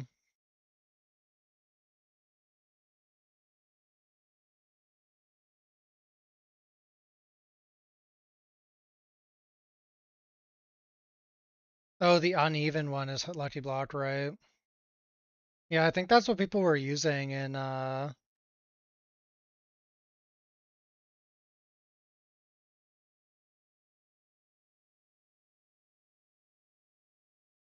don't think you can get 100% block on Silent Avowal if you're using it.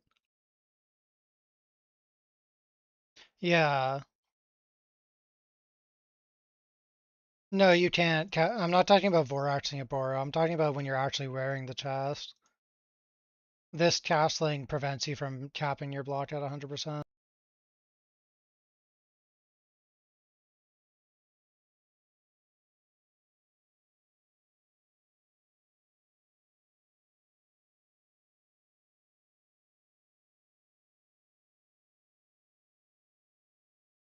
These are the two mods I got in my Vorax, back in Vorax League. Wield my sword, absolve my sin. Pretty crazy pair.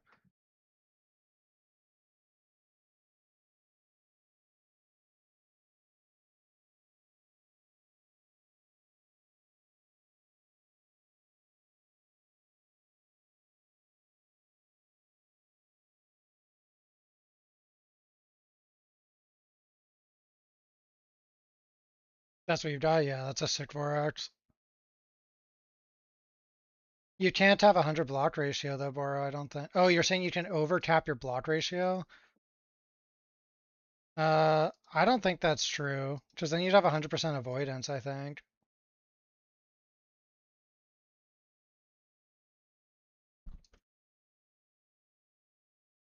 I mean, maybe it works with overcap block ratio.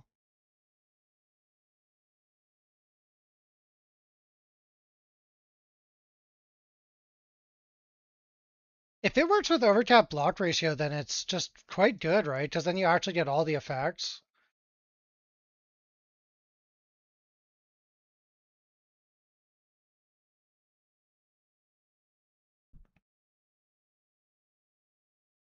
I would have absolute turd for ES if I wore it though.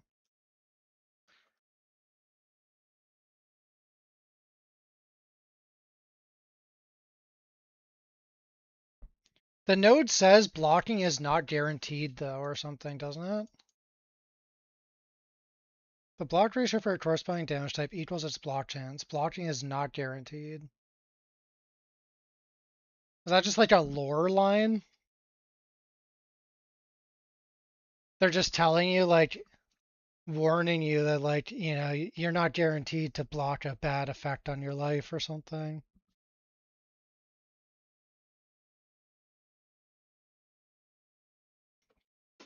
Finally saved up enough for Crimson Dash, but now you're not gaining focus blessings anymore, so you actually lost damage. Any idea what might be causing that? You're using Surging Inspiration to generate Spellburst charges, which is supposed to give you focus blessings, but now it's not generating either. Sounds like you don't have Beacon anymore, JBeef. You need a Beacon or +1 or +2 max Spellburst somewhere.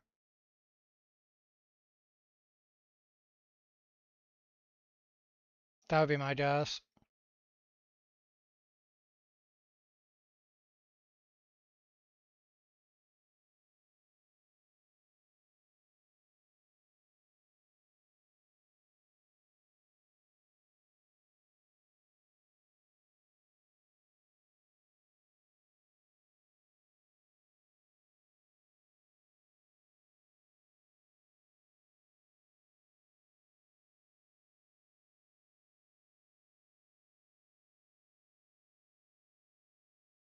You lost Beacon?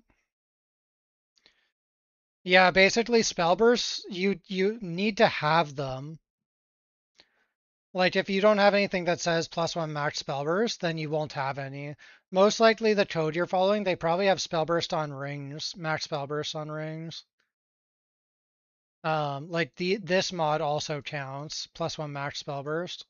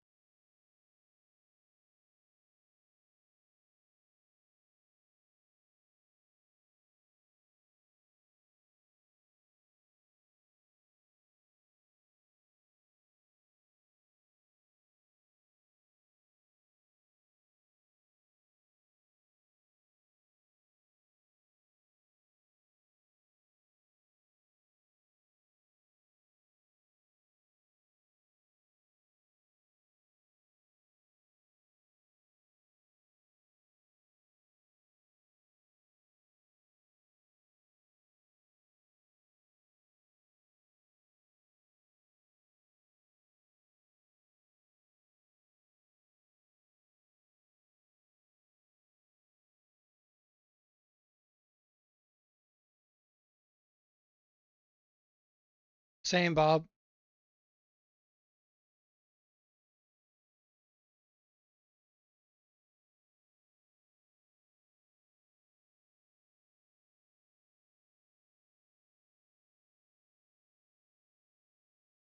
Well, Beacon is on the first node, JBeef. It's not on the acquaintance slot.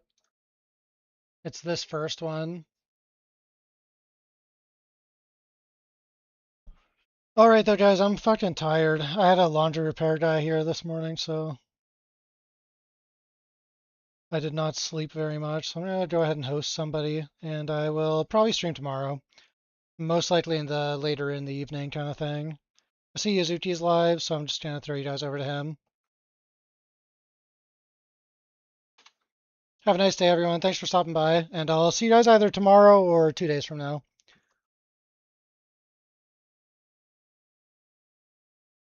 Later fights, later night, Thor. Dummy defense show the word, swapped your block ratio, and then show the new block chance. Yeah, I don't know, Boro. Thanks, Blink. Take care to you as well. Later, Bear. Later, Boro. Later, Franklin Bryce. Thanks, Franklin. Night, Polar. Night, Murkrow. All right, see you guys later. Have a good night, everybody.